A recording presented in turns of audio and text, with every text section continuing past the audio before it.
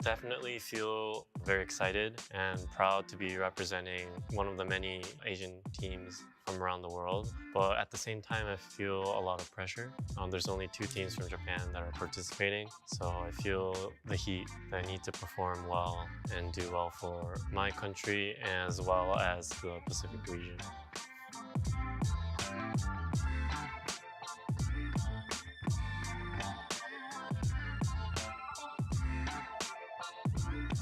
Hi guys, my name is Tomoki Moriya. My in-game name is Zemfreak, and I play for Detonation Focus Me.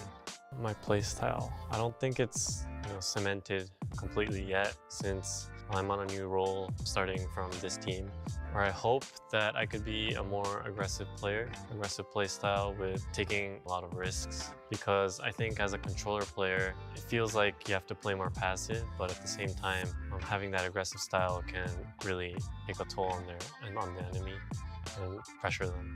Bullet needed on the diffuser. It's halfway. He'll get the kill on the second. Zenfree closing out a round that they desperately You know, I still remember last year in 2022 East Asia LCQ, and we could see the player cams. Whenever they had a mounted comeback, you could tell that Zenfree was the one really carrying the vibe of the team and keeping them alive and keeping their heads in the game. And I really hope to see that again here with DFM. Valorant is a very emotional game. It's a very momentum-based game. So to have someone that can really hold their ground, keep everyone's head in the game, and also keep them motivated throughout this kind of grueling session each time on stage, that'd be great to see. 게임 안에서의 젠프리는 솔직히 굉장히 동기부여가 강하고 굉장히 단단한 선수라고 생각됩니다. ジェンフリーは自分のエイムに多分自信があるので、その強気に戦えるところがいいところだと思います。 수비를 할 때나 공격을 할 때 에이밍이 굉장히 좋기 때문에 좀 불리한 상황에서도 많이 극복하는 모습을 많이 보여주기 때문에 단단하다고 표현할 수 있습니다. 그리고 마스터즈 코펜하겐에서 어센트 언더헤븐에서 3대1 클러치를 했을 때 에임을 보고 굉장히 인상 깊었다고 할 수 있었습니다. 1人持つあるぞセーフいけセーフこれがセーフだ Very talented, very storied player. He's also a very flexible player in that he can play multiple different roles. I mean, even at lock-in, we got to see him playing both Astra as well as Raze. So he has a very wide range of what he's able to cover. We've also seen him play initiators such as KO and whatnot in the past. So this is somebody who can kind of do everything. He's a jack of all trades. After lock-in, we actually changed a lot of roles, and I'm really excited to be able to show that during this year's league. I hope that I can show many positive moments throughout this league. And to anyone who is watching me for the first time, I hope that you will be inspired by my plays and hopefully that I can make a positive impact in your Valorant life. Hello, hello, and welcome to VCT Pacific Recap, where we recap on all the action so far. We are on week 2. I'm Victoria, and with me we have Professor Achilleos and best student Quack here with us. You guys ready to recap on some things? Oh, hell yeah. Yeah, we like recapping. So what we're gonna do, we're gonna pull up the standings and let's talk about where everything is so far, officially. So again, we are on week 2 and DRX still remains at the top. That they do, but very dangerously close to falling down a bit. And who knows what would have happened had they gotten taken to Pearl. You know, I mean, who knows if they would have been able to win on Pearl. Anything could have occurred if we did go to that map 3 just a couple, I mean, about like an hour ago at this point, as GE played phenomenally. Their record right now, down in 7th position, doesn't really tell the story of their power right now in the tournament. But yep, DRX still up on top, but as you can see, top 3 spots currently occupied by our Korean representatives. Yep, and at the bottom here, we've got RRQ and Talon not looking so hot. Yeah, not so hot at all. Talon, we expected them to do better, but I don't know. Things happened, and they just didn't do so well against T1. That's why they're at the bottom right now with a negative 25 round difference. It's going to be tough for them to climb out of that one, especially when you consider their next opponents, but of course RRQ as well. But I like what Seth said about how some of these numbers don't really indicate the team's full strength. This is just week 2, and I like to see how all these teams have been improving. DFM 8th place, but they actually had a pretty good showing this week.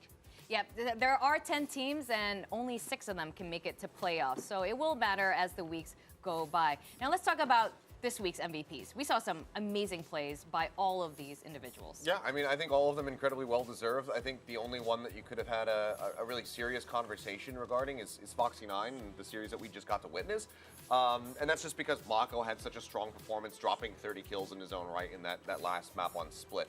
But 10, incredibly well-deserved performance there. He was crushing it. Had a weaker start versus DRX, granted everybody did. It was such a dominant series from DRX.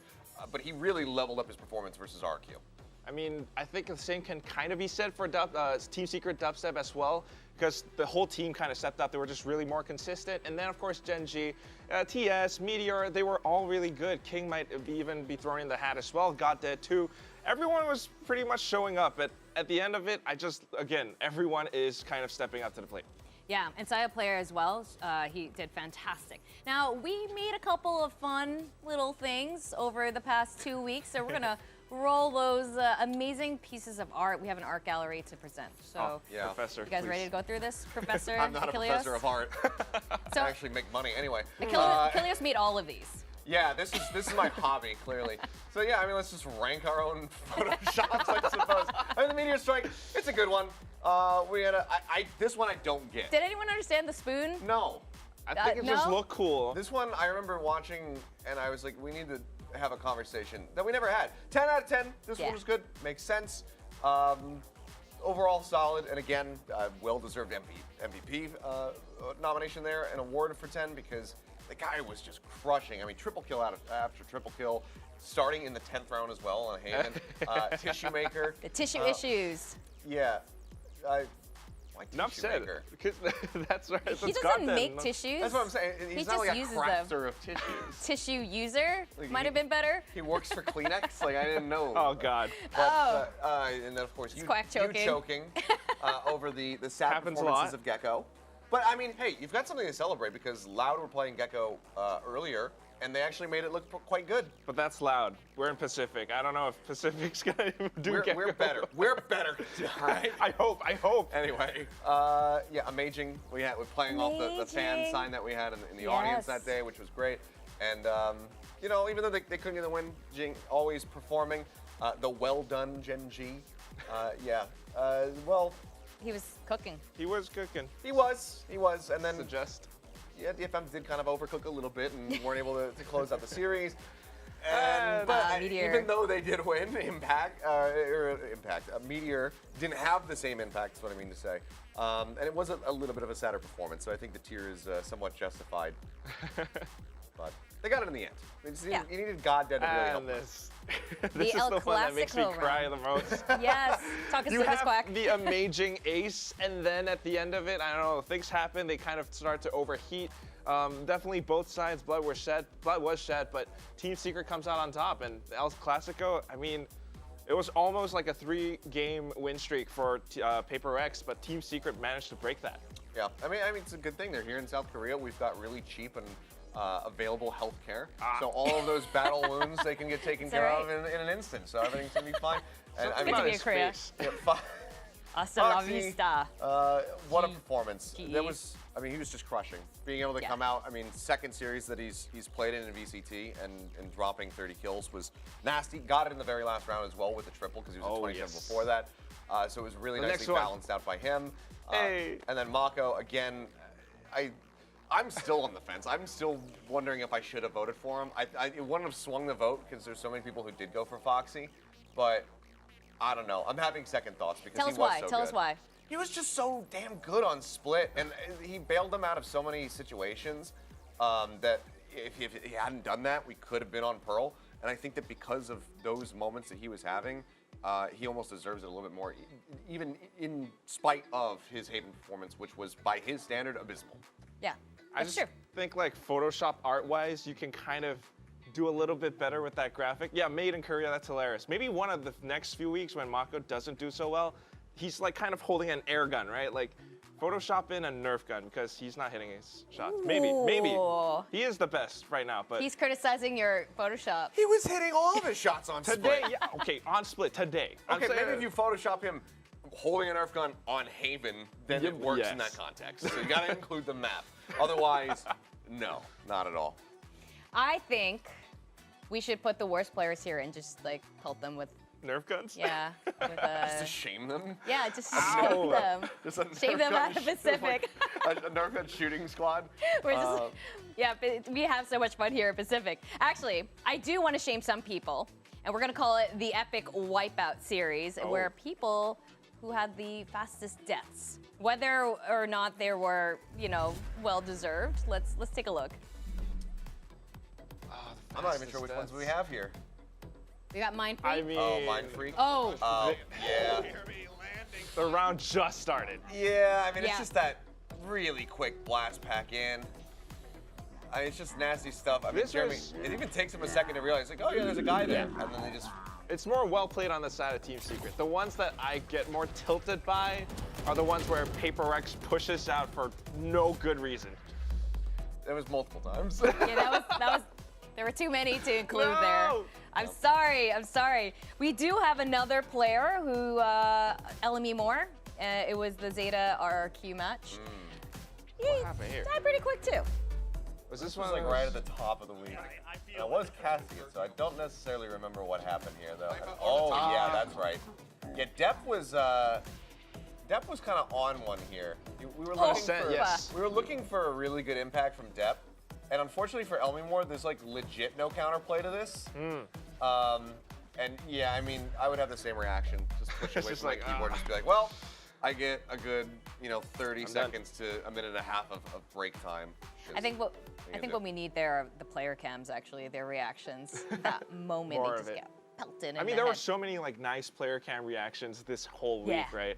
Our Stacks praying for the spike Oh, to God, go it was off and everything great. earlier today. It was fantastic. That was I great. love Suggest like just chill, bro, or like he yelled something out. We had a couple of interesting player cam moments, definitely. Some Including interesting ones. audience cam was really nice today too. We had a full audience down there in the stadium. That was pretty cool. A lot of signs supporting the two teams, DRX especially playing today, and a bit for GE fighting. And the last but not least, there's one more player. It was during the Team Secret Talon match. Jeremy had a little oopsie. What happened Oh, here? yeah. Oh no, it's just I mean, yeah, this is just 38 seconds. That's so quick. It's not even 30 seconds. I mean, yeah, 30 it's less than a milliseconds. second in which he dies. And I mean, yeah, he's just got a smile on his face because what the hell do you do? The Odin plays well- in general on that map. Again, as Paper Thin was on the desk that day, we're talking about Odin plays on Ascent are classic good. and seen there, but there was a lot of unexpected Odin action as well. Yeah, I mean, I said, what do you do? What you actually do is just expect that they're going to have to Odin. You're in the Odin default position. Yeah. So that is a very big misjudge there from the side of Jeremy, putting himself in that position. I mean, they didn't even recon for him, no haunt or anything, nothing to try to figure out if there was somebody there. It's just an open up spray. And you have to be cognizant that that is something that can occur. So that's definitely him just not really piecing everything together in his head. So bit of an oopsie, but something to definitely learn for in the future. That's Learn from what- in the future. That's right. That's what you get. Now, do you guys like games? Yes, we just watched two You of like them, games? two maps. You like playing games? Okay. I got another game for you guys because we're we're gamers. gonna do What Yeah. game are we going to play, I wonder? Yeah, there's a board. We're gonna play board games today. That is the kind of game we're gonna play. Great. Now we have a weekly recap tier list. How this works: each of you guys take a turn to put a team on the S tier, A tier, B, C, D tier, and you take turns on this. At the end of it, after all the teams are placed on the board, all 10 teams, each of you guys get one shift. So each of you guys can shift one team higher, lower, and teams cannot be repeat shifted. So Okay. Cannot be repeat shifted? Yes. So if Quack puts Talon up here and Seth puts it at A, you cannot put Talon back. Let's be clear, that is not happening. Well. Oh, God, the shade. With that, I think we shall Shade, if begin. it's being honest. Okay, we're gonna get the student Quack, Oh, God. the nicer analyst What do here you want? to I'll hand Victoria the piece Okay. and she can place it for you. I do like board games. I do play a little bit of chess. Tasteless and I have a chess game going on right now. In chess, the pawn goes first. I'll start easy. DRX S tier. Okay. You know what? I'll place that one for you because I agree. Right. Of course we he go. agrees. All right. Of course you do. That's actually what I was going to do, of course. But I mean, why not? I'll just go with the team that DRX just played against here Sure. today. Good idea. So I'll go with Global, if I can get it off the board, and I'm gonna put them in between. I'm gonna give them an A+. Wow. This is because they had an A+ performance. Obviously, the loss to T1, a bit of a heartbreaker for them. Even though I did pred for T1, I thought that was a series that could kind of go either way. Global did impress us over at Lock-In with some of their performances. They continue to be really good on pistol rounds, something that we didn't quite talk about on the desk. Oh my They ended gosh. up winning 3 out of the 4 pistols. Over at Lock-In, they hadn't dropped a single one. I'm gonna give them an A+ because after today, I think everybody is like, okay, this team is really legit. Yeah. Also, I agree with this. Moniet, sorry, I keep saying Moniet. Moniet, was so yay today. technically broke the VCT LAN record for kills by 1.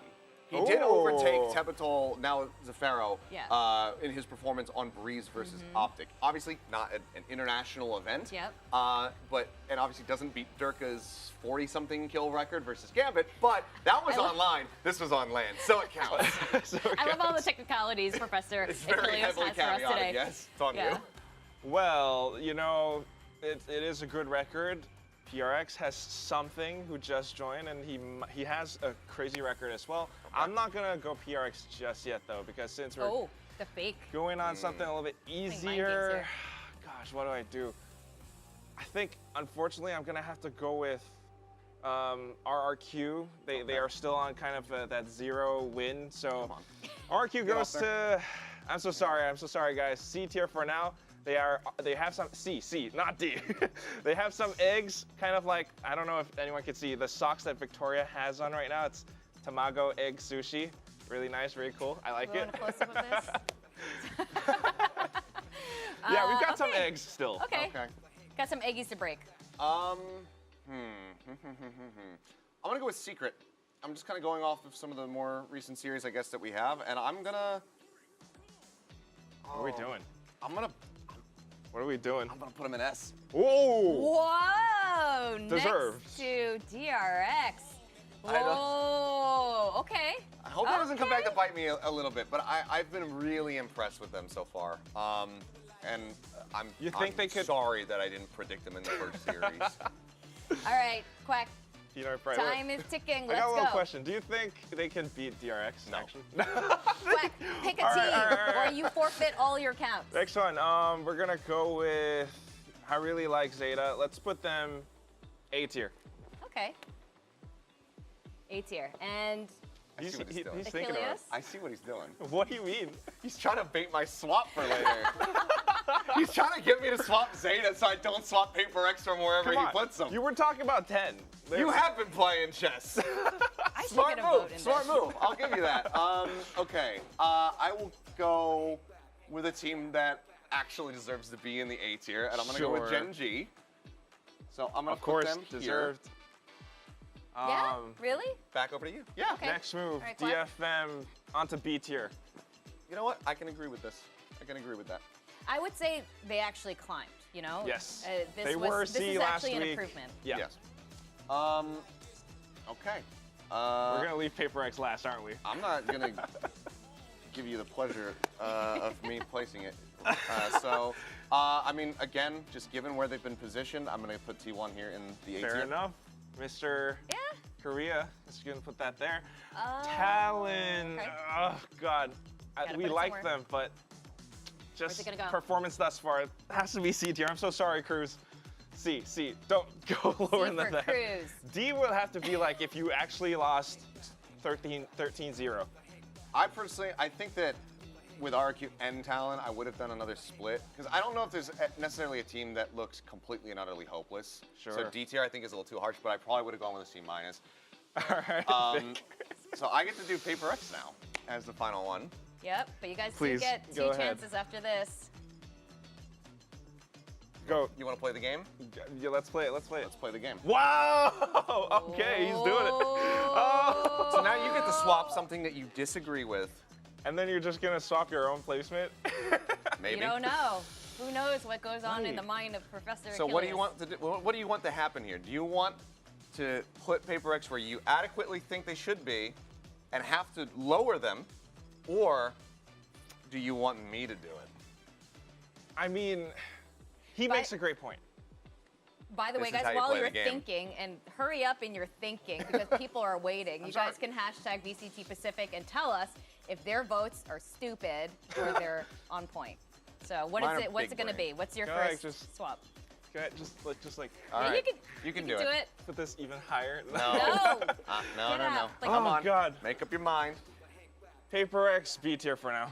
I'm so sorry. Okay. It has to You be put said. it there? Yeah, I think so. I really think like Jing, Forsaken, the whole gang of them have a lot of potential. We see those moments of greatness, but you need to fix something. You need to fix something. Ever since Copenhagen, they got a little bit, I don't know, overconfident, overeager. Something needs to be fixed, but I love their ideas. I love those Yoru picks. I just want to see so much more. Wow. Quack's heart is broken, but he wants to fix the relationship. So, Paper X, listen, Please don't break up listen with to me. the man. All right, Achilles, what is your final swap? I just want to say that he did that, Paper X. I thought you guys were S tier, but He's Quack got me on tape. He's got me on from tape. Singapore was the one who put you down in the B tier. For me, I'm correcting your previous mistake, and I'm taking Zeta, and I'm going to put them in B, and then Okay. just slightly down, Okay. little bit below the others because A is too high. Unfortunately, right. like I want them to do well. I want to see them or DFM in Tokyo at Masters. I think that it would be incredible. The crowd would be insane.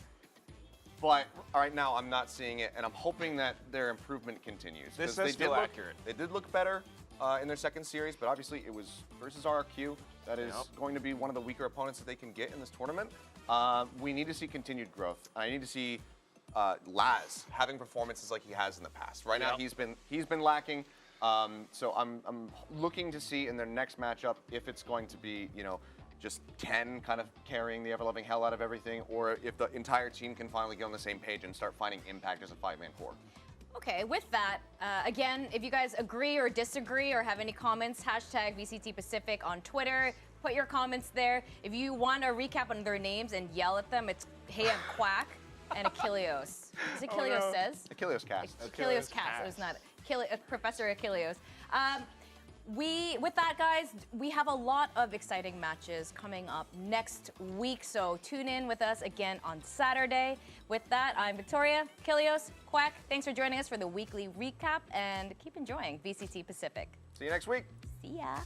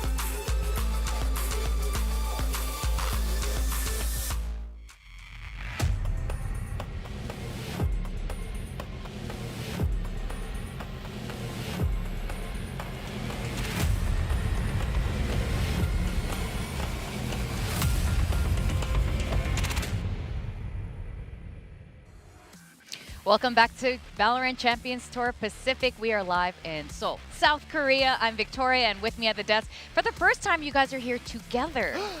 Together. We have Achilles Back and together Paperton. again. Oh, what a special moment. You know, I just want to say, you were calling him the professor. Yeah. And I don't know. I'm not so sure about if he's the professor, then I'm the dean. All right. Oh. That's just where I want to go All with right. this. I just gotta put you in your place here. Just because you're older than me? Yes. Yes. So you have to hold a That's higher power position? That's right. You know what? While you were busy, like, getting free rides to school every day, I was riding my dinosaur to school. Okay, we had to walk across sidewalks full of Legos, uphill both ways. Uphill both ways. Yeah. On the back of a T-Rex. That's right. Et cetera, et cetera. Back in the day. All right, so we have, it's an academic desk today. We've got the professor. Oh, yeah. We have Dean Paperthin, and we're going to break down all the action that's going to be happening in Week 3. So let's see where all the teams are standing at this point in time. We had 2 wild weeks, and Talon is still down there at -25, and DRX is still at the top. But there's been some changes in between all of that. Yeah, I mean, the thing that we're seeing from the standings right now, or that I guess that you're not seeing if you haven't been paying attention, is that this isn't really the actual strength of teams. We've been seeing some crazy performances, Global versus DRX, the best series that we've had so far in Pacific. I want to say one of the best series that we've had worldwide in VCT so far. What an incredible set from them. They played DRX so very closely that whole way throughout. They are absolutely not a 7th place team. So a lot of people probably being like, this attempt at a multinational squad isn't working out. No, it actually looks like it's working out quite well. They just weren't able to beat DRX of all teams. They look absolutely incredible, and I think that DFM is very much in the same case. Maybe they don't go up nearly as much as Global as far as our overall power is concerned, but DFM in their own right have looked incredibly good despite not getting a map win. I mean, DFM is series win, I should say. Yeah, absolutely. DFM is like doing so many good things in the beginning parts of their rounds. Like, they're winning a lot of their, I mean, a lot of this is Suggest, but they're winning a lot of the early parts of the rounds. It's just their post plants that really need a lot of work. It's kind of the later stages as things go. You know, Suggest is almost always good for that first kill. He does a great job with that. But then beyond that, when he goes down, things start to fall apart. They're losing a lot of, odd man situations where they have the advantage and things like that. So they're really close to being a really good team. Yeah, I mean, we look at their first series again versus PRX, and we go to that Lotus. I mean, the first map, not nearly as close. Just still having a decent performance, playing Jet on the Pearl. That was his kind of re-debut, being the primary duelist player for the squad. We went over to Lotus, and it looked a hell of a lot better. It looked like they were going to take the map, and if it wasn't for Divide pulling off those incredible clutches, as you're saying, like things getting a little bit shaky for them after the plant, then we absolutely should have had a third map in that series, and then from there, who knows what happens. So DFM, they're on the cusp of greatness. They just have to tweak a couple more things, and then we're going to definitely start seeing them take some more series off people. Yeah, both DFM and GE, as you guys have pointed out, I think the numbers don't tell the full story, and I think this is the most important part and why this series is so exciting here in Pacific.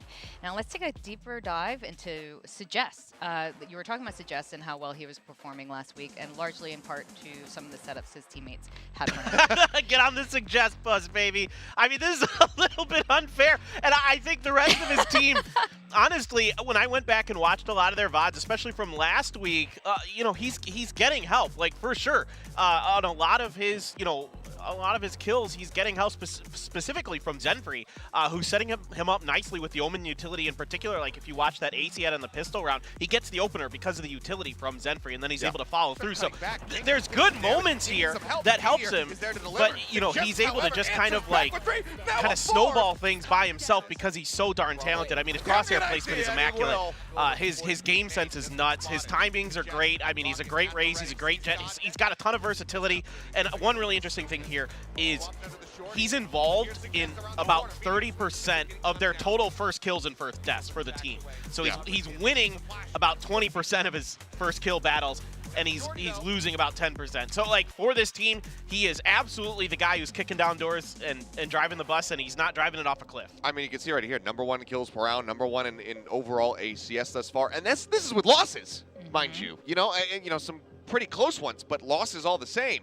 KDA, I mean, to be a #8, you can kind of tell that the numbers are probably going to be pretty damn close. Everyone's going to be squished together. So I'd surmise it's probably like 2.4 is probably the peak that's separating him and putting him a little bit further down. But being #8 is still not that bad considering how many players you do have competing in this league. I mean, I went back and just looked and saw, his overall just kills, deaths, assists across the series that we've seen so far. He's got 107 kills, 70 deaths, and then 24 assists across the maps that we've seen him play, which is 5 maps total. So the impact that he is having is incredible, because normally you don't see players pop off nearly this hard when you're losing series and whatnot. So suggest he is the tip of the spear, as we often say. He is the one that needs to guide them over the line, and he's been doing a great job of that. We just need that slight little step up from the rest of the team, clean up those post plants, and then DFM are going to be taking maps. Yeah. So on top of that, we're talking about global esports. We are going to break down DFM a little bit further today because they are playing today, and I'm really excited to see what they have up their sleeve. But we also, global esports, we were screaming on Monday about this game, DRX versus global esports, and if one particular player, I think we dubbed it a new holiday, right? Monyet Monday? Monyet Monday. We had Monyet Monday and Mako Monday as well. Yeah. Because both of the controller players in that series were looking incredible. But Monyet, he definitely stole the spotlight. I mean...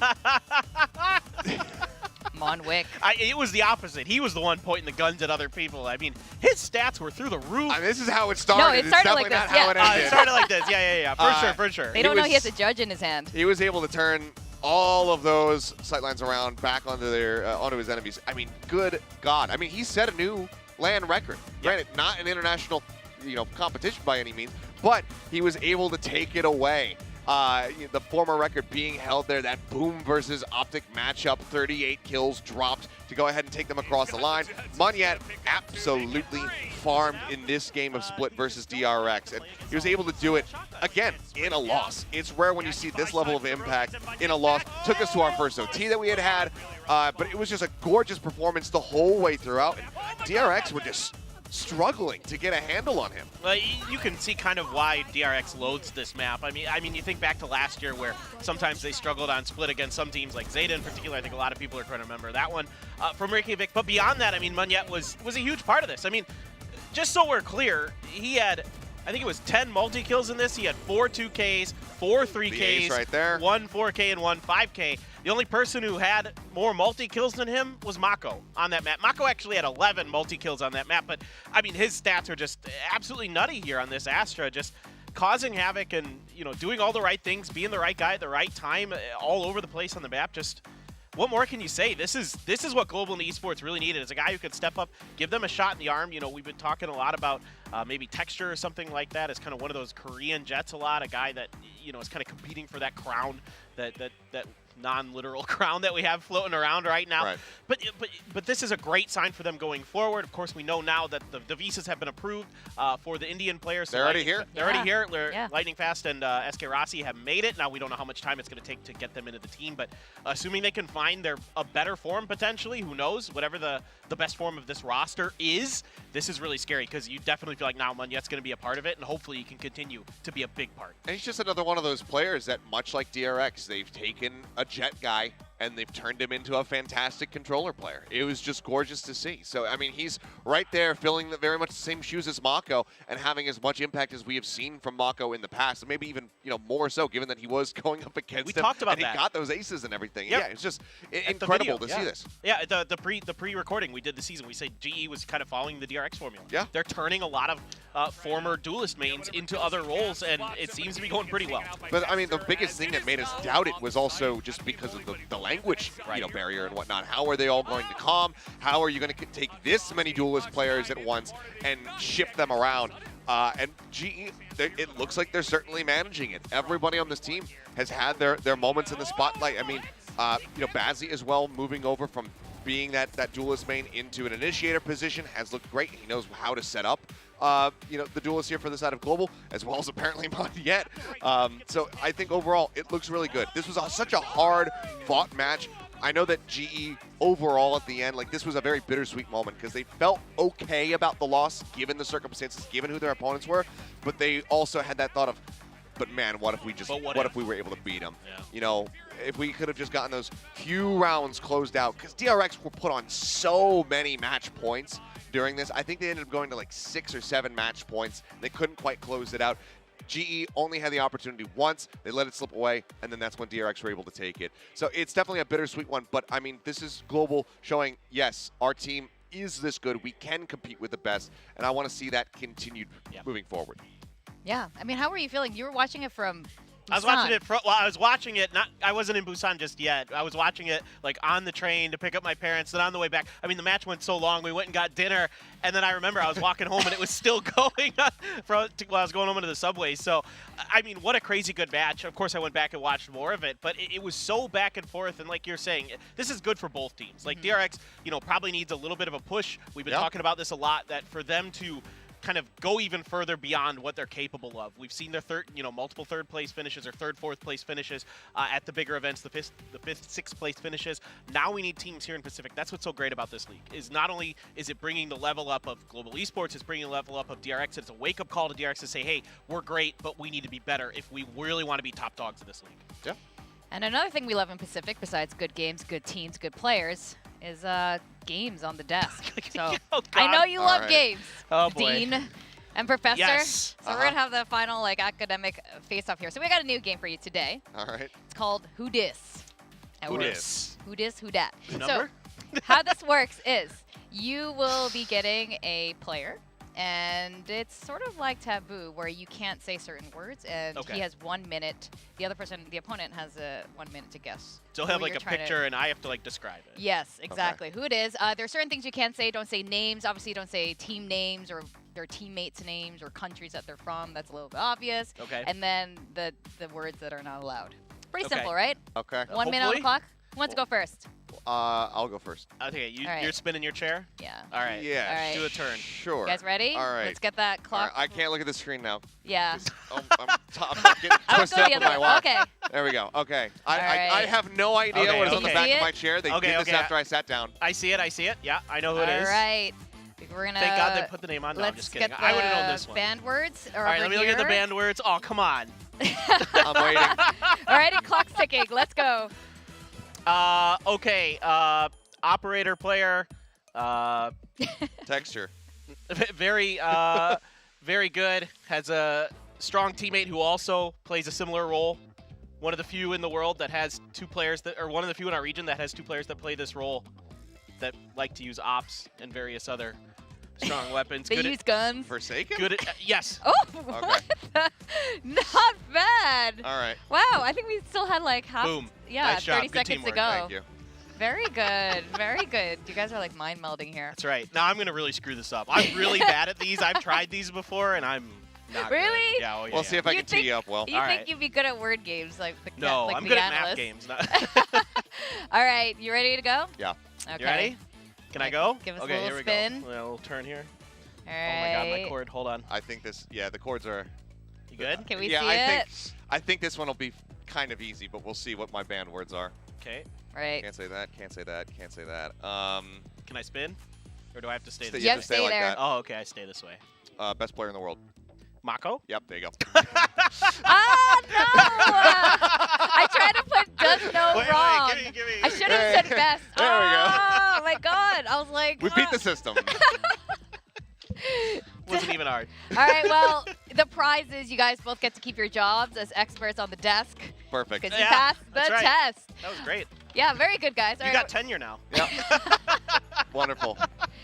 You passed the test. All right, we're going to take a short break. When we come back, we're going to break down today's games. We've got 4 teams, 2 of them who are going to try to make their comeback and get their first Ws. Don't go away. Zero distraction. Zero doubt. Zero opposition.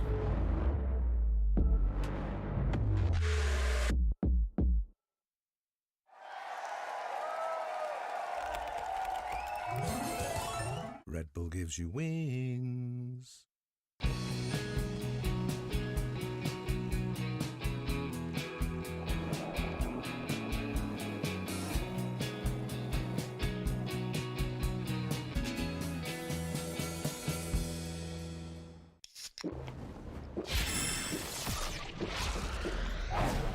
Red Bull gives you wings.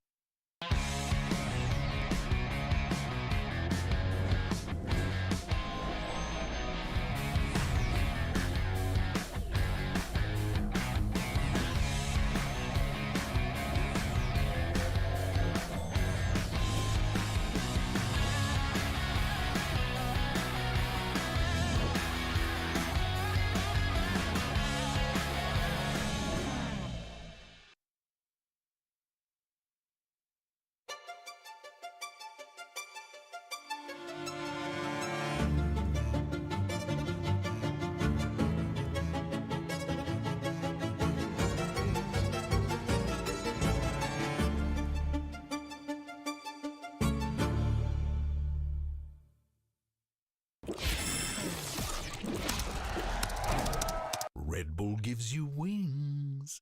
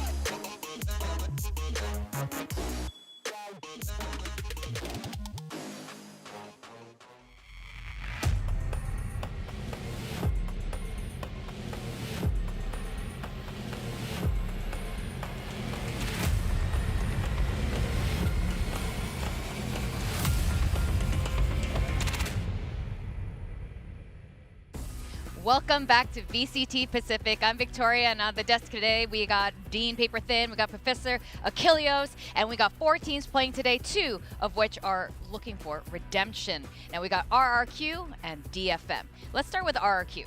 Now, they haven't been performing to their best potential, as we know it. Sure. Yes, and I think that obviously they were aware that this was going to be a team that required a little bit of a learning curve, a little bit of catch-up, given that they are bringing in 3 very young players. They're coming in English for the first time, and that's been one of the biggest things that they're still looking to improve upon, is making sure that the comms are clean, that everyone knows what's going on. But we have seen improvements. I mean, there hasn't really been a team yet, other than maybe Talon, which hurts to say, that hasn't shown an upward trajectory thus far, based on what we've seen. And in fact, Talon a little bit more downward, just given what we saw from them over at Lock-In, being able to push PRX, being able to take series and almost earn their way into that top 4. But yes, both of these teams that are going to be squaring off have been teams that have come out, looked a little bit rough, but looked like there's some promise shown, and then have continued that into their second matchup. Now they face off against one another. So this is really just a battle of who is going to be able to get that first win, take it away from their opponent. And RRQ, they need to be prepared for this. I'm hoping that with each week that goes by, the growth and the synergy for the team just continues to be exponentially better. Yeah, and we can talk about, you know, the fact that they're changing their comms over to English, and there's been some struggles with that. But I think what's interesting about today is these two teams are in really similar spots in a lot of ways. Like you're talking about, right, neither team has gotten a win, all these other things. But they both have a similar flaw in that their post plants aren't exactly the best. Now, the defender side has been really strong for RRQ compared to their attacker side. I mean, their attacker side on Lotus in particular, which they kept picking, was abysmal. It's like 15% win rate on their attacker side. Absolutely unacceptable on that map. Like, that just isn't going to cut it. So I'm curious, like, what are going to be the adjustments here today for for both teams, but these post plants have to be better. They're good at getting aggressive on the flanks. They really like to do this, you know, sending out Xpharaoh or whoever to start roaming on the map. Even EJ sometimes as well as that Jet to middling effect with that. But they are aggressive in some ways, but they just need a little bit more coordination, a little bit of cohesion. You see really good ideas at times, like their start on Fracture against Gen G. I thought they had a great read on how Gen G was going to approach the retakes when they were on the attacker side, but once Gen G made an adaptation, they didn't make one back. And we have another team, DFM, playing today, and I love that both teams actually, they have so much personality, each of the individual players. We were just talking about how great Suggest has been popping off, but what's it going to take today for them to win against RRQ? Post plants. I mean, post plants, but also a little bit more pop off from Suggest wouldn't be too bad. It doesn't hurt. Always great to watch at, but I mean, they really were feeling themselves on stage. You could just see them, you know, borderline leaping out of their seats and whatnot. They were keeping the headsets on. They weren't missing the opportunity to buy in the follow-up round or anything like that, so they're keeping their heads in the game. But they were popping off, and they had plenty of reasons to celebrate. In their last matchup, they're playing against Gen G. Everybody kind of wrote them off, and while we all did correctly, in the end, predict Gen G to win, it was not under the same circumstances that we might have anticipated. I mean, they pick up 8 rounds versus, you know, on Lotus versus Gen G. That was like, okay, this is a decent start. And then they smashed them out of the lobby on Fracture, a map that was very good for Gen G, one that they took Loud to overtime on, narrowly lost that with a 12-14 scoreline. They crushed them 13-4 in that one, and then still were able to run back 8 rounds on Pearl. So DFM, clearly a team that does not get upset by, you know, dropping a map here and there. They're able to bounce back. They keep their heads in the game. Yeah, and to kind of highlight, you know, like the post-plant situations and the things we know Suggest is good. Like, we've all seen it. There's no doubt in anybody's mind that he may be the best duelist in our region right now, potentially. He's destroying everybody. I mean, nobody's able to really hold a candle against him so far in that matchup. But we've only had 2 matches. Now, they both lost to Gen G, excuse me. At least DFM took one map off of it. It's a map that Gen G beat RRQ on, so I wouldn't be surprised if they go to Fracture, but for DFM to get through here, to get across the finish line, I think one of the biggest things today is going to be the clutches, because in every 1v1 that DFM had, so you talked about this earlier, right? Devi, he kind of pushed PRX over the line against DFM in these clutches. Yeah. Against Gen G, they didn't win a single 1v1 clutch. So that's really telling for DFM that if Suggest isn't alive, which oftentimes he's coming out there getting a couple kills and then dying, then they struggle beyond that. So we need a little bit more depth beyond that, a little bit more, you know, superb play behind him, mechanical play behind him that is going to carry them over the line. Yeah, and I mean, I do think that DFM will come into this a bit more favored. As you're talking about, they're able to take that map off of Gen G. RQ, the only map win that we've seen from them has been against Zeta. Right. And that's, you know, a team that has had their own struggles. 10 just went absolutely crazy to be able to, you know, help them get that first victory under their belt. But I'm hopeful that RQ will show improvements, because they have had those moments, those flashes in the pan during, you know, just like mid-maps and everything like that, where suddenly it's just like, okay, Elmimore just, you know, got a 3K on a Sheriff and a pistol round. And now they're set up to go ahead and they take this, and then they streak together. You know, maybe they convert a bonus and suddenly they have like a 3-0 start in the half, and you're like, okay, maybe this is the time, and then it falls apart. So we've seen those moments from them, but it's just without consistency. So I'm hoping to see more consistency from RQ's play in general, because it starts falling apart at the seams once they get the slightest little lead. It just seems like they don't know how to hold on to it. And we have our 2-star duelists. We got Suggest that we've been mentioning, but RRQ has their own young players who have been showing up too, like EJ. So between the 2 duelists, how do you guys? Who's the better duelist? Well, I mean, it's clearly Suggest. It's Suggest. But EJ's been playing better. He was the best player for RRQ against Zeta overall. I mean, he had similar stats. The only one that went positive. Yeah, the only one that went positive. Exactly. He had similar stats to Dep.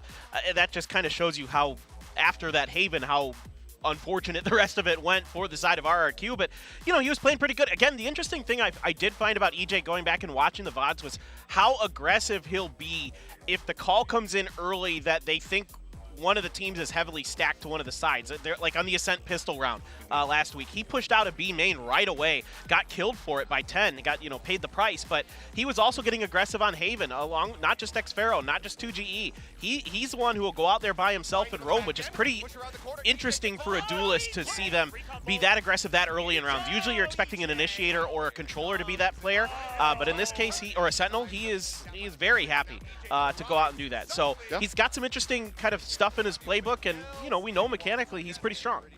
Yeah, I mean, the main reason we're highlighting these two is because so far suggests even in their losses he has shown he can basically have impact independently from the rest of the team and how they are performing. It's a little bit like Jing in that regard, where it's just like you put him in the lobby, no matter what, he's going to be finding frags.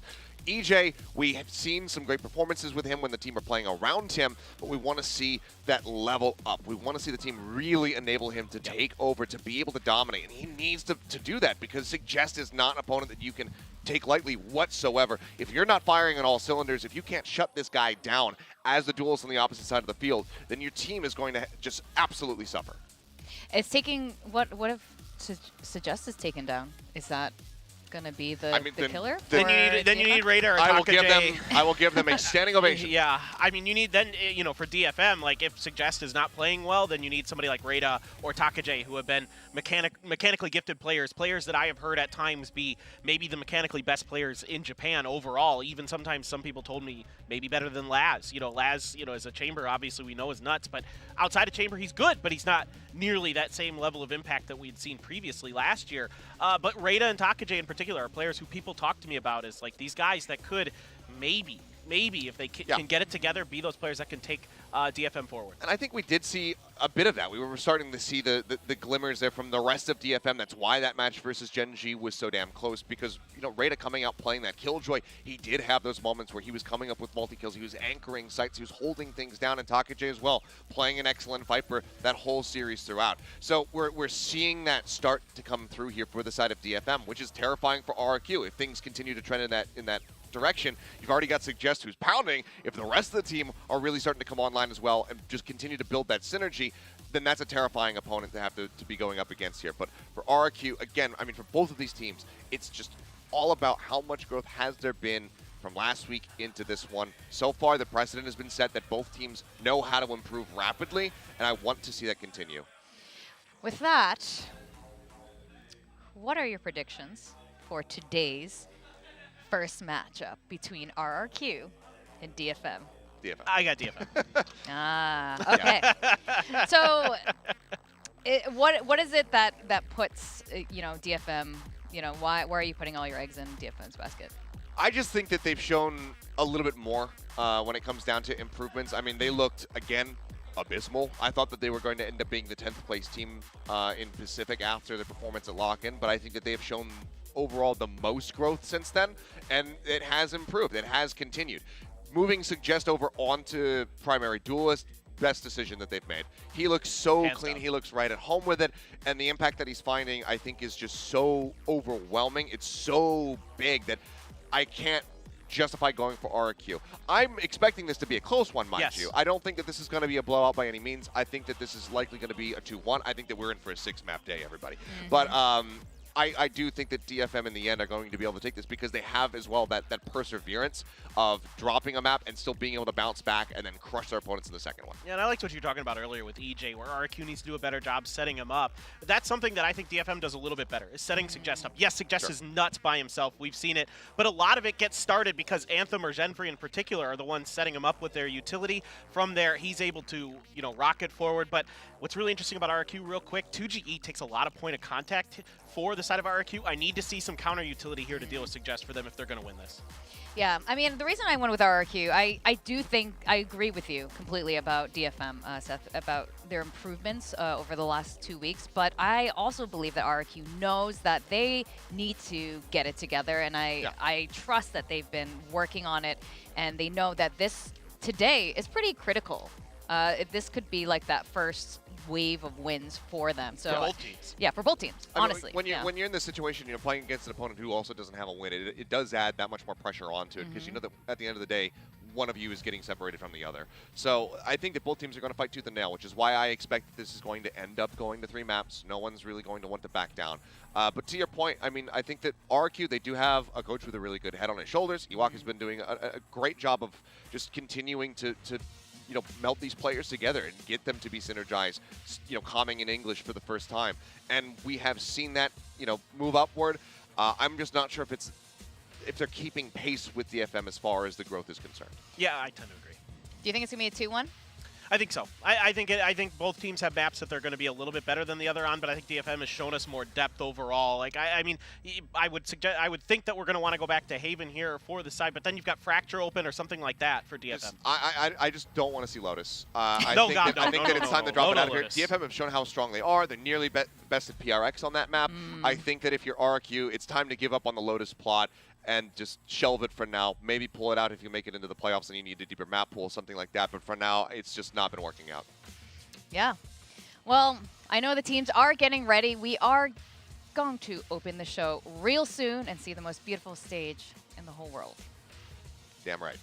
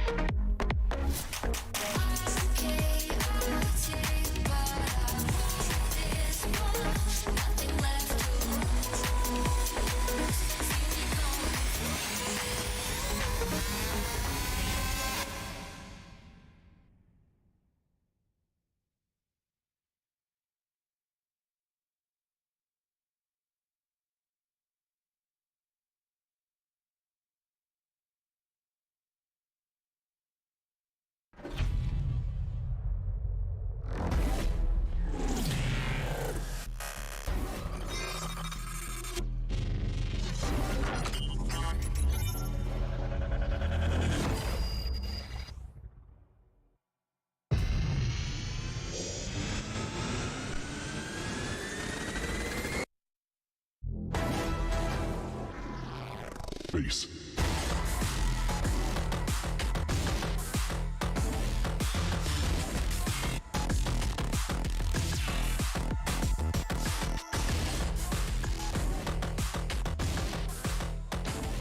We are live at VCT Pacific, the best VCT stage in the whole wide world. Kicking off today, we have RRQ and DFM. And again, I mean, this is a high pressure battle for both of these squads.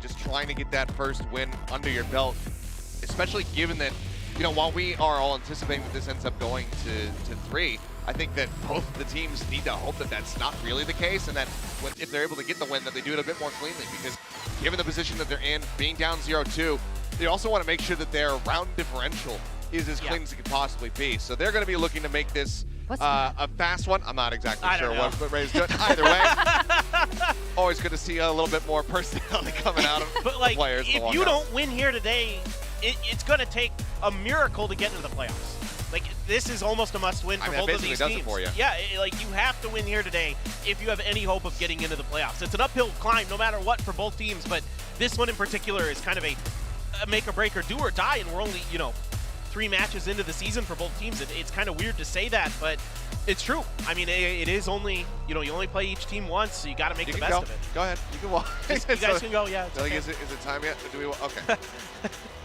We're waiting for the guy to tell us to go. Okay. Well, they're looking good. They're looking relaxed, all things considered. See how the coaches feel. To make their way out. Ewok always looks good. He is always dressed for success. Man. I love the little lapel thing. Yeah, that's nice. But yeah, I mean, this is one of the most important speeches that you can give to your players before a match throughout this entire year now, just given the circumstances that both teams find themselves in. So trying to get everybody jazzed up and focused into the game is paramount right now for these coaches. But I think, like, Takate's Takate's got a hands little low are there. real Whoa, low, yeah. Below the belt. No, I mean, Keeping like, it cozy. Yeah, it's okay. I'm sure Cup for success. everybody's really close with each other. Like, look, you gotta.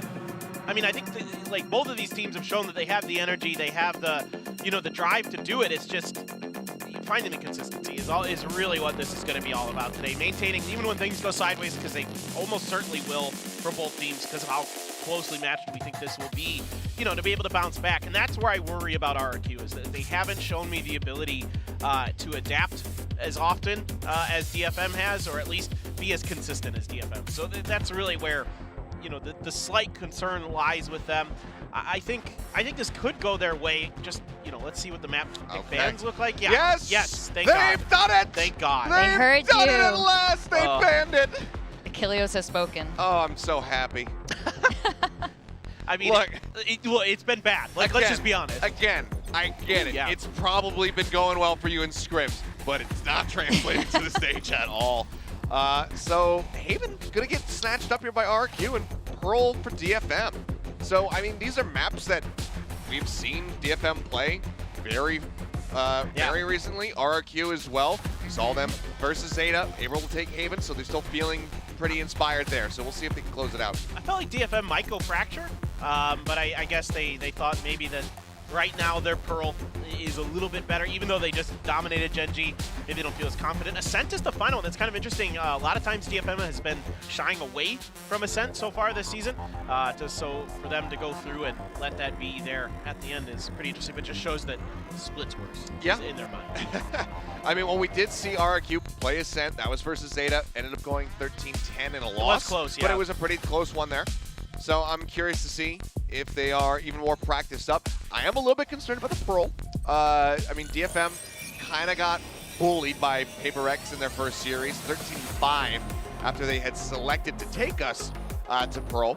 But they're obviously, expecting that they have improved the faults that they had on that map. So we'll have to just wait and see. But as the agent select comes in, we get Haven, we get Suggest right back over onto the Jet, going head-to-head with EJ. Yeah, so just the Omen versus the Astra, so both teams running with what they're comfortable with. Again, what I find really interesting about the way RRQ plays this is that EJ's kind of allowed a lot of freedom to kind of roam around the map. He doesn't always have to be the point of the spear for them on their attacker side. A lot of times it's 2GE. He's often there at the front trying to get things done. Well, we know who's at the front for the side of DFM, and it is... there's no question. Yeah, it's Suggest. So I'm excited to see this clash.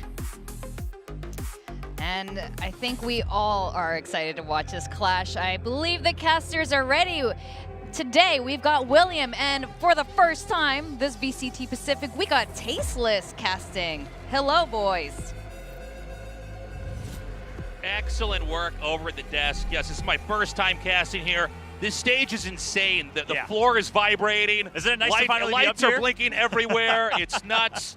And I couldn't be more excited. What an important match we have here. We've got two teams that are down 0-2. Yeah. It means one of them is going to be going 1-2, finally getting that first win.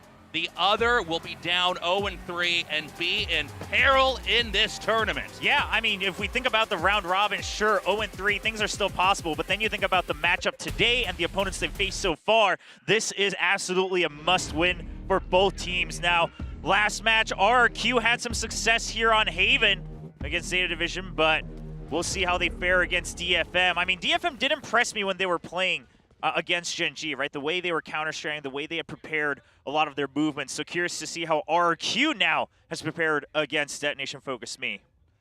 I got to say, both these teams, although the scores have not been great, the games that they've brought have been very impressive. I think it's also fair to say that you look at these two teams, they're definitely in the weaker half, the lower tier of all the teams that are here. But this is an important match because I think it should be a fairly even fight. So it's so critical that they come out on top, whoever that's going to be. Yeah, RRQ is ready to push back on this A attack here. I mean, they are throwing all sorts of stuns here to catch members off guard, and they get Zemfree. I mean, that's the smokes player out of the picture right away. In which case, you know what? Gravity Well plus Fault Line, not a bad investment. Detonation going over here through B. They are, in fact, going to plant while trying to clear out just the outside of A. On the other hand, we've got RRQ coming in very slowly. Still they didn't check. Stack, and Taka-J takes out the first kill. All right, well, thankfully they still had a pinch, so not too much damage taken on the side of RRQ. Now, they have to expect A-Link at the very least is taken because of the plant position. Do they suspect Anthem, though? Okay, we're going to have them come in right now. A nice shot from behind from Rana. And another kill. Suggest takes him out. 1v1. Now down to a 1v1 here. Could go either way. Half defuse, gets the kill and the defuse. If there was ever a player that RRQ wanted here, last alive, it's got to be Zafiro. I mean, he's been putting up amazing numbers despite the losses they've taken so far here in Pacific. Of course, that pistol round is so important. The impact of who wins that will ripple through the entire first half of the map. That really could have gone either way, but ultimately it was going to be an RRQ win, a clutch moment, and a great start for this team.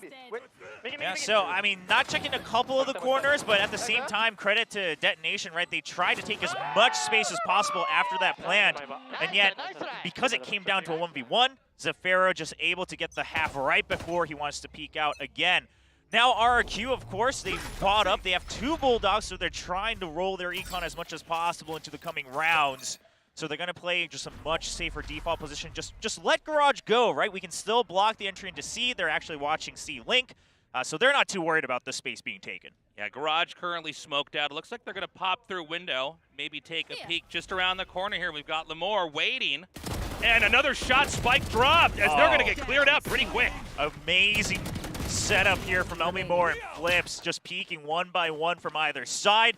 That ensures they actually don't even lose a single member. They actually don't lose any armor either, which is huge. If they can go with a flawless and not take any damage, I mean, they go in, save all of their creds going into the bonus round. Rieta just hanging back here right now, trying to see if they can maybe get a pick.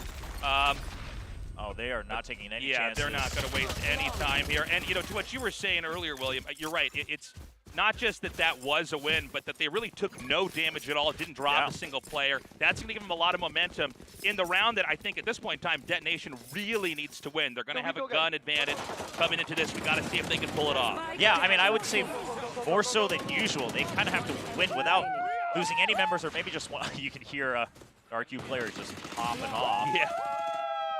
Now, I would say this is probably the time I get a little concerned for RQ. They tend to get a little overexcited at times, so we'll see if they can keep their energy in check. But like you said, all things point to good signs. I mean, DFM, they would need to win this round, I would say, theoretically, with at least 4 people remaining alive. Hey, let's not forget RQ had a very good start against Zeta on map 1 in their previous match, but they were not able to compound that advantage into a victory overall. So looking strong, but let's see how this pans out over time. Oh, Flips is actually prepared for a flash here. They've already taken a lobby, and Flips has his back to the entrance, so he can swivel if a flash comes through. Meanwhile, it's EJ, and of course, Zafiro watching his back. So this is all sorts of setup here. Flips is the big one here. Oh, shot down immediately by Anthem. EJ out of the picture, fighting back. Rada takes out another one. Yeah, I mean, EJ was in a bad spot, right? You can get spammed behind those boxes, so he needs to try to find a way to get out. He actually gets caught right before the dash goes through, and at that point, Flips has no option but to try to peek. Oh, you know what? DFM, they might be getting the flawless that they need. I mean, B site is open. They smoked off both sides. They have the weapon advantage, and most importantly, Taka-J is already sitting back, ready with his lineups. An uncomfortable position here for RQ as they're going to back out of B, over here into Garden, and basically bide their time. This is such a difficult position to play from. We got to see how is RQ going to try to approach this. They are going to try to sneak in. They know exactly what the setup is. The question is, how can they deal with it? Yeah, I mean, RQ, your goal here is to just get a couple kills, right? Bait out all the utility you can. Waste as much money as you can by just constantly tapping on this, but what a good one-way coming in from Zenfree. I mean, they will always be able to check if it's a fake or not. Suggest takes out 2GE, and Anthem gets the closing kill, allowing Detonation to start to come back. Flawless back-to-back, you know, trading 1-for-1 here, RQ and DFM. I mean, you know what? Both teams are actually okay now in this round because they both saved so many creds. Usually when we get to this 4th round, we're like, okay, well, this is a real deal. They both have a little bit of margin. Obviously, DFM being a little healthier on their economy management, though. Yeah, so far the ebb and flow of the first 3 matches is pretty normal, right? One team wins 2 rounds. The other one with the gun advantage then pulls that one through here. EJ does pick up the operator, though, so that does make this a must-win round for RRQ. And here's the other thing. We've seen so many teams actually be forced to save once they buy that operator because the opponents will fish for it. They'll recognize there's an op. They'll strike the other side. And then the team who invested will say, well, we got to save the op. I mean, we can't risk losing that and go for a tough retake. Now, DFM, their most ideal scenario, I think they expect the op, which is why they're hiding. And if they can take A-site retakes are already hard, but if EJ has to come back in with an op, it's nigh impossible. So you can see EJ is going to peer up here. This is to sync up with the drone that was coming forward. This is a very aggressive move. And a whip shot to the dome. EJ is taken out. The op is now out of the picture here for RRQ. And they cannot recover it either. And this was a really good position from Zenfree because that's a bit of an off angle. He's actually pushed up way more forward than you would expect. So EJ not able to zoom in on time. Flips just trying to save the site for as long as possible. Backup has arrived, though. Well, they're going to get the push into the A site now, but can they get the plant? The spike has now been dropped and marooned over in this position.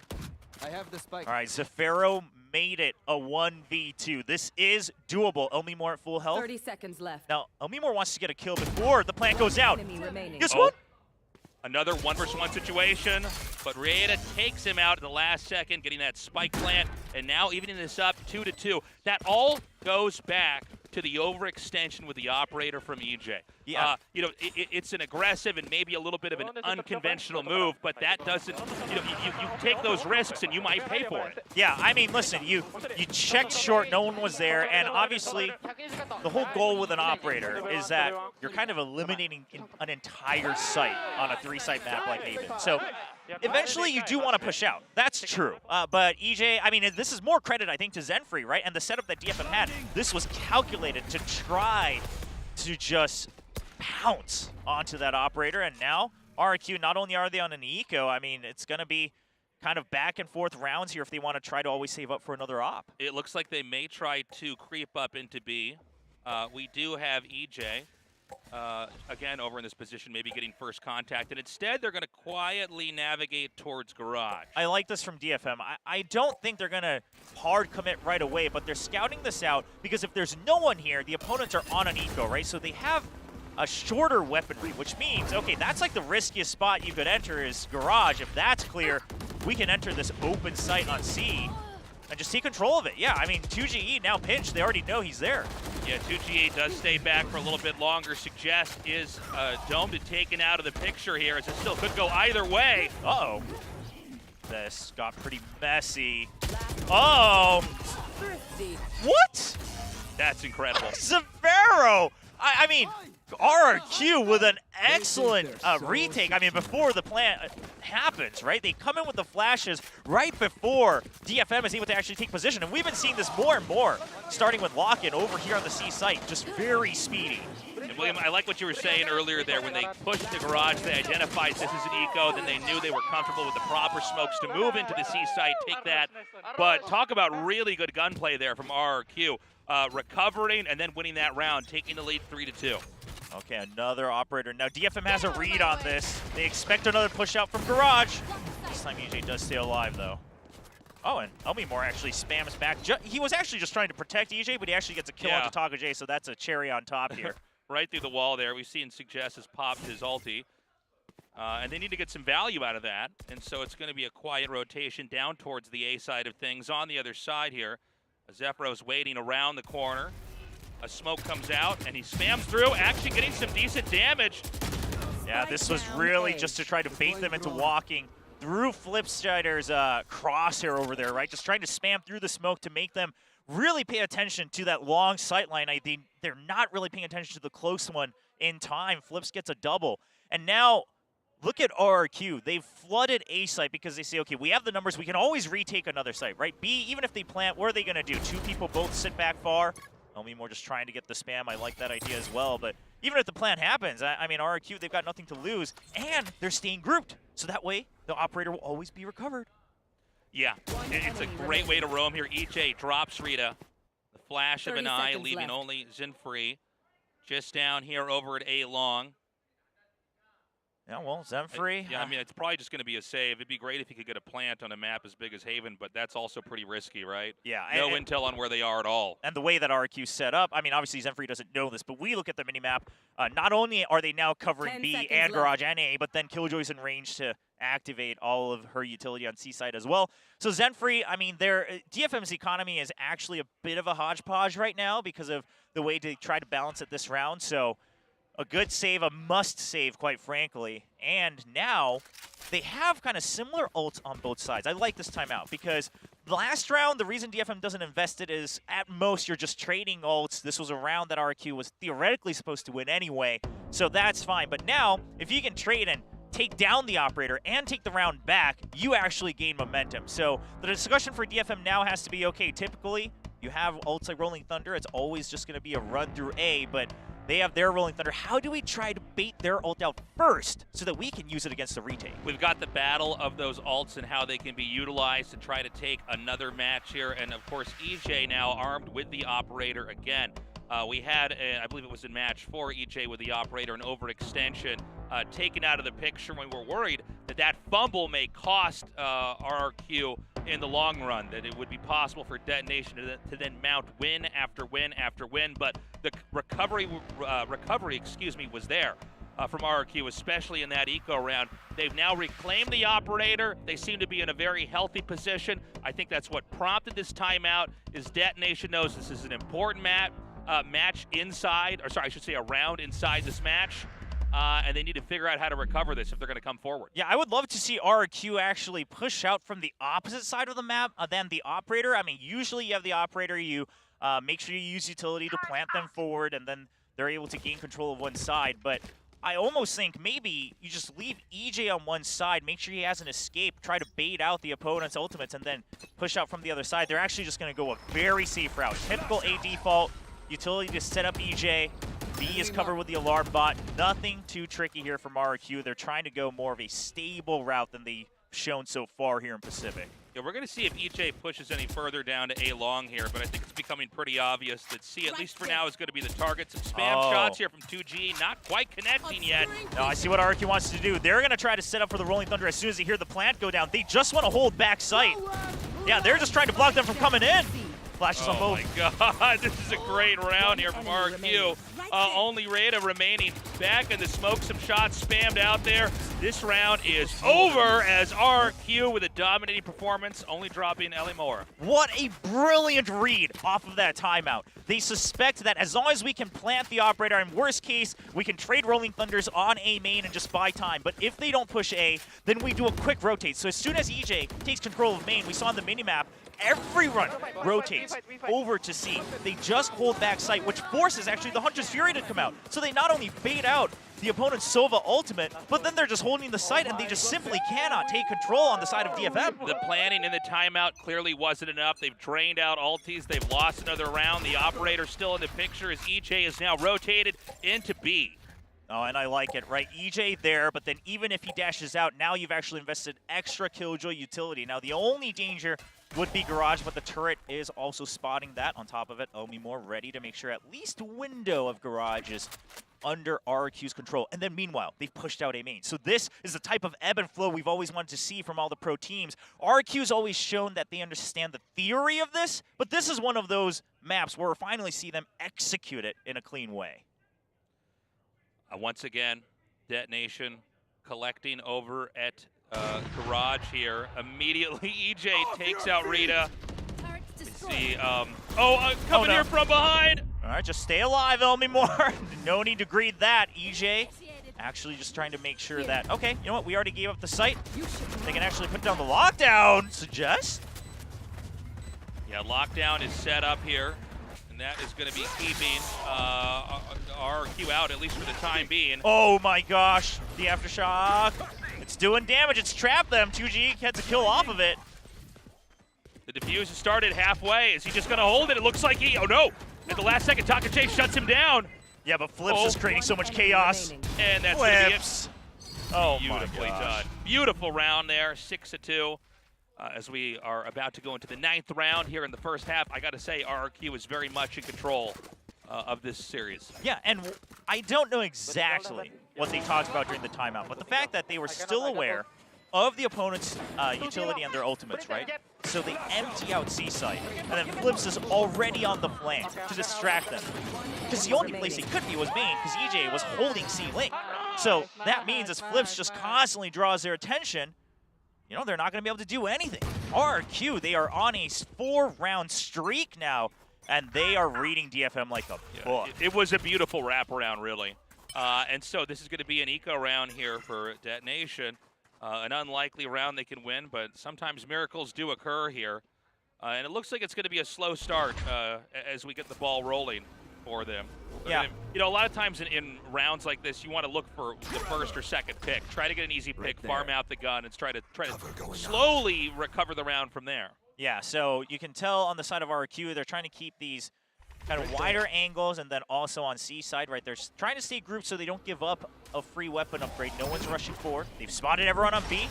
Zafiro, I mean, really just don't let go of A-Link, right? No reason to try to stop the plant. It's already going to happen. Oh, my God! Oh, Zafiro, it's a massacre over here. Spike has now been dropped as we only have Taka J remaining. Shots into the window, not enough as the Sheriff fires back. Yeah, well, I mean, on the side of RQ, they have enough creds, so no concern there. They just wanted to make sure they clean up the round, get all the old points that they can. And, I mean, look at this, right? They still have their Undersphere. They're halfway back to their Rolling Thunder. RQ is looking good right now. That was just a beautiful arrow there.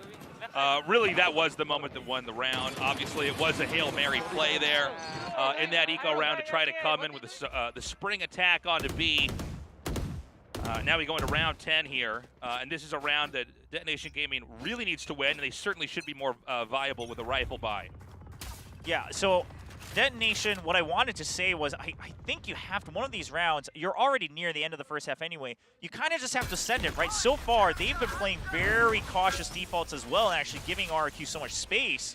So I like this. They've already planted Suggest now. They've drawn out, you know, Zafiro's ultimate as well. Yeah, that Hunter's Fury coming out, but not particularly effective there. And it's going to be a slow crawl to A long. I imagine they may even consider coming back around here. They do have to just commit at this point because they don't actually have enough utility set up to watch their back, right? They're only watching window and mid. So the other thing is they can't wait too long because then RQ will know. They'll scout forward. So I like this. They're inching forward, just making sure they clear the close angles. Now it comes down to Zafiro just hiding in the smoke. Yeah, trying to go to their spam shot there. EJ takes out Zinfree. Taka J takes EJ back out as well. Oh my God! Zafiro hides in the smoke long enough to get a 4-kill. It's wild. These spamming shots are insane. Excellent setups here with the sensor arrow to try to figure out exactly where they are. Unusual angles are being set up with that. I mean, they knew Zafiro was in here, which is why they entered together. But he actually hides in the furthest possible angle in the smoke. They actually purposely enter from 2 different sides. And Zafiro is just 1 step ahead of them. This was a round that DFM had calculated and planned to win to try to make this a 7-5 first half. And so we go into the next round. Sheriff buys here as things are looking extremely dire here for Detonation. EJ, EJ through the shoulder. Suggest is already out of the round. I mean, Elmi more spamming the Odin just to kind of cover him from behind. It's cheeky. We see it now and then, but it does work. Because, I mean, what are you going to do? Peek against the Odin that's firing 100 bullets? That pretty much guarantees your death. So, I mean, RQ, here's the thing. When they hit their stride, they look good. The reason they've always looked weak. Oh my gosh. Such a sick shot from EJ. In the middle of moving as well. Yeah, and this is the thing. If they hit their stride, they hit their shots, right? Their comms are good. The times that RQ breaks down is when the opponents start to pressure them, start to create a little chaos. And then RQ, you know, the whole, obviously they're commenting in a language that's not any of their first language. Things like that, the cracks start to show, but right now, DFM is actually giving them so much time. One enemy Flip remaining. with a nasty double kill there inside B. Taka J, the last one left, half health with a Sheriff. And gets another, but it's certainly not going to be enough. 9-2 here. There's one more round left here. Last round with an opportunity for Detonation to maybe get a third win, but this is looking so difficult. Really, EJ with his operator shots, we saw him fumble a little bit early on in the first half, but he has completely and totally made up for that. It is getting kill after kill after kill. Yeah, I mean, EJ, you can tell. The other thing is EJ, showing much more restraint today than he has in certain other maps that we've seen so far in Pacific. And, you know, at this point, DFM, I mean, I think it's more about trying to regroup and figure out why and how is RQ hitting their stride. And part of that is the fact that DFM, they're actually playing such a slow default-heavy attacking side that RQ can just inch forward, you know, clear out A main, and then stack everyone on C just like they are now. Moore comes in here, another nice shot there into garage. Meanwhile, EJ ready. Oh, beautiful shot. Takes Suggest out again with the operator. But backup is here as well, so EJ safe. Spike down, C. Whip around the side here, 2GE, pops off, and this is almost over. Just Rada remaining. Oh my. Always sad to be the last Sova when your team is down this much. It's 10-2 right now. RRQ is in perfect form. Yeah, I mean, this is the best they've looked. Now, again, I keep having to mention, it's not that DFM is, you know, like looking all out of sorts or whatever. It's simply the fact that they're actually playing RQ's game. You know, they're giving so much time for RQ to just sit in their comfort zone, and then they're zoned in, right? EJ's super focused. I mean, he's hyped up. You can hear it in their voices. You can see it in their cameras. I almost got to say, if it's a 10-2 half, Tasteless, I'm already looking forward to map 2 and trying to figure out if you're if I'm DFM, right? You say, okay, well, they actually have a decent amount of tape on our Pearl. What do we have to do to make sure? Why did we pick this map? Try to recover that, because I think the reason they picked the map is not only do they have a lot of experience on it, but that is a map where you can actually really cause the enemy to panic, right? It's very wide in terms of distance from, you know, A to B and the routes you have to take. So DFM, you got to start thinking, how do we try to gain that type of momentum here on Haven before it's over? You know, this is going to be the most important pistol round in the careers of Detonation right now. DFM's history. Like, ever, like for them, because, you know, remember that both these teams in the overall score are both down 0-2. Yes. One of these guys is going to end up 0-3. Right now, RQ looks to be a shoo-in for map number 1, unless we have maybe the most exciting game of the tournament so far here as Detonation fights back from the depths of hell. But again, if you don't win that pistol round, it's just hard to imagine any set of scenarios where you can recover. Yeah, now I will say, now RQ again, I mean, both these teams, they've had other moments where they looked good and then suddenly they look like a completely different team in the next map or the next coming round. So, you know, I'm not saying that RQ is looking the best we've ever seen them just yet. It's only the first half of the first map. And I do agree, most people are saying last week's matches, if we were only to go off of recency bias, DFM did look like the stronger team. So just was popping off, right? And his teammates were doing everything they can to set him up for success. We just didn't see that in this attacking side of Haven. They thought a little too long and a little too hard, you know, imagining that RQ would try to play aggressive after the first couple rounds where it worked, and then RQ says, no, let's just hold back with the operator. RQ gets the better read. Now, RQ actually gonna play a bit of a default here on the pistol. They're not stacking 5. They want to check both a short and garage. All right, we're about to get into this. And yeah, I mean, there's so much more to go here, but it's so exciting to see the different play styles interact with each other and see, you know, what regions really come out on top against each other. Suggest, by the way, he starts it, getting that beautiful headshot with the Sheriff, and it looks like it's going to be a push into B. Yeah, I mean, everyone's already here for DFM. RQ, they have to flood this. They have to flood it fast and hard if they want to keep control of B. They're all trapped, but they do have frenzies. Oh my God, beautiful round. Okay, it starts. How far can it go? You know what? I mean, 3 frenzies, 1 frenzy. Why does it matter? It's a frenzy after all. Rada able to get the triple kill. I was going to say, I looked at the buys, and it suggests buying the Sheriff, I think was really good. I mean, first of all, just holding it on that lineup, Rada's going to feel good. But the reason I think Suggest buys the Sheriff is they left him alone on his island on A as well. It's just a matter of just pop off, right? Do what you can. Let's forget about Haven. Let's move on, and let's get our aim warmed up. Well, now it actually gives them a living chance here. Yeah, I mean, again, it's going to have to be the perfect play all the way through this if they are, in fact, going to recover. But they've started it, and they're going to come in here with an easy second round in the second half here. They've bought in. You know, they're probing. I think they're trying to see if they can get any picks. They did peer into C and decided to then loop around, hugging into mid with prospects of maybe coming towards A. Yeah, so most likely if the plant did go to B, we would see DFM start to push out on A main as soon as you hear the plant spike and then just try to get the flank. Just don't let go of C link, but that's not going to happen. We're going to see this smoke we've been seeing more and more where it covers both angles from short and main, so the attackers can stay hidden from both. Oh, beautiful jump around there to try to draw the crosshairs away. That did allow them to get in there. And they are going to be able to come into A as we see DFM scrambling to try to get back over here. They haven't planted just yet.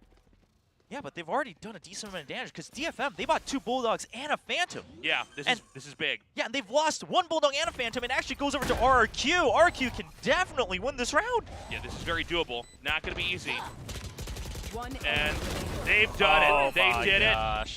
Unreal. Great round from RRQ as the pendulum swings back into their favor. Yeah, I mean, you called it, right? That jump out of the smoke just to draw attention so your teammates can actually get the kill and recover a weapon here on short. This is where it all starts. I mean, EJ sure eventually gets traded on the Aftershock, but, you know, you give it to your teammates, help me more. Always good for one with the Sheriff. And it's a moment like that. You've killed enough of the team off. You get to actually take their guns. Suddenly, it's quite a balanced fight. And with perfect execution, they're now just 2 rounds away from going to map 2 with a 1-0 lead. Yeah, now, on the side of DFM, right, you bought 3 rifles because that was the only way you were going to try to make a comeback on this map. Otherwise, you're back in position to just say, all right, just practice on your aim, let Haven go, right? I mean, obviously, do your best, but, you know, don't fret, right? We picked our pick on map 2 for Pearl. Let's just do what we can. Let's work on our comms, right? This is where sometimes that hidden role of the IGL really comes in, of just regrouping and saying, well, let's focus on what we can control right now, which is our aim and our comms. And that's what DFM needs to show, and we're seeing that, right? They're making the call to stack, and they're covering good angles for each other to trade. And I think that this gamble-ish play is a smart way to try to recover in what seems to be kind of an unwinnable situation. Let's say that we did have RRQ just rush into A. Despite having inferior weaponry, this is a moment where they can create an advantage for themselves because of the heavy stack on A. Now, it looks like we're actually going to see that opportunity present itself as we start to have more and more movement down A long and into this position. Yeah, it is interesting because RRQ is thinking because none of their utility got tripped on the other side, they can enter safely, but they're going to be met with a really bad surprise here. They don't think Raida's here. They have no idea. Oh my God, great shots there. Raida clutching that moment. And again, when you stack that many onto A, it's very easy to start to create opportunities. But hold on a second. This is 2-1. Well, yeah, it was. So it was 2-1. Yeah, so what happens there is while Raida's able to get the kills, neither he nor his teammates could recover the rifles. So they couldn't actually fight back. They were still just only out their sheriffs. Now it is a 2v1, so RRQ, they should be covering each other's backs. There we go. Yep. That is that, 12-3. I gotta say, actually, one of the funner rounds in some ways. It's kind of cool to see that setup actually work, and you know, it's a way to, when you probably lost the game, to try to play around with odds. A is obviously a popular site to plant on, especially when you easily got a lot of guns. But ultimately, it was not enough. And even keeping the Omen out there to lurk, you know, for that retake, had things not happened so quickly, maybe it would have been a different story. Yeah, and RRQ, I mean, they are by far the happiest we have seen them since VCT Pacific started, and no doubt why. This is one of their strongest showings so far in a single map. Now they're just going to rush it down, change the tempo, because they still have creds for the next round. Now, EJ does get taken out, but I don't think RRQ is going to give up on this because they don't have a way out. They have to commit. Well, things are starting to look better and better here for Detonation as they're really just not able to get out at all. In fact, we've got Suggest looping all the way around to A. Right here. Okay, so RRQ, because DFM doesn't like chase them down, they actually had an opportunity to rotate. The reason they're not as obvious as it may seem to rotate is because they actually have just no information on mid and A, right? So they're just saying, listen, we hard committed. Let's just wait for time, see if anyone comes from behind, and if not, if the turret doesn't spot anyone, let's just push forward. So they're just hoping to trade some kills. All right, well, they get 2. It's not over yet. 2-3 here. If they plant or get a kill, they'll get the Rolling Thunder. Zinfree, my once gosh. again, so good at the lurks. They do get another win, 12-4. Whew, that was close. It is incredible how good he is at angling, whether it's inside the smoke or outside the smoke, to get the angle that is just not going to match up to their opponent's crosshairs. Yeah, I mean, this has kind of become a must-have skill if you're playing controllers these days, right at the top level, is just understanding how you can actually create even more advantageous angles aside from just the map structure. So DFM, they're just doing what they can to bring their morale back up, right? Get back in sync for that pick on Pearl. And I mean, who knows? This could go to OT. We're not going to write anything off just yet, but it is going to be a very, very long journey if it does go to OT. All right, we've got Flip coming in here. Now, this is all a ruse here, as they're going to send the ulti right over into C, but actually this creates a naked A site. Well, maybe not for more than a second. Suggest is going to come back in, as it looks like Detonation is saying, wait a minute. Yeah. Nothing's happened at C just yet. And so here they come into A now. Yep, I suggest with a good read, but of course the smoke comes in and he didn't have further backup. So they're just going to have to wait. Now, DFM, they do have enough to go for a good retake. Suggest takes 2GE out. Hunter's Fury triggered. But it's actually not doing much, right? It was used just to try to hold them off, but they actually jumped down from heaven in time.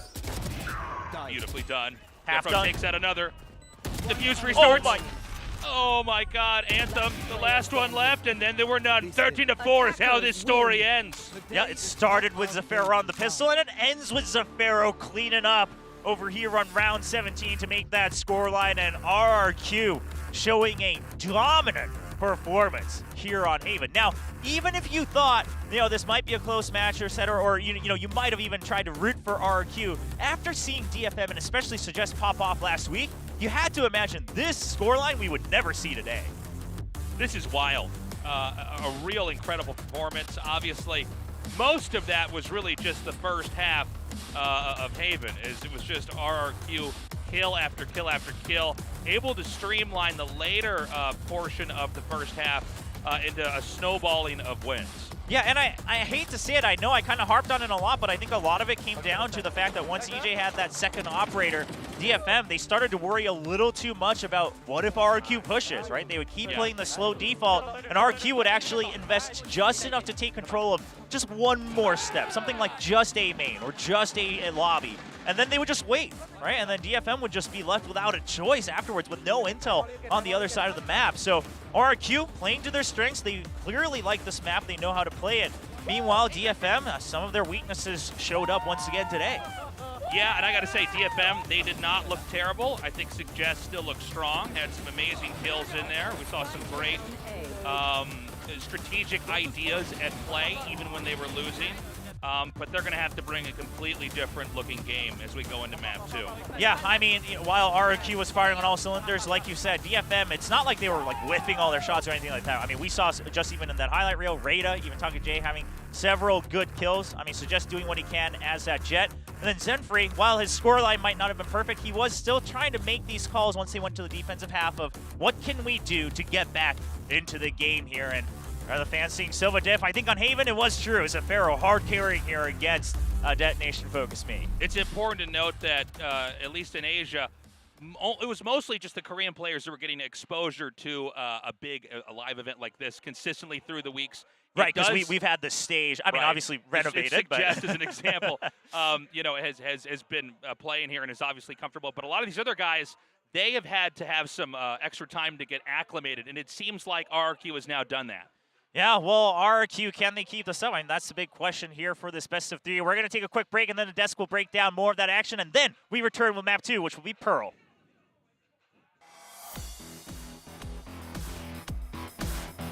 Elected to take us to Pearl, but them coming right now. Nice shot from behind Rada. Shot spike dropped, and they're going to get cleared out pretty quick. Amazing setup here from Elmi. Takes out 2GE. Before the plant goes out, they already know he's there. Yeah, 2GE does pretty messy. Oh, man, through actually getting some decent damage. Yeah, it's a grip shot spammed out there. This right, they can actually put down the wall. Chaos, and that's it. Plant is already going to happen. Oh my God! Taka J remaining. Shots into the wind. Takes out this free Taka J. Takes EJ back out as well. Oh my God! Zafiro hides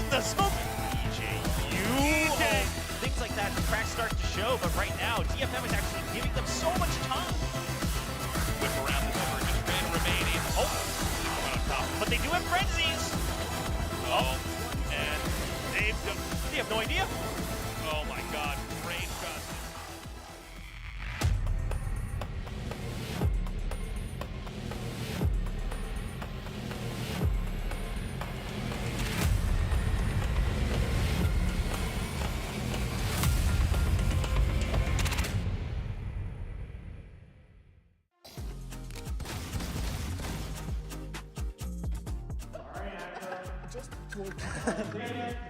Let's go.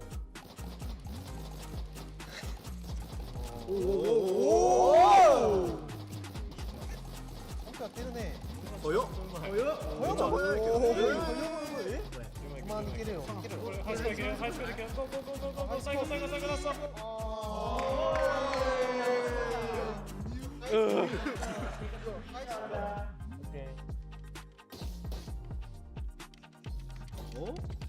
아, 코이나. 스카이나. 아세?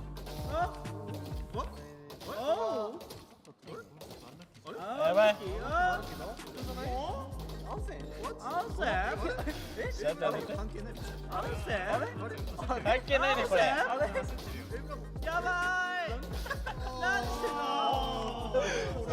Ready.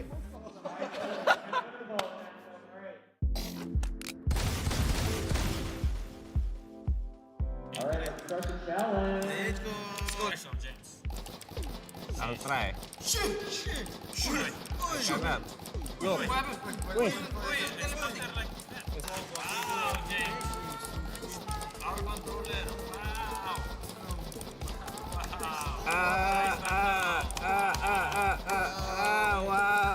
Wow.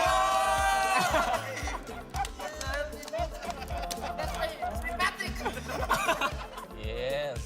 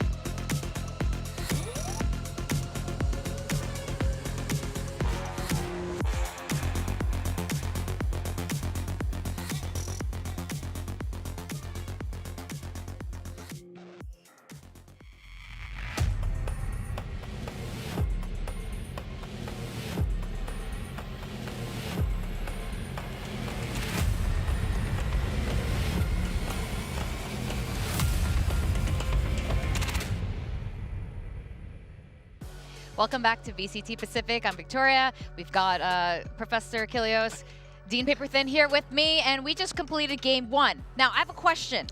Was RRQ just playing like amazingly well, or was DFM just not doing, like they're just not good? I was trying to think of a nice word. It's always a little bit of both, but DFM really did not look good here. I mean, it's not as bad as like Carmine Corp, but you know. Oh, he said it. But this was shaky, and I mean a lot of this has to go to the credit has to go to RRQ for playing really, really well. Obviously, Xfero, you know, doing tons of great work there on the Sova, but this was a team effort. This was a coordinated effort. This was them mostly having DFM read like a book. Yeah, it was just dominance. I mean, Xfero, good God, a 379 on the Sova, leading the charge. That is just, I mean, that's gorgeous. That's what you want to see, because we've been talking about it since the very beginning, even all the way back at Lock-In. It has to come down to Xfero, formerly known as Tevital, as well as Flipshider, being the ones to guide these rookies across the line. I didn't necessarily mean, like, you know, become the bus driver, put everyone in your backpack, carry them across the finish line, that style performance, but I'm also very happy to see it, because this was just an absolute, just, I don't even have a word for it that I can say on broadcast. He crushed them. He absolutely crushed them. Let's just go with that. Yeah, we're trying to look for diplomatic words here. I mean, it was definitely a steamroll in one way. Yeah, but it wasn't always like that. There was a couple of rounds where, you know, we saw a bit of, you know, early RRQ play style, some of the things that you were remarking on about how they could improve. Yeah, we'll look at a highlight here, but at the beginning I thought DFM had a pretty good read on what RRQ wanted to come out and do, but you can see here on the minimap that EJ's going to get really aggressive out of sewers here by himself without, you know, much support. You had the Sova there trying to get a little bit of information, but they're going to wait out this smoke. Meanwhile, space is being taken here by DFM, and there's an operator in the hands of EJ there in a sewer, and he's eventually going to peek out, and they're just waiting for him. I mean, you can see DFM, and this happened again in a couple more rounds after this. It didn't go so well for DFM, but here DFM able to find this kill as EJ starts to push really far up there, feeling comfortable. They didn't have enough information, and this is what I was kind of alluding to with EJ. Like, he likes to get kind of frisky there on the edges as a Jet, which is unusual, I'd say, for someone in that role. A lot of times they're going to be kind of floating on the flanks. Yes, they want to take contact, but he really pushes the envelope. Yeah, I mean, the drone wasn't enough to garner any information. It was used so deep back on long. By the time it even moves up, it just doesn't even get to clear the people who actually are sat up on long. But fortunately for the side of RRQ, these mistakes were few and far in between. That one was kind of right off the rip in round 4. And then from there, everything was incredibly clean from them. Yeah, there was a particularly beautiful round by Flipshider. Yeah, right? we'll get into that in a second here once we roll the clip. And this is, you know, we get the spike planted. DFM, they find themselves in onto the C site here in round number 8. They go for the post plant, but immediately, blink and you miss it. I mean, Flipshider was on this flank, and then he just sets up for the most gorgeous flank play that we've seen in a very long time. The Rolling Thunder across, gets damage out with the Aftershock, and he's just keeping everybody busy. They get the hold on this defuse, manage to take it over to half. Takashi finally does find the stray headshot, but then they're so rattled, they don't know which way to look, DFM, so Flips is just able to swing around the corner, clean up 3 kills, and then they just steal it all away from them. It was just perfectly played. So, like you said, the early reads from DFM, it seemed like they had a decent idea, but that did not last after round 4. It very swiftly just crumbled in their own hands, and RRQ ran away with it. Fantastic reads, time and time again, great sight holds. Anytime they were trying to get themselves in on an attack, RRQ were able to stave them off for the most part. And then very much on the same side, once they swapped over to the attack, they were able to just get in for free time and time again. And out of all the players, did any really stand out to you guys? Xfero for sure. I mean, we got to look at some of these highlights from Xfero. That 4 kill at the end in particular. But, you know, he got it off here winning a 1v1, a thing that especially DFM has struggled with is, you know, some of these clutch moments. And right off the rip, it was RRQ winning that 1v1, and that kind of had me concerned. But he was all over the place here and getting great info. This was another thing for Xfero that I had written in my notes, didn't get to talk about it in the pre-show, is that I didn't think he was having much impact with his utility in the previous match. He did not have a lot of assists. He had 17 assists across 3 maps in his previous one. This one right here was much better, not just with the kills, but we saw there he's often getting a lot more valuable information, but having some nutty plays to back it up is certainly you know, a cherry on top here for the side of RQ. But this one right here, I mean, 3Ks, 4Ks all over the place. This is the 4K where he just dodges them. It's another 4K. Yeah, exactly. He had like 2 or 3 of them in this map. Exactly. Suggests they're, just trying to react to it, but can't. And then it's perfect crosshair placement towards Sewers. He's just all over the place. This is phenomenal work here, top to bottom from xFaro. I mean, just utterly astounding from him. And I mean, for the side of DFM, someone shoot the dart. Seems like a good idea. Look forehead. at these stats. 4.1 KDA. The guy is dropping so many kills. And his damage per round is what's the most absurd thing for me. 243 is nuts. That's 2 players with half armor pretty much every single round. That's an insane figure to put up. I mean, that would leave Fnatic shaking the boots because they do like those half armor buys. He's gonna be trading them up all the time. No, but this was just such an incredible impact performance from one of the vets, and it's exactly what RRQ needs to rally behind to guide the rest of the team across the line. This is the first map. Right. It's a great way to kick things off. Clearly, I think that the adjustments were not made by DFM when it came down to playing this map, because we saw them play it in their opening map versus Giants, and it was the same exact scoreline. They got bodied. It was a 13-4 loss again. So clearly, if they want to float this, it has to be worked on, because it does not look strong for them whatsoever. And it feels like RQ, they got themselves into a pretty cheeky map draft here, but now we'll have to see how things fare as we get ready to go into Pearl for map 2. Yeah, it was it was a lot too predictable for DFM there. I mean, you can see time and time again, RRQ just had great reads. So it is what it is. I don't think you should count DFM out at all. One bad map, we've seen them bounce back from it before. Certainly they can do it again. I am a little bit curious. I think going back to this earlier, I would have liked to have seen them maybe try Fracture here instead, but we'll see, because that's been a stronger map for them, and, they bested a team that beat RRQ on it, so for me, I thought that maybe would have been a more interesting pick, but for Pearl, it's a map that they seemed comfortable with. They picked it a couple times this year already, so clearly they're playing this well behind the scenes. Now here's this going to be where we finally see it come to fruition. Yeah, I think this is the 3rd time that we're going to be seeing Pearl. Most recently, they did play it versus Gen G. It was the final map in that set. They ended up picking up 8 rounds. And versus Gen G, you can say, okay, that's not too bad, because Gen G was able to get 9 rounds off of Loud over at Lock-In. But their first showing on it versus PRX, they were only able to gain 5. So we still need to see a lot of improvements here from the side of DFM. RQ, this is going to be the 2nd time ever that they show us this map. We saw it from them at Lock-In. It was an 11-13 loss, I believe, to Footballists. So a bit closer from them, but we'll have to just wait and see, because there's been a lot of time. So what read do they have on this? Already we see the Harbor coming out again here for the side of DFM. This is the pretty standard setup for DFM, but then on the other side, you have xFaro going on to the Astra instead of the Viper. So a pretty interesting change that, gives you some different options, and we've seen teams mess around with this, like DRX, right? They like to throw the Astra out on Pearl, so it can work. It's got great post-plan abilities. Yeah, this is the first time that we're seeing RRQ bringing out this Harbor here on this map, so I'm curious to see how 2GE looks. He's looking very solid on that first map. Want to have that similar impact from him now on the Harbor. Yep, let's see if they can keep up the momentum. We are going to go into game 2 now. Pearl is the map. William, Tasteless, tell us how it's going to go. I will tell you how I want it to go. I want it to go to game 3, and I think it could. What, you're not a prophet of Valorant? That's what I'm paid for, but oftentimes my prophecies are wrong. No, look, I think that obviously it was an incredible performance that we had there from RQ in game 1. Yes. This is the map pick here for DFM. Pearl is clearly a map where they think that when everything's on the line, and I know it sounds a little bit weird, we're not deep into the tournament yet, but again, remember, both these teams are down 0-2. When you're 0-3 in the first 3 weeks of this event, you are in serious deep trouble. So clearly this is going to be a map where they think they can take it, and they knew that before they came in here, so let's see what they've got. Absolutely, and the Des touched on this, right? DFM, they've shown this comp, they've shown their play on Pearl, and it hasn't been bad, right? It has not been bad. They've shown some really good strengths.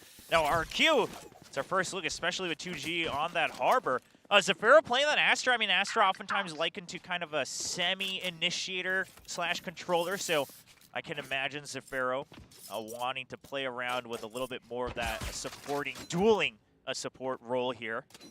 And it looks like the Killjoy set up on A, so a much heavier A setup here, and they just want to actually push out mid together, right? And then the Killjoy is just going to buy time if they if DFM strikes A site. Well, they do appear to be making a lot of noise over here at B, but their intentions are not really to come into that site. Instead, to creep down into A, just setting the Viper in here to push/lurk in the area later on.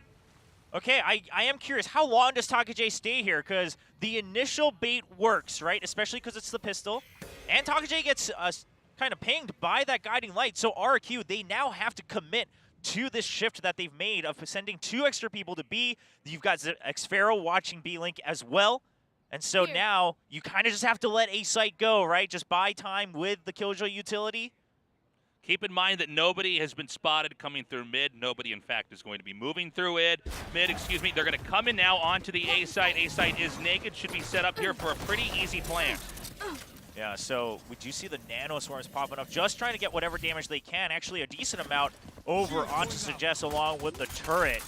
And they draw out all of the big utility here from DFM, right? You've got the High Tide being used as well from the Harbor. Nicely done there by Flip with a double kill from the Frenzy. Yeah, Zemfree's kind of stuck here. Yeah, he doesn't have a way out because they kind of had to push back out because they used so much utility to get in. Oh, man, this is already looking so bad here for DFM. I mean, TakaJ, can he get here in time? I don't think so because it's actually planted over for Secret. Oh, insane pop flash, but ultimately not enough there. Flip closes it out with Anthem being killed off there. And again, look, it's very early on, but once more, it seems like RRQ is in control. Yeah, I mean, RRQ, I like the fact that they're not, overcommitting to anything, right? They say, all right, check B.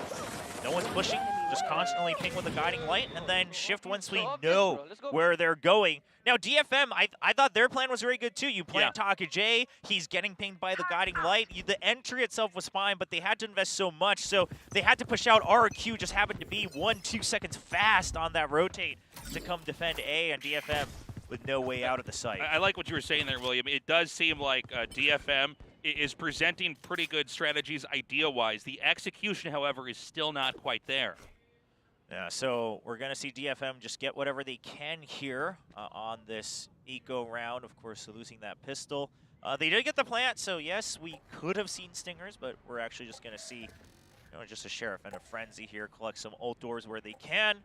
And then they're just going to strike as 5. And look at this setup from RRQ. They're emptying out Art because they're the close quarters. It doesn't benefit them. DFM could come in fast and strong, so they're just buying time with Killjoy utility. Oh, okay, Nano Swarms doesn't get activated. They're going to come right up through the center of middle here. And beautiful control here as EJ and Lemore close that out. The spike is now stuck up here in the center by Sewers.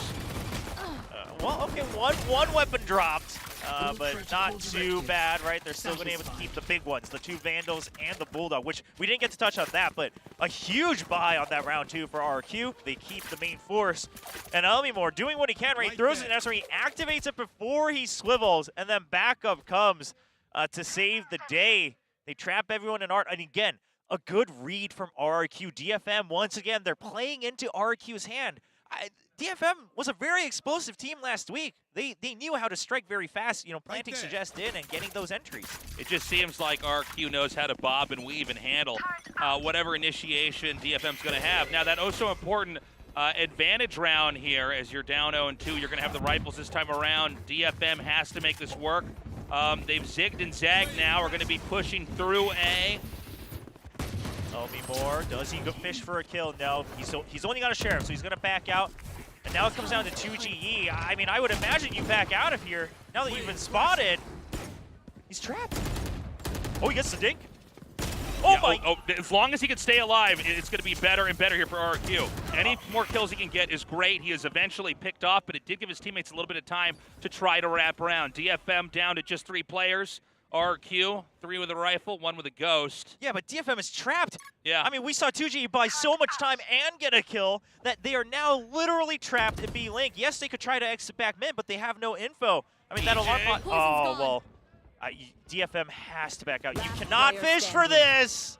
Yeah, a bit paralyzed here. Oh, as the double dome shot there from the Sheriff.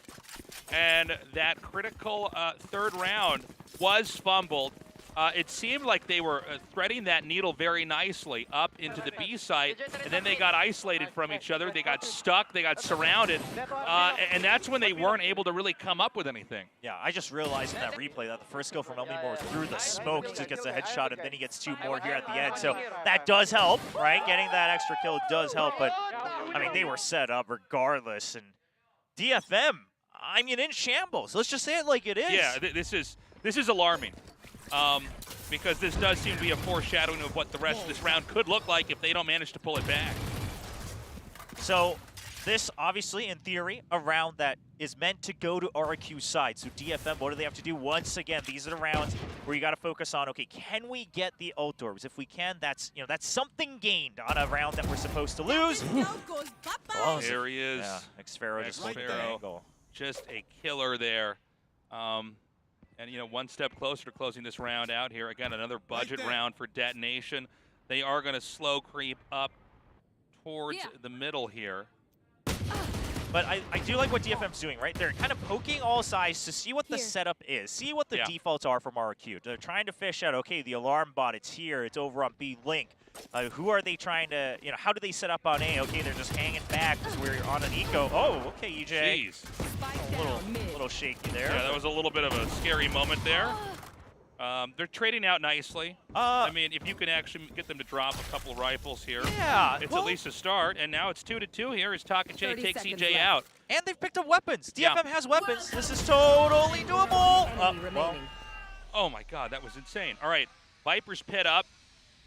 Very important that, you could close this out. You need a win anyways, but after burning through this ulti, 10 seconds left and a pretty obvious plant spot. The spray somehow doesn't connect. How does he that drew an outline of him around that with bullets. Oh, they saw him. Yep.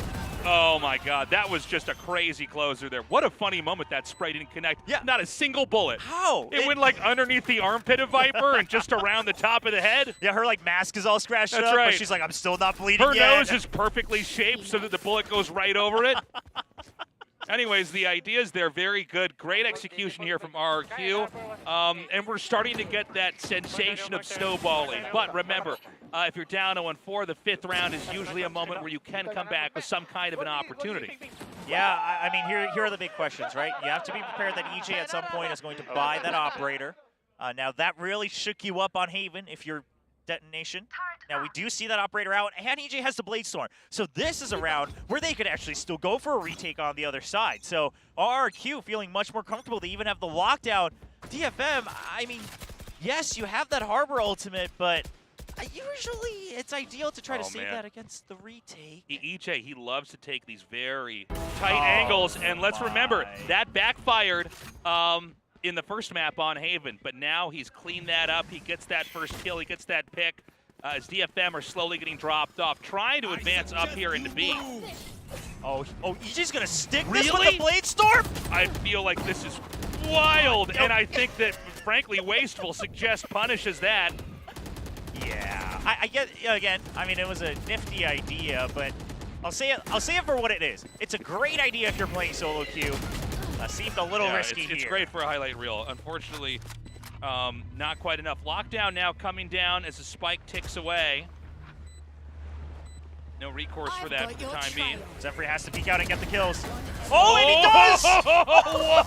Oh my gosh! The dream scenario. He peeks out at the literal last second because he was trapped anyway to that lockdown, so their only way out was for him to get kills. So crazy. Wow. Yeah, now this a lot of this falls back on the operator opening, which was great, by the way, from EJ, but then triggering Bladestorm there. Maybe he felt like he really had no choice, but what a transfer from Zephyr. He actually even swings over to that last kill. He doesn't get it, but he does swing, just trying to get whatever damage. Now, let me just touch on EJ's aggression there. The idea is let's buy time. The reason I say it was bad was because no one was there to help recover the op or cover his back. Now moving on to this round. I guess in the end it did turn out to be a bit of an overextension early on with the operator once more. Just a different ending to the story. Well, Trailblazer already burned from Flipshider. Now, they get aiming control, but for that to be useful, Flips kind of has to stay there now. So RRQ, if you already kind of lost control of Art at this point, you just check if they push in, and if they do, you retake A from both sides. Flips pushes out, And DFM says, okay, we've tied up, we've kind of figured out what the forces are in A. Seems to be a stack here, let's move over to B. Okay, coming up towards B. A little bit of Killjoy utility in the way over here. Just through the Viper smoke. Suggest, of course, always on point there, getting that first drop. As they're going to come into B, and it's going to be a pretty hairy retake here from RRQ if they can even pull this one off. Well, 2GE does have his ultimate this time, and it's great to push the other team out of the site. Oh, EJ with a great lurk up on top. There it is. Arbor ultimate is going to slowly push people out. RQ, they're just hurting DFM out of the site, but Anthem out strong. Anthem with another kill here. Just Flip remaining 1v1. Flip versus Taka-J.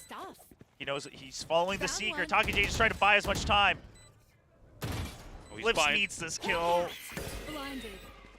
Oh, Taka-J's playing so smart. His keep away is sick.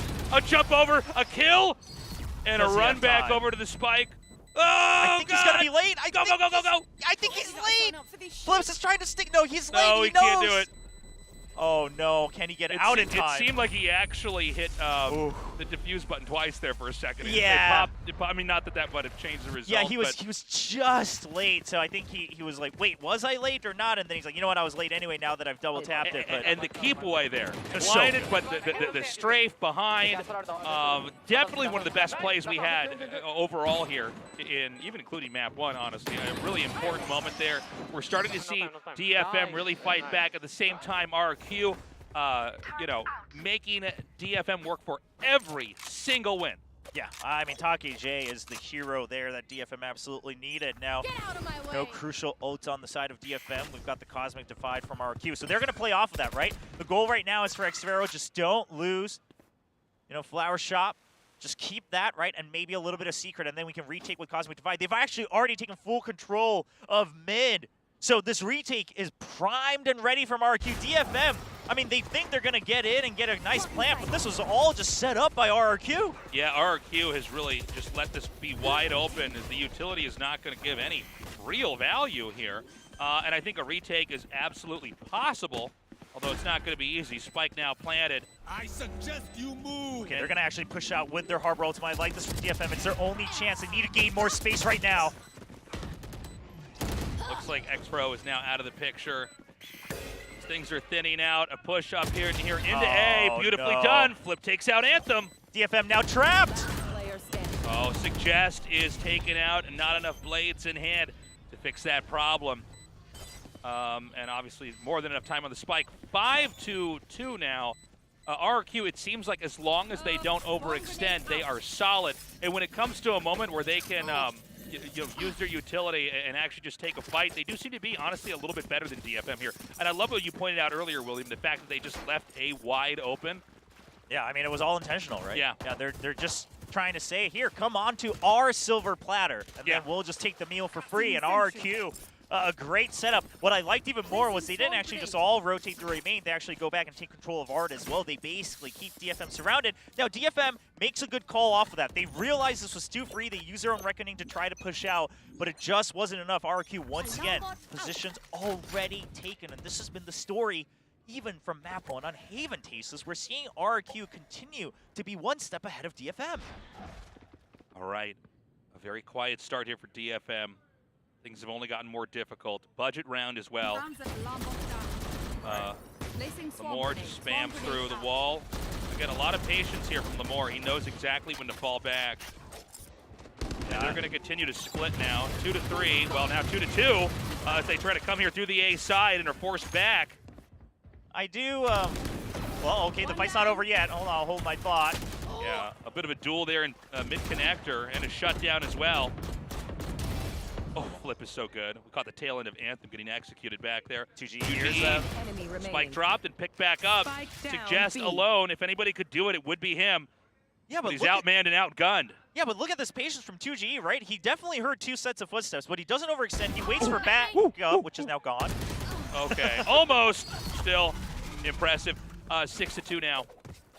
Yeah, I mean, RRQ. What I was going to mention was, EJ pushes out on that. I think it was the high tide to sneak in that kill. Now, right here, this moment, that's the type of aggression that then leads to some of those other rounds where he does overextend a bit, right? Because he's like, well, it worked that round, so why not continue? I mean, he's good enough to do it, but there is a time and place for it. It does work in their favor this time around. And that, you know, the operator's still coming back around for RRQ. Let's watch EJ closely now, see how he uses it. It did seem like as long as he was being a little bit more conservative, he was in okay shape. Once again, utility pushed out here into B, but RRQ basically ignores the site entirely, lets them spend a little bit more of their hard-earned utility kind of for nothing. Yeah, this is actually very impressive from RRQ. We haven't seen this kind of decision-making and mid-round calling from them. What happens is they actually don't extend on A. The guiding light doesn't ping anyone, so they just keep EJ hanging back, and then 2G's buying time on B. The whole intention is, at the end of the day, you've got Cosmic Fight and Lockdown now, so you can definitely retake a site. In fact, if the attackers use their Lockdown first, not a problem at all. Beautifully done to pop out like that. So we've got the Lockdown coming in. Oh, and they've used Seekers. And meanwhile, Flips already has a main, so RRQ, they just have to buy time. This is kind of going to be like that retake on C on Haven that we saw, where Flips might be able to just get the flank once again. Oh, a flash over here, and it doesn't even matter. It's just going to kill him off before they can get started. Counter Lockdown set up here. Taka J. Oh, good shot. Gets that kill on to EJ. Yeah, but they're still trapped. Zephyr has to push out. That's going to be it. And so they can get the defuse. If they need to, they can grab that operator as well, bringing that over into round 10. As things are looking worse and worse for DFM and RQ, look, at this point in time, the finish line is in sight. Yes, I mean, it definitely is. And here's the thing. I keep going back to this, but again, in terms of pure firepower, DFM looked to be ahead in Week 2's matches, right? DFM was putting up a great fight. In fact, their counter-stranding and prep against Gen G's Fracture as well was so good. It was so clean. It was so intentional. But now that suggests not able to frag out, right? RRQ actually having all these setups where DFM is actually playing the exact pacing that RRQ wishes for. DFM just simply cannot pop off. And now that the firepower has been shut down, RRQ is always going to be one step ahead in strats. This timeout is going to have to turn the tides entirely if they want to go to a map 3. Yeah, this is, again, such an important match. So much gravity involved here. Both these teams down 0-2 in the tournament so far. One team is going to come out here with the first win. The other is going to be down 0-3 and be in existential peril as far as the tournament is concerned. So far, we've seen really great plays here from RQ. EJ does seem to occasionally overextend when he gets the operator. It's not the only thing that's caused a few losses here from RQ, but overall, they look very strong. DFM, they've had some good ideas. They do seem to get occasionally baited into using too much utility, trying to take these sites. It does seem like RQ has their brains downloaded, so to speak. Let's see if they can make those adjustments as we now go into round 10. Yeah, DFM, I like that you called that out, because DFM's stuck between a rock and a hard place, right? They ideally would not want to invest too much to get in, but because they keep losing so many rounds, they're kind of feeling like they have to play on the cautious side, right? They're on the side of caution. And then that means they don't have enough to fight back against the retake. The cautious side of the side of caution, even. It's just an extra step, right? right? Just even more careful. You have an alarm bot for your alarm bot. Yeah. Turret for your turret. And so the firefight comes down. It has actually been a pretty good trade, all things considered, with inferior weaponry. DFM is fighting back so far. Yeah, but once again trapped, right? We've seen this image before. Deja vu. You gotta push. Yeah, you gotta leave this time. So they're making the adjustments from the last time they were in a similar position. They say, okay, RQ, they haven't done any crazy like mid flanks on us just yet. Let's see if anyone does come in from mid, and if not, we can either choose to go through mid or we can go back to B. I think the idea here is to go back to B. Now, they've picked up some weapons as well. So all things considered, yeah, give it to Taka J. He's got that Viper's Pit if the plant goes down. Now, RRQ, I would say if the Viper's Pit does come up, RRQ just saves, right? Just say, okay, you guys use the Well, can't do it if you don't have a Viper. Dude, oh 2G, my God. He's insane. Oh my God. Yeah, I agree with what you're saying though, William. Yeah, if you get the Viper's Pet out, okay, dial it back. But the first to fall is Viper, and maybe a little bit of a misstep there from DFM. I think the Viper needs to stay in the back. That's the only way you're going to close that spot out. Well, I mean, DFM just so concerned about defender spawn, right? That they don't even think about the fact that I mean, let's be fair, 2G just okay. Well, first of all, just partying like it's freaking New Year's over here for RRQ, and it's not even the end of the first half yet on Pearl. But I mean, 2G was just wide out in the open. That's not a spot that DFM would have likely expected. But again, eco round, sure, the result, it doesn't change anything, but it feels a little bad for DFM. Oh, DFM, they're going to take away the ult orbits. Well, they now just completed their Seekers. They always have so many ults for the retake. Oh, not a bad idea. Suggest shuts down Lemore. Oh, I don't know about this. Nice shot, but again, Suggest is always there with the answer. Suggest continuously getting kill after kill and making the comeback a possibility. We've now got EJ lurking over here into A, and A appears to be the target they do want to plan at. Yeah, so Flips is pushing out because they've lost so much control of Art. They're keeping control of B connector, so oh, what a swing from Suggest. And pings him there in the rib. Yeah, jiggle peek. And does it, and escapes beautifully. That was entirely set up for Rada, and yet EJ able to get out. He gets another. Oh my God, that was sick. One enemy So remaining. good, and now it's just Taka J. Down A. But if anybody could pull it off, it would be Taka J. 30 Going to be hit from seconds either side as we see 2G pull back a little bit behind the harbor wall. 2G just has to buy time, right? Viper's Pit, you got to get value out of this. You have to win this round. But the Seekers are coming, they know! They know he's stuck here on this side of the wall. Taka J has to leave the pit. He has to rotate all the way back out. This is his only hope. He's got 10 seconds.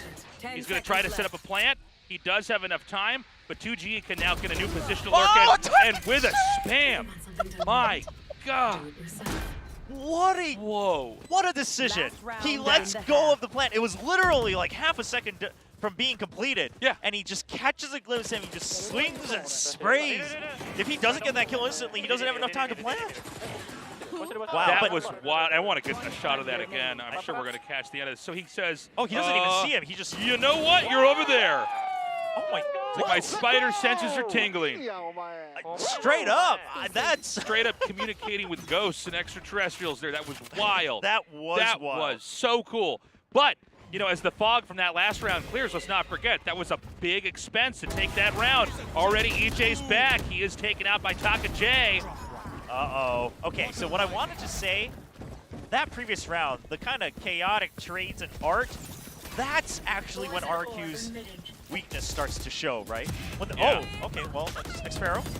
They're holding on to B site for now, but again, they're starting to panic a little bit. One enemy remaining. But not enough. Beautiful round. And an easy shutdown. You know, RQ, especially they're seeing EJ just stay out in the front, getting pick after pick.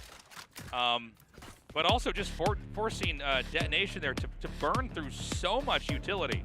Like that last round that they won, not the one that we just casted, but before that with the Viper's Pit, I mean, okay, you won, but you had to have world-class, insane play to just take one of 3 rounds.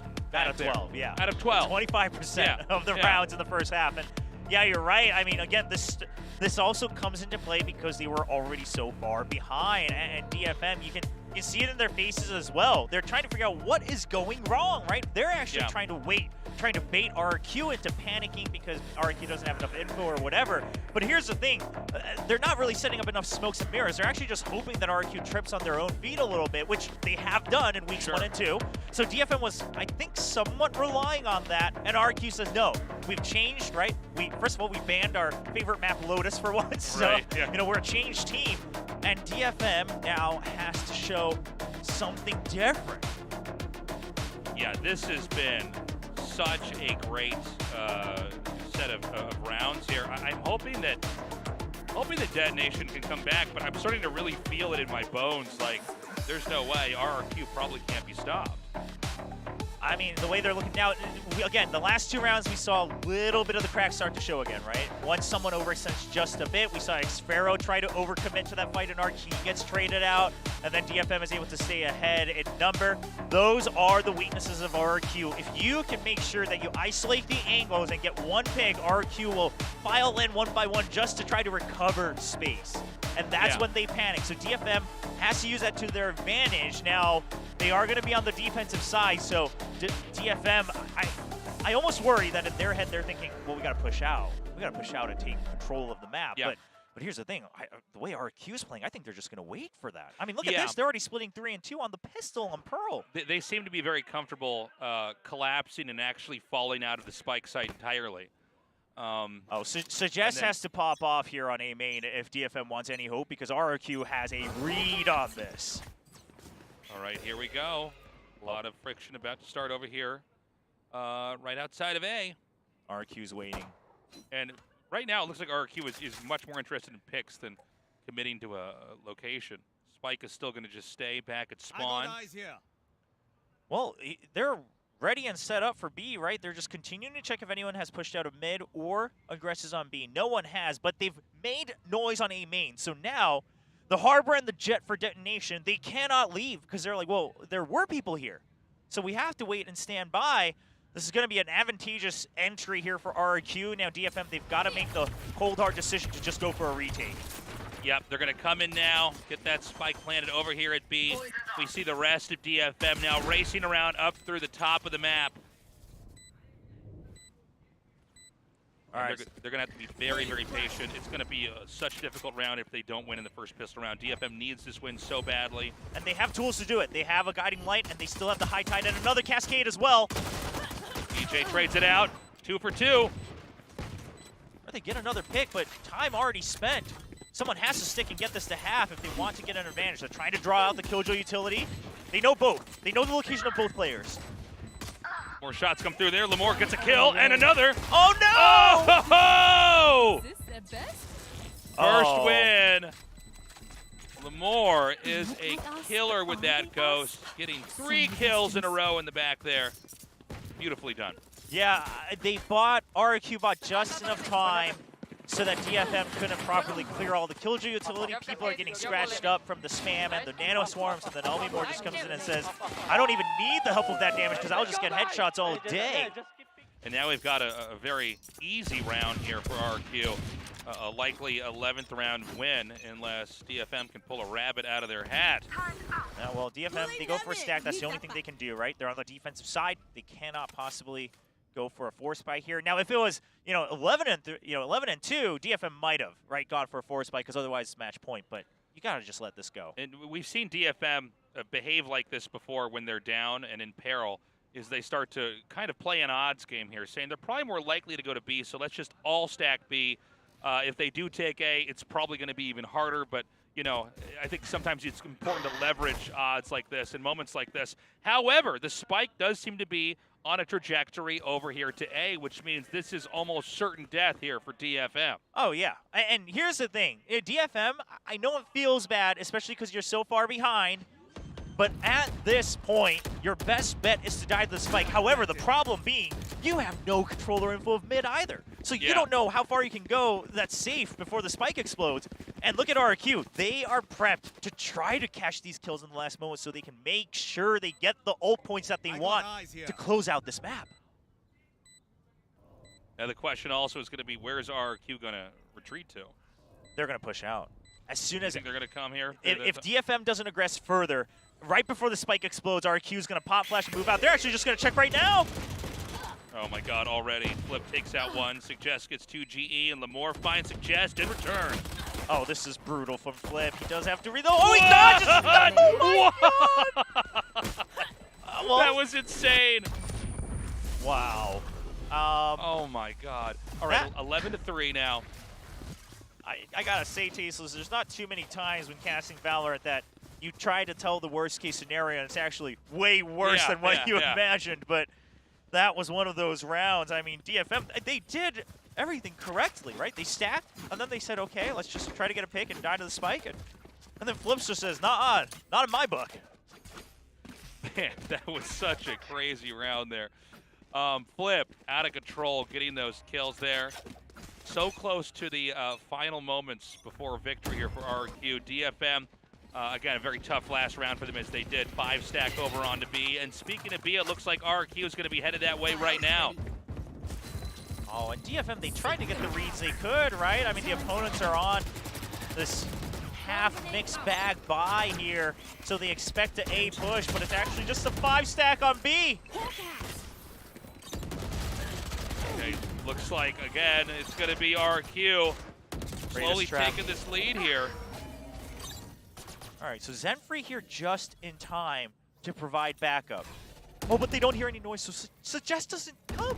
Suggest is concerned about the flank. This means Suggest is way out of position. Do they enter?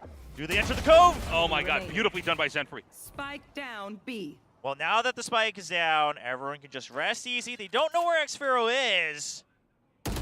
Yeah, and Suggest finds him getting a critical round there, taking it 4-11.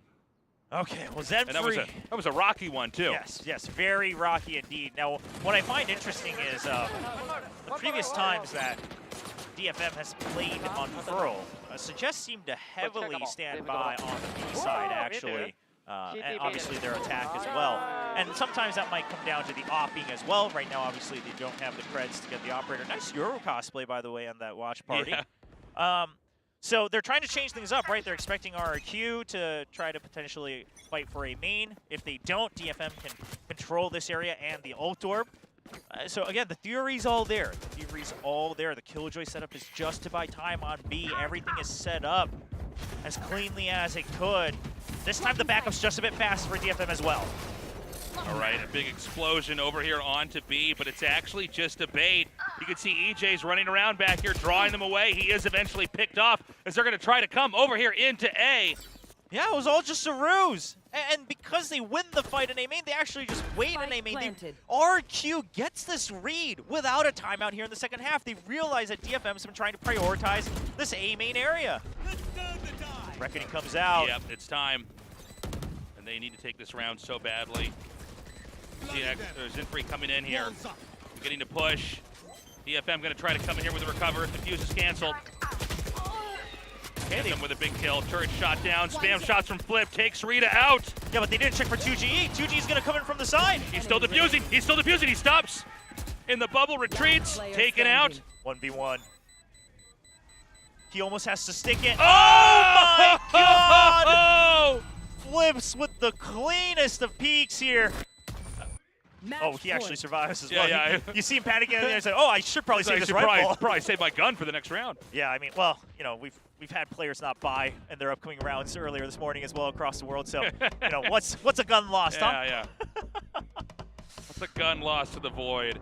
It's timeout time, and I'm sure you don't need to be told why, but we need to have the most perfect rounds in a row here from DFM, or they're going to be in 0-3. They're going to be, if they lose here, at the very bottom of the pile. And this is a squad, this Detonation Focus Me team, this is a squad that after week 2, people were like, maybe DFM has a better shot at making it to Masters over Zeta Division. I mean, they're looking just better and better. They're looking more and more explosive. And yet, the fans of DFM starting to lose hope here in the stadium, but it's not over yet. We've seen crazier things. It's possible.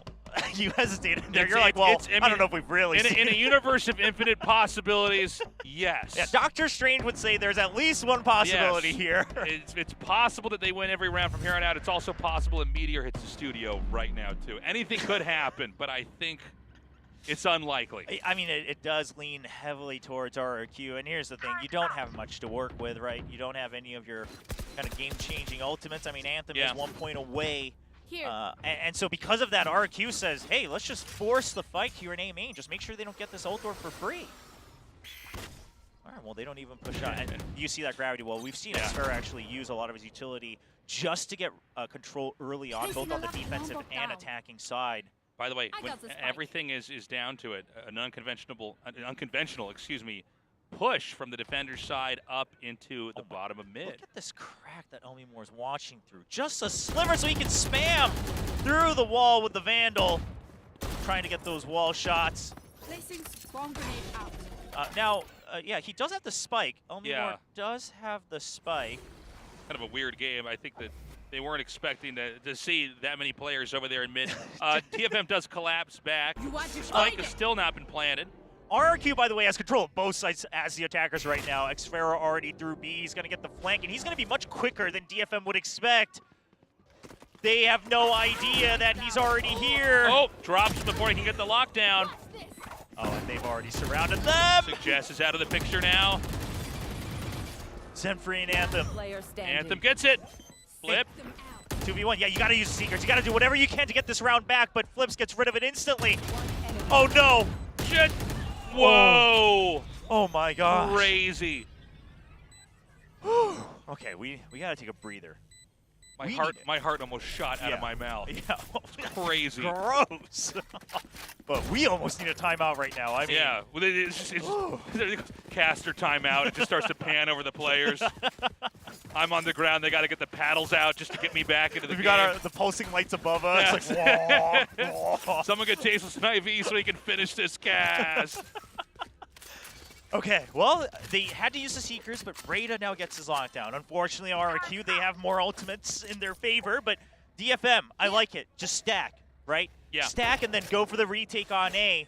They've been trying to fight for this A main control. They think we care about this so much, so let's just prioritize this. And the other reason they stack is because RRQ actually is on an eco, right? So they don't want to give any weapon upgrades for free. This is smart. I do feel like plays like this, they have a certain number of times they can be used like this, right? I mean, I feel like especially when you're going to try to come back like this. Again, not a bad idea, but just pointing out they've done it several times now. The only flaw I see with it is they give up actually. They don't even plant like the Jet, who can get away for free, right? Over on A or mid. So once the spike goes down, you actually don't know where anyone you have from no RQ is. information. Yeah, you have zero information. And you know, it's almost like, well, you know, if you get dropped in the first 1 or 2 moments, that firepower can go away. They suspect it. They're not making noise because they suspect. No, okay. Okay. Well, that was important. Suggest again, always on point. Now imagine if that gun was a judge. Yes. Well, okay, so you know their hand is shown. Flips spots that and then retreats. They imagine it's the majority coming here. Now EJ just watching to see if there's another singular flank, but a great setup from RQ. Oh my God, Flip is so good with a great rotation. 2 versus 2 now. Knives drawn, EJ ready. And Reckoning's available as well. Yeah. So 2GE can buy time, yeah. He can force the stuns here. Oh, and EJ's just gonna come through. Oh my God, he doesn't see anything. He doesn't see anything, he's gonna run back out. The lockdown. The defuse, it should go off. They can't stop it. No, there's no way, yeah. One enemy remaining. All right, great round there. Detonation, man, each of these rounds they win is a nail biter. Yeah, so what happens there is EJ's hoping that the Reckoning will show him exactly where the DFM players are, and then he can get an easy pick on the diffuser, but then the Cove is there, so EJ's like, shoot, I actually have to enter, but then I would get detained anyway. So EJ spends a little bit of extra time trying to figure out what to do. He backs out in time, but you know, we've seen this in both map 1 as well as map 2, is that Detonation can get wins, DFM can get wins, but they have to pay for it with utility. And you know, they're going to be a little bit more broke this time around. Are they going to be able to pull it off? Because RQ, again, 1 win away, and they've won the entire best of 3. Yeah, and I like that you mentioned it, right? This time, sure, in that singular round, DFM, you trade your ult for theirs, and it's fair, but then RQ's like, well, we've actually got 2 more ultimates, so no big deal. And it was the eco for RQ, let's remember that. I mean, a costly round for DFM. Well, they're just not going to stop this plant. In fact, Flip just shoots through there, takes out Taka J. Little greedy. Little greedy. He did get a little bit of damage, but just 1 more burst and his location is shown for the entire enemy team. Ooh. EJ with a great escape there. Does not stop any attempt to defuse here. Another smoke comes down. Oh no! They're trying to force the half, but they all just sit together and get spammed at once. Yeah, they were all sharing bullets. Somehow they're just going to stick it. They're just going to stick it. And he's just spinning around. I can't believe it. Somehow they weren't able to get the spray shot through. Well, what? Anthem has entered the Matrix. Did you see when he was sliding around, crouched? Yeah, I mean, Matrix dodging bullets on 1 knee. That's insane. I hope the creators of the Matrix are watching. That's the next action sequence I want to see. He's actually not even moving there it for is. the first half. Whoa, bullets going all around him. Oh my gosh. That's insane. That's insane. 'Cause the pings all around him. All around him. Well, I think a good timeout from RRQ, right? You've still got enough room where you don't have to panic, but more than anything, the importance of this timeout is to just cool off DFM, right? They're starting to heat up. You want to just let them cool off, and maybe some of your own players as well, right? Just say, hey, what we've been doing has been working well. Yeah, I've been looking at this sign from the beginning of the day. Very well made fan sign for Zenfree here. It's very cool to see the audience fill up. Oh, it's so nice. And people from all over, you know, it's so cool. It's a reminder of how cosmopolitan Seoul's become here, that we get to have these fans that can come down and watch the teams play here from the countries that they're from. Yeah, absolutely. And then, you know, if you're a fan yourself, you can come watch some Valorant and explore Seoul, right? So it's a win-win for everyone. Just a great place for us to be here now with everything kind of recovering. Yeah, now that we're back to normal here. DFM, they're continuing that streak. You know, we said earlier on they have to win every single round if they're going to tie this up. If they're going to go to OT, and I'll tell you what, so far they've done it. There are many more rounds to go. We do have, it's going to be Suggest here with the operator. Here. Okay, so Suggest with the operator, surely they suspect this if they kept track of the creds. Now, on top of that, they heard, RRQ heard the guiding light come out on a main. So they have to suspect the Jet would be there, because we've seen that starting at lock-in with Loud showing at the pairing of the Sky and the Jet. Now we've seen actually DFM has been doing that heavily in their previous games as well. So they correctly gamble on just heavy rotating to B. Just say ditch it, the ops most likely on A. Let's go for a B hit. DFM, they don't have to rush this. You have ultimates. Once again, yep, the pit used just to buy time, and then you've got the Seekers to push them back out. Oh, this Viper's pick, can it save this Killjoy in time? It cannot as Flip takes Rita out. Okay, so they know Flips has made it through B connector, but otherwise they know the site has been backed out, right? And here's the thing, Suggest is still watching A. This is the most important moment for Suggest right now. Suggest has basically always gotten those first picks. Oh, no. But there's a crazy lurk coming here. No way. We've got Flip actually just going to come through mid. I don't think this can actually work unless he's going to be able to clear. 30 seconds no, he's just going to wait. He's just going to wait for back. He's going to try to cut off the backup here. Oh, he gets the advantageous angle. This is going to draw the crosshairs away. Suggest can't cover the area. Flip is eventually taken out by Anthem, but the plan is going to come down onto A. Exactly. It's enough time for RRQ to get in. Suggest just trying to stop the plant, but it's not enough. And now the Cosmic Divide. DFM, they're starting to have to waste so many seconds on this retake. Oh, looks like Suggest of all weapons. I think it would take CJ out. The hardest round yet here for DFM. If they can't take it, they will lose this. And it's now down to just Taka J. He's picked up, and that is how we wrap this up. RRQ wins 2-0 in this best of 3. RRQ, they endured 2 weeks of being almost laughed at by so many fans around the world saying RRQ, the obvious last place team here in Pacific. Right, RRQ was a team that global fans of VCT were mentioning when they were comparing who might be the worst teams of each league so far, and they come back and say, that's not true, we're still in it. We're still in it for the running for a spot in the playoffs. We get our win, and now DFM remains in tied for last place. Actually, now that they've played their extra match here in week 3, they are the singular last place for today of a 0-3 match scoreline. Honestly, a really great map, you know, overall with these two teams here. There's so many moments, though, that you can see DFM, they have some pretty unique takes, some pretty unique strategies, especially when we got into the later half, especially when they're really down. They do seem to favor just mass stacking, which is not bad. We saw a lot of it, but I think there's some great ideas behind it. It, however, was not enough. RQ able to just know when to bait out the resources, the utility there. From detonation and when to pull back and then when to come right back in and retake. Yeah, I mean, I gotta say, I think today was just a perfect storm of RRQ having really cleaned up their weaknesses, and meanwhile, DFM, they were playing so passive today. The reason they looked so explosive and promising in weeks 1 and 2 was because they were putting up fights against stronger teams. They were not playing afraid, and then today, they suddenly start to slip away in the early rounds of each map, and they say, whoa, whoa, whoa, what's going on here? They start to think a little bit too much and trip over their own thoughts and plans. These guys, both William and myself, we were fortunate enough to have dinner with these guys when they got into Seoul. They've got a lot of charisma. They've got a lot of personality. The question we were wondering is, how are they going to compare against Korean teams that are, generally viewed as the most dominant in Asia, against these Japanese teams where Valorant has just been exploding in popularity there. And so far, it's been rough for them, but today is their day as they are victorious and have beaten DFM.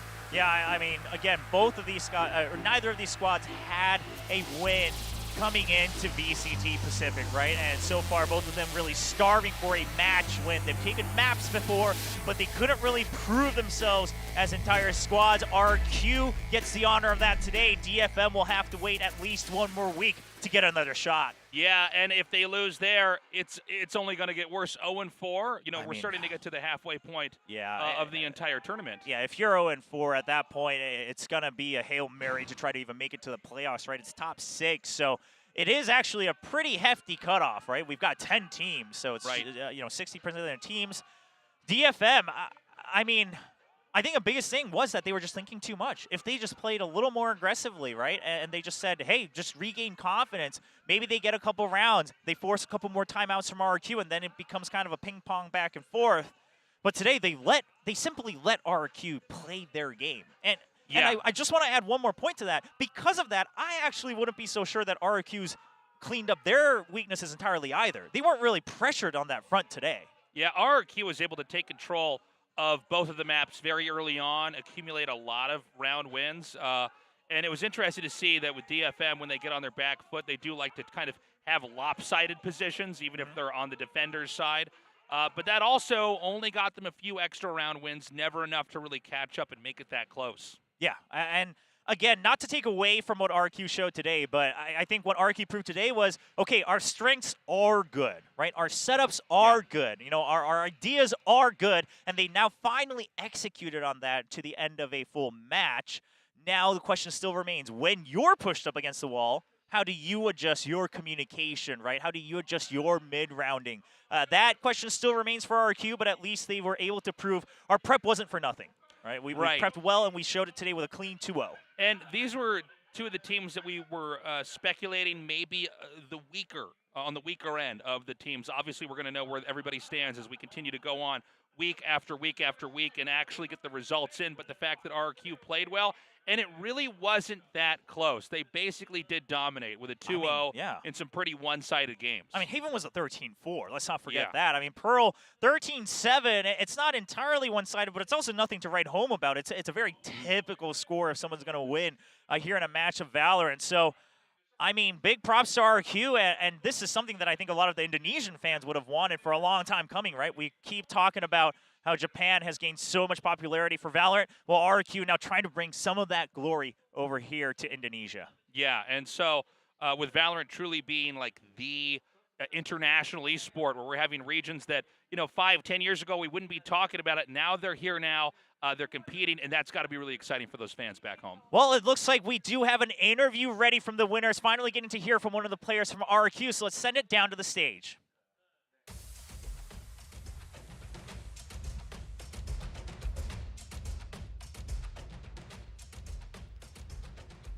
Well, week 3, RRQ finally grabbed their first win of the season in a very convincing manner. I'm standing here with Xpero from RRQ for a short post-match interview. Congratulations, Xpero. You guys got it done tonight. You finally grabbed your first win. So it must be really nice to finally get that over with. How do you feel? I feel amazing because this is our first win after the franchise announcement, and I just think our hard work finally pays off in this series. What do you think changed compared to the past 2 matches? I think the environment, because we don't used to play in stage. That's why we are new to this, and now we are back. Do you feel like you guys are done adjusting and now you guys can start winning some more games? Yeah, of course, because maybe the guys in our team is a bit nervous when we play. Then we talk about it, like don't need to have pressure on us. Just play like the way we used to play in Scrim. That's what. Yeah, no pressure, no pressure. That always works. I want to talk to you about what you think went well against DFM tonight, because you guys look clean, you guys reacted very well against them. So talk to me about your game plan coming into this. For me, I think because we read them so well, because we watched their few demos and we exactly know where they're going and stuff. That's why we are kind of play well against them. Well, yeah, I can tell that you guys did some heavy prepping and that it worked tonight. I want to get your thoughts on what you think of people kind of counting you out early on the stage. Do you guys feel like that? Do you guys feel like you're the underdogs or maybe underestimated a bit too early? Honestly, I don't care about the other opinions, but if they want to say we are underdog, it's okay. But we are gonna show them. That's like no pressure for you, right? Yeah. HP Omen question of the day. If you could pick the MVP of tonight's match, who would you pick? It should be Flipsider, my IGL, because his call in this series is really good. Like, he read the opponent really well. Some crazy stuff he did on Haven. Yeah, remember that? Yeah. Well, I feel like tonight could be a turning point for you guys, finally gaining the confidence that you needed. Team Secret will be the next opponent you play. So what's your mindset heading into that one? I don't know, to be honest. We are just gonna play like we used in Scream and have no pressure on us. All right, no pressure is the keyword for RIQ. All right, best of luck in the future. Well, that was Xpero from RIQ making their fans proud. And on the other side, if you're a DFM fan, there's a DFM fan meeting happening right after this post-match interview in the lobby. So make sure you don't miss that. And I'm gonna toss it over to the desk. So over to you, Victoria.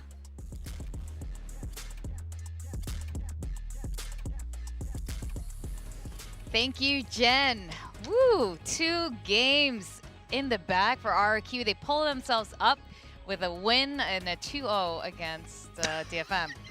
That win. Look, you got the prediction correct. Yeah, you beat us. Yeah, just gloat. Just go ahead. And, this is your time. Like. Let me take it in. I have not gotten a correct prediction in a while, so thank you, RRQ, for not only winning, but winning with a 2-0. So thank you. So that was interesting how that played out. That was DFM's map pick. What adjective would you use? I'm just going to use interesting. It's a bit neutral. How would you describe how this played out? Shaky. Okay. This was, I mean, not for RRQ. For DFM, this was very, very shaky. I mean, RRQ, you heard it in their post-match interview, and we could see it. They had great game plan here. They're playing back a lot off of the utility of DFM. They're not giving Suggest those kind of easy, flash and dashes, or, kind of the setups that we've been seeing with particularly Anthem and Genfree to give him some big kills. Completely neutralized here by RRQ. And their ability, like they said, to read round to round what DFM was of particular note for me, because anytime it felt like DFM had a big ult or something like that, it felt like RRQ knew exactly where it was coming, knew exactly how to play around it, and how to wait that utility out. Yeah, I mean, the one time that we really saw them, get put, in a rough position when an ult was really in play was just that kind of like last second Viper's pip that we had, and it just came down to it like an incredible clutch from the side of Takajay. I mean, we were screaming our lungs out in the back room. You were screaming. I was just like, we were losing our minds. He's going to commit the pit to this round, and then they're going to lose it, and that's just going to be it. They don't have that now for the last round of the half. He was able to, clutch that, but it was on a knife's edge the whole way through. But every other time, like you said, when they did have one of these key ultimates coming through, it was either really poorly timed from DFM or perfectly countered from the side of RRQ. And that one was reactive, right? Yeah. And that wasn't like a pre-planned ult, because like a lot of times DFM has pre-planned executes, right? You see it with like the Rolling Thunders on Haven. You see it here with the Reckonings in particular on this map. That was a reactive one that worked out just because Takajay pulled a miracle out of his hat, But otherwise, it was just completely read like a book for the most part by RQ. There was 1 or 2 good post-plant matches by DFM. You were pointing this out earlier in the first half of the match. Yeah, I wanted to take one good round here that I thought looked pretty good. Now, here's one of those Reckonings. EJ's just trying to kind of playing it with his knives out, but it doesn't really go his way. Suggest able to find that kill. They're going to set Flash up here under B tunnel for Suggest in just a moment. And I'm fine with this. I don't mind them pushing this angle, trying to gain some space. This is a good Flash. It's just Xvero's just able to turn it, but the follow-up's there from Anthem. So this is good teamwork here for the side of DFM. They're covering their angles. And look, a defender lockdown comes through. They're able to just kind of wait this out a little bit, waits for utility to come, and then Zenfree just pushes, has a great flick. Rada's covering him, good crossfires, good setup here for DFM. This is something we had been harping on them, in the pregame show. We said we need to see better post plants from them. This was an example of it. Now, some others were not so good, but we need to at least give them some credit. I mean, yeah, there were a lot of small micro decisions. I think that was very disappointing for all of us. Seth was especially expressive about this. These small but impactful moments that could have been better played. I wish we had some recordings of Yeah, what was going on in we the should have green just had room. a camera in the green room. No, we don't. We should not do that. Let's roll the tape. It's round 10 is what I'm going to talk about here in a moment. And well, DFM, they get tucked away over at Link, and they make the right decision to drift back over to B. But they ignore main. They do a flash into back hall, and they say, okay, there's no one in back hall. But it doesn't occur to them that they could have just shifted up towards main. They could be sitting it long and could just pick them apart. They all come wandering in one after the other. It's just like boom, boom, boom. There's 3 quick kills for the Harbor. And it's just, these mistakes are not things that we were seeing from them in the last 2 weeks, which is why I think I'm more frustrated today. Yes. This looks more like DFM at lock-in, which is what we did not want to see. The last 2 weeks have been fantastic for them in as far as just leveling up their play, showing like, yes, we can be a competitive team. We do have great fundamentals. We've got great aim. We've got great players. And it just feels like everything got reverted. When did the Monstars show up with the basketball and steal all their powers away? Like, it just feels like they got the ever-loving hell space jammed out of them. You got to give a ton of credit to RQ. They played this so well. They clearly did their homework. They were putting themselves in weird positions, like at A main where they put themselves behind the box and they caught DFM completely off guard. That being said, that can't happen that way that often. Exactly, and that's the thing. It's like they got away with so much stuff. They played it well, did RRQ. They got themselves into some nice positions, but they should be fairly readable for the FM. They need to anticipate that there could be somebody tucked away at that long box. They don't scout it. Flipstrider comes away with 3 kills before he's finally traded. These are things that are completely unacceptable if you want to be competing in this league. So I think that I'm hoping that this is just, okay, we had a really bad day. There's a lapse here. We're going to move on, and we're going to go back to those previous 2 weeks, because what we saw the last, from the beginning of Pacific into today, this is a complete 180. Actually, do we have the stats on that? Let's pull up Suggest's performance, actually. Yeah, previously. let's do it. Versus today. Hate to be that guy, but obviously, versus Gen G across 3 maps, Suggest able to put up phenomenal figures. A 307 in his overall ACS, fantastic DPR. You can see he does less than half the same damage per round. It's just a complete and utter fall off. And this isn't just Suggest. I'm not saying that, oh, Suggest played badly. That's why these stats look this way. The team just was not able to enable him in the same way that they were versus Gen G. And that's obviously concerning. You're going up against an opponent who is, in all cases, a weaker opponent compared to Gen G. You're able to take a map off of Gen G. You dominated on their Fracture, which was looking so very good.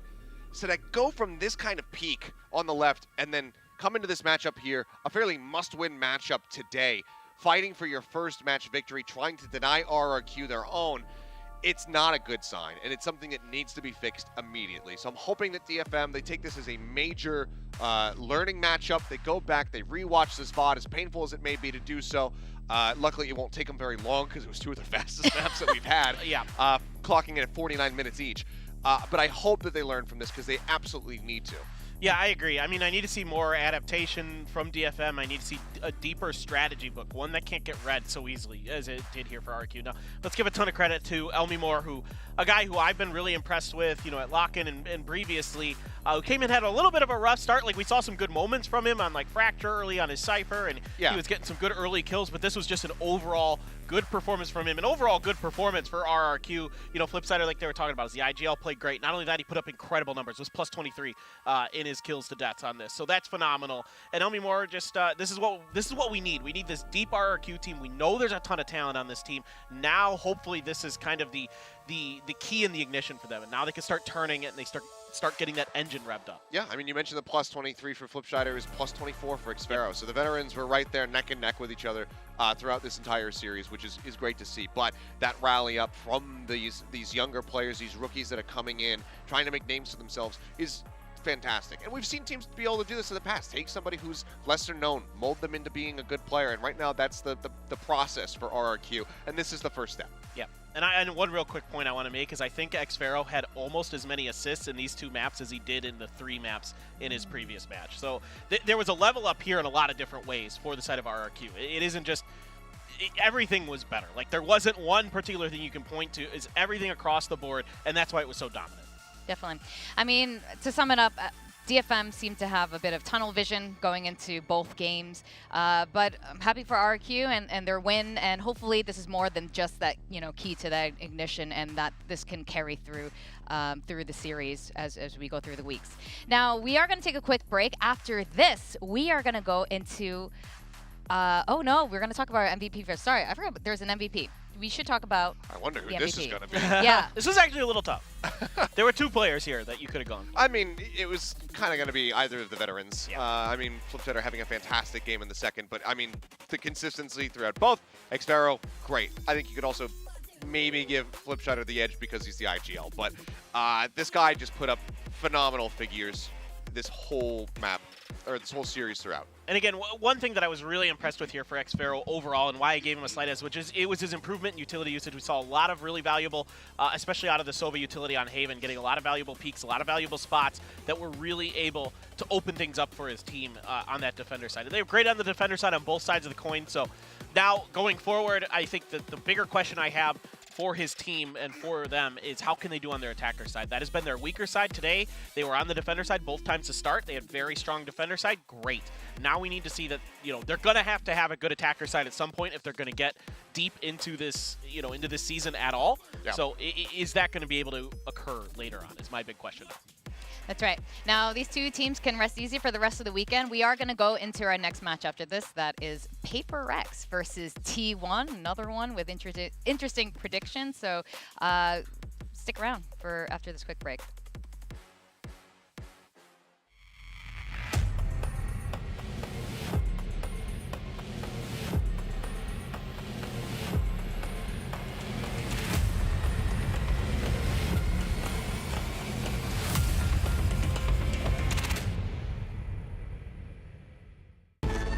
Zero distraction. Zero doubt. Zero opposition.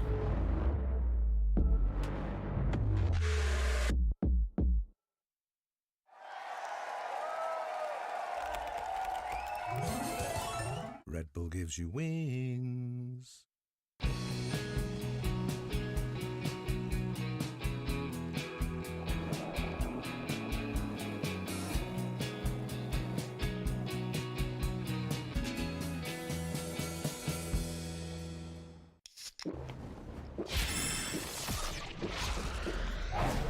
Red Bull gives you wings.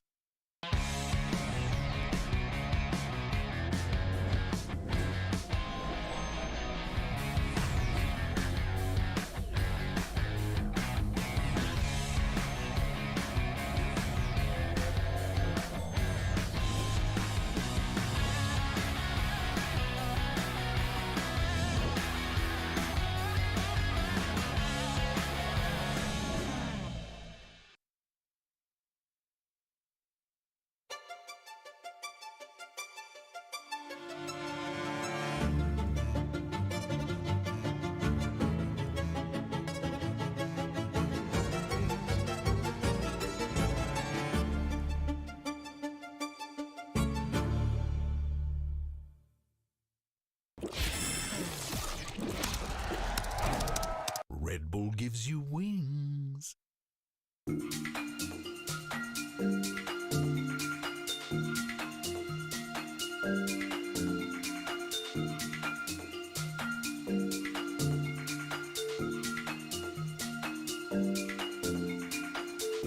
If I'm gone, baby, so when I'm gone, baby, if I did you wrong, baby, you gotta elevate. I might be long, or I might come right home, even if I'm alone, baby. You gotta elevate. We made up. I told you to get away. You know I've been fed up. I said it before. It feels like we've been fading, 'cause of your stupid games. And I don't wanna wait more, but girl, you should know, baby, I love you so.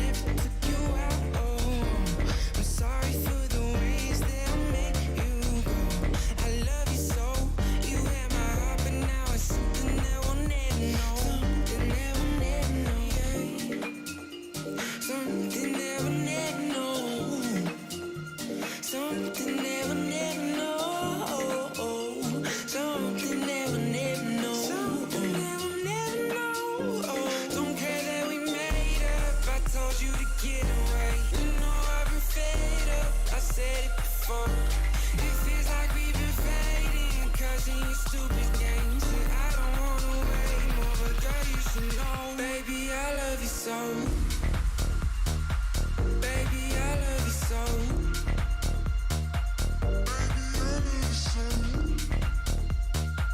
Baby, I love you so.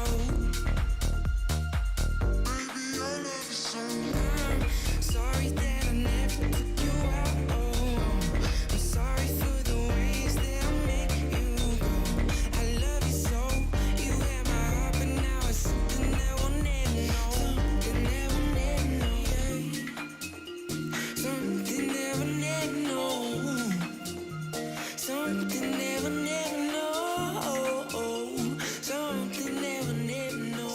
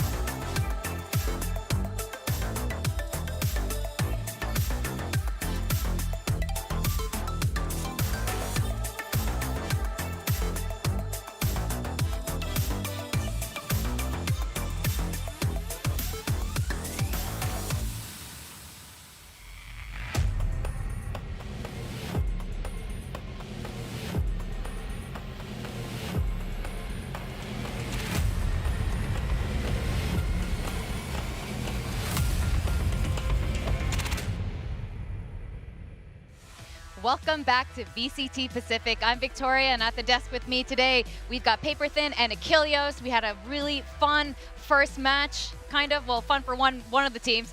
We're gonna Fun go for you get the prediction right. Well, it's gonna be fun for me again because we have an exciting second matchup with PRX versus T1. And you guys want to pay attention to this. We're gonna have some roster changes on both sides. Let's jump into T1 first. Yeah, for me, I don't think it's going to be anything too shocking. It will be intro to begin. And I got to, talk a little bit with the team, asking, what exactly is the motivation behind swapping intro and ban. And straight up, it comes down to they feel like intro and ban have different strengths as far as different maps. They have a better understanding of certain maps. So they're just rotating them basically off of that and that alone. So they think that, either one has a decent, unique approach compared to the other. That gives them a little bit more strength depending on what map they're playing on. And they're both playing well. I mean, in particular, like Intro in the two maps he's played, he's averaging over a 2.0 KDA, which we saw Suggest was averaging a 2.0 KDA coming into the previous match. So Intro does in two maps, it's not a great sample size, but still playing a lot of effective Valorant, a lot of assists coming through for both of them. So they're doing their jobs. They're both, very talented Omen players. So certainly, I get where they're going with that because so far, what I've seen, I think Intro's probably overall a little bit better, but Ban is quite good too.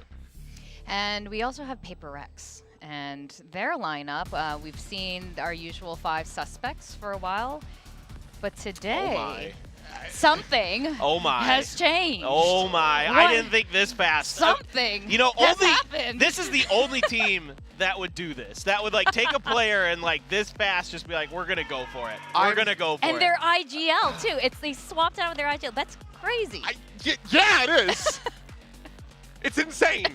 And I'm worried that they're trying to make like a Thanksgiving Day turkey that you're supposed to slow cook for like 12 hours in the microwave in the span of 4 minutes with this one. I don't know what to anticipate at all.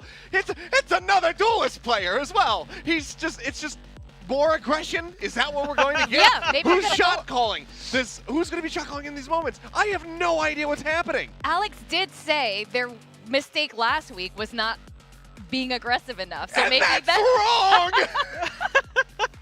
I'm very curious You know how this what? is going to play out. What do you think? I mean, he's a crazy good player. He was playing in the Japanese Challengers League and absolutely dominating it. I mean, it wasn't even close with how far ahead his stats were. He went plus 69 in a match against Fennel where they lost 2-3. Of course he did. Yeah, exactly. And then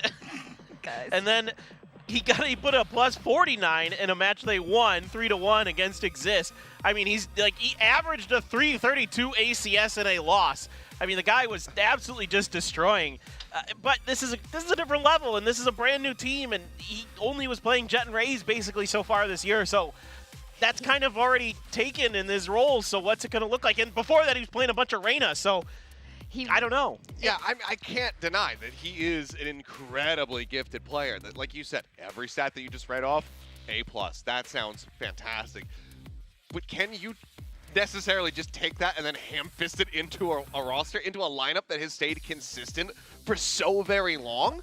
I don't know. William's been begging for a 3 duelist comp. Today might be the day.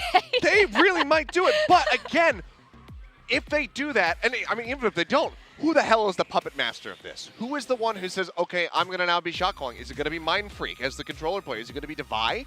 I really don't know. Or are they going to be leading from the front lines and suddenly it's Jing and Forsaken who are going to be calling? I have so many questions that won't really be answered until we have a post-game interview, and we won't even have one with PRX unless they can win this thing. So I might have to go hound somebody down in the back rooms at the end of today and be like, okay, who was calling during these moments? Because I need to know who to point to. I really don't know. I'm excited. I know I'm freaking out about this, but it's just because this is such an incredulous thing to have happening at this point. But I am extremely curious to see what's going to transpire.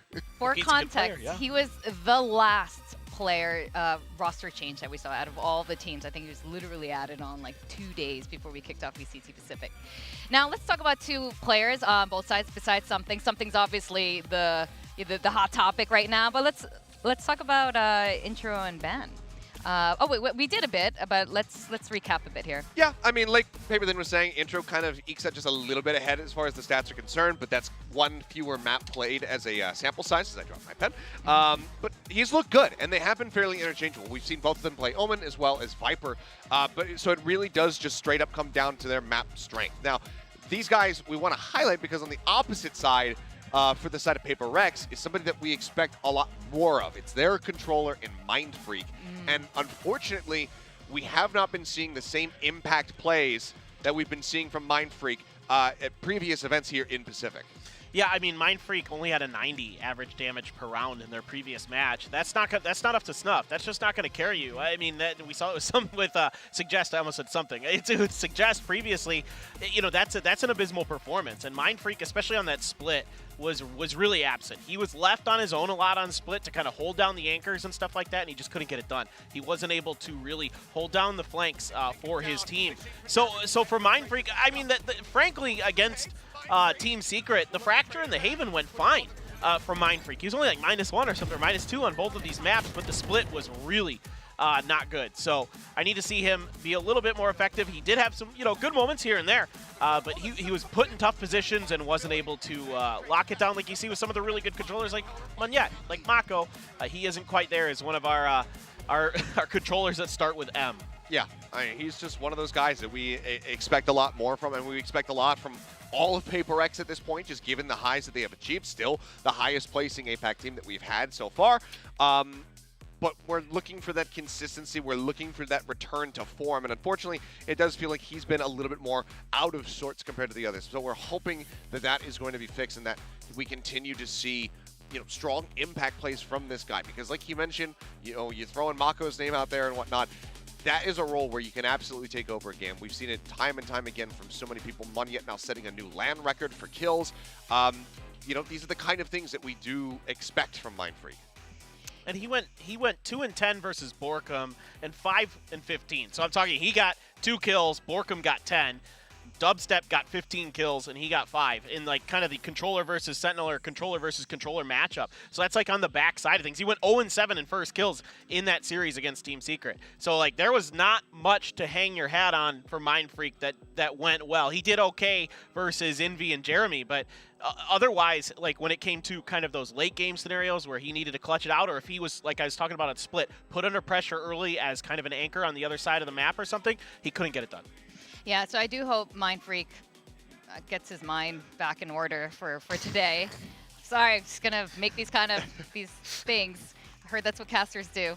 Okay, so you're nailing it. When PRX hinted about something, they dropped the video yesterday or this morning. I was also a bit surprised. I didn't think it would be this soon. I knew it was coming, but I didn't think it would be this soon. Now, with the addition of something on the roster, how does that change your predictions? Do you think this heightens their chances of winning today or lowers it? Well, I mean, we're both going for, again, it's he and I together and you're split away from us here, and that's understandable. But, yeah, because they're going to... I really don't even know at this point. I don't know. I feel like this makes my prediction a little bit stronger, but this is such an unexpected curveball that maybe it offsets things a little bit for T1 once they get into the game. I mean, maybe he does just have such an incredible performance that T1 can't keep up. I really don't know until I see it. But for now, I think just based on what we've seen, the form showed by both teams, I think that I very slightly favor T1 in this. I do too. I don't. Obviously, I had to make my prediction before I knew something was even going to be playing. I don't think it would change it personally. I think I'd still go with T1, but it's so hard for me to know like something hasn't been playing against Tier 1 competition for a while. I mean, granted, Fennel's a really good Japanese team, but they aren't. Still they aren't here, right? He isn't playing against all these great players that we have in this league, like PRX and others. So. What is that going to look like? How is he going to be able to continue to put up big numbers? Is he even going to be playing duelists? Is he going to be playing some other role? Is he going to be playing sentinels like Benkai basically has? Are they going to run triple duelist? I don't know. We're going to see Jet, Raze, and Yoru all on the same map? I have no idea. Yeah, I think that this just adds so much confusion into the gameplay that it's really hard to get a solid read on what the hell we're about to witness. Now, I know you guys are the experts at the University of VCT Pacific, but I think this increases the chances of PRX winning. Because if there's anything that PRX does well, it's unpredictability, and they just threw that in. With that, the stage is ready to go. We're ready to open the show, and I'm so excited to see what's going to happen. Let's go check it out.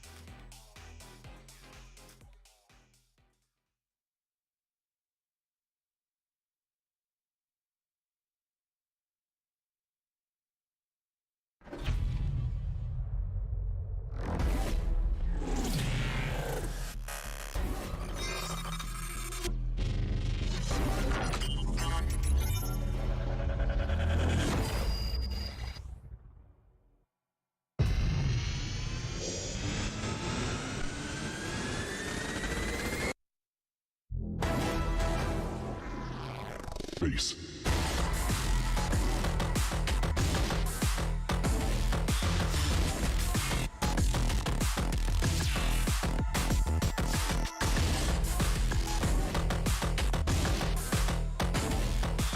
Let me intro you guys to something today because something is brewing for VCT Pacific. That was great. Oh, well boy. done. You have my seal of approval on that. Thank you. My dad joke seal of approval. Yes!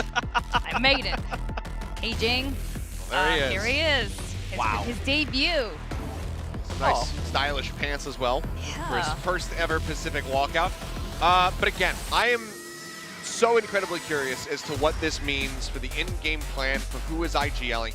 The one thing that I will say that up front I think is good about this is that PRX are willing to make a very big overarching change to try to course correct. Whether or not that works, yet to be seen. We'll have to just wait. But it does show that they're willing to throw something at the wall and see if it sticks. And that's what's been... Oh, we're just going to keep doing this? He didn't even do that on purpose. I genuinely didn't even do that on purpose. I know he didn't. I can tell. Yeah, I'm not that kind of person. He doesn't make these jokes. No, I don't. Oh, no. But they're doing that. Yeah. And I think that is a very good sign. So whether or not this works, I just at least appreciate being able to break away from what they have been doing for the last, year and a half or so, to try to, figure out something that's going to work, that's going to get them back on the board. I just say full send it. Triple duelist, like Jet, you put something on Jet, you put Jing on Raze. Does Forsaken go back on Yoru? Yeah. And then you run like Fade Omen or something. I don't care. Just something wild, something crazy. Godspeed the Tasteless if that happens. Yes, no, just get ready, buckle up, because, no one's going to be able to know what the heck is going on. It almost feels like, sometimes you wonder if what coaches are saying, like Alex was talking about, we got to go faster, we got to press W harder, maybe, or whatever. Obviously, here on the desk, we kind of raise our eyebrows at that, but I don't know. Maybe that's just what they're going to do. Maybe this is just going to be breakneck, pace Valorant. PRX is just going to try to push T1 into a corner, hold them there the rest of the match, and just throw some haymakers. Obviously, you think about PRX, you think about their peak, and one of the things that comes to your mind is them playing Mind, which is soon to be back into the meta. Yep. But you think about them playing that and having that controlled chaos where the enemy team just doesn't know where you're coming from at any given moment. And one of the biggest things that enables that play is just synergy and communication. And I'm wondering how effective does that become without Benkai in this roster being the IGL to guide them and get them into those positions. Obviously, it hasn't been happening that cleanly as of late, and they think that this could make a difference. But can you play Triple Duelist? Can you play the same style of fast and loose if your comms are getting adjusted to a new voice being in the mix? Especially against a T1 team that we've seen be very well coordinated so far this year. They seem to be really responding well to Zeta's IGLing. It seems to be going, according to plan so far for T1. So Icebox going to be T1's ban. Yeah, not too surprising there. Haven here from PRX. Okay. T1 have looked very clean on Haven, exactly. So this makes sense. Saw them with 2 wins. All right, what's next? What do we got here? Okay, Pearl for T1, certainly. Yeah, this map I think makes a lot of sense to me for T1. It's been a fairly steady pick and has very much found its place in the meta for pretty much every single team. Yep. And that means, okay, PRX. Talking about fast and loose with a lot of duelist potential, Fracture is that map. Yeah, this is interesting, especially since Fracture didn't go so good last time. so I'm kind of curious about that. Split, of course, just seems to be a map that nobody wants to play, unfortunately, because as we saw, only bangers on Split, as we all know. And Lotus, the decider here, so yeah. That's not true. There was not a banger on Split last night. Oh, well, okay, that's true. Here in Pacific, we don't count the sub-regions. That's fair, that's fair. In the main region. That's in just the real one outlier yeah. On the otherwise flawless record of banger Split maps. But what do these comps look like? We're going into Pearl. That's all I really care about. We've seen double duelists before on it. I think it's unlikely, but just given the roster from PRX, you would expect that it's going to be coming through here. We saw the Phoenix come out from them the last time they played it. So I really hope you don't get the triple duelist. Actually, please. I do not want to see that. Yes, right. We're close. Okay. Right. At least we get a Phoenix. Okay. But it is going to be Forsaken playing the KJ. Oh, so wow. This is the changeup. Something has come in. He's going to be picking up Jet. And then that bumps Forsaken back onto Killjoy. This is quite interesting. I guess that makes a lot of sense. Someone's got to, shift over to that Sentinel role. And I kind of figured it might be something since he was the one coming in. But that also leads me to believe that is it Forsaken who's going to be calling the shots for this game. I don't know. It's curious. Again, we might not know until it's all over, but as soon as we find out, I'm very curious to see who it's going to be. But I'm just as curious to see how this goes because, again, the double duelist here for the side of PRX, can it work? Yeah, our curiosities are super peaked right now. These are 2 different teams with 2 very different styles of gameplay. So let's get straight into it. We're going to join our casters, William and Tasteless. I'm glad we don't have triple duelists today, William.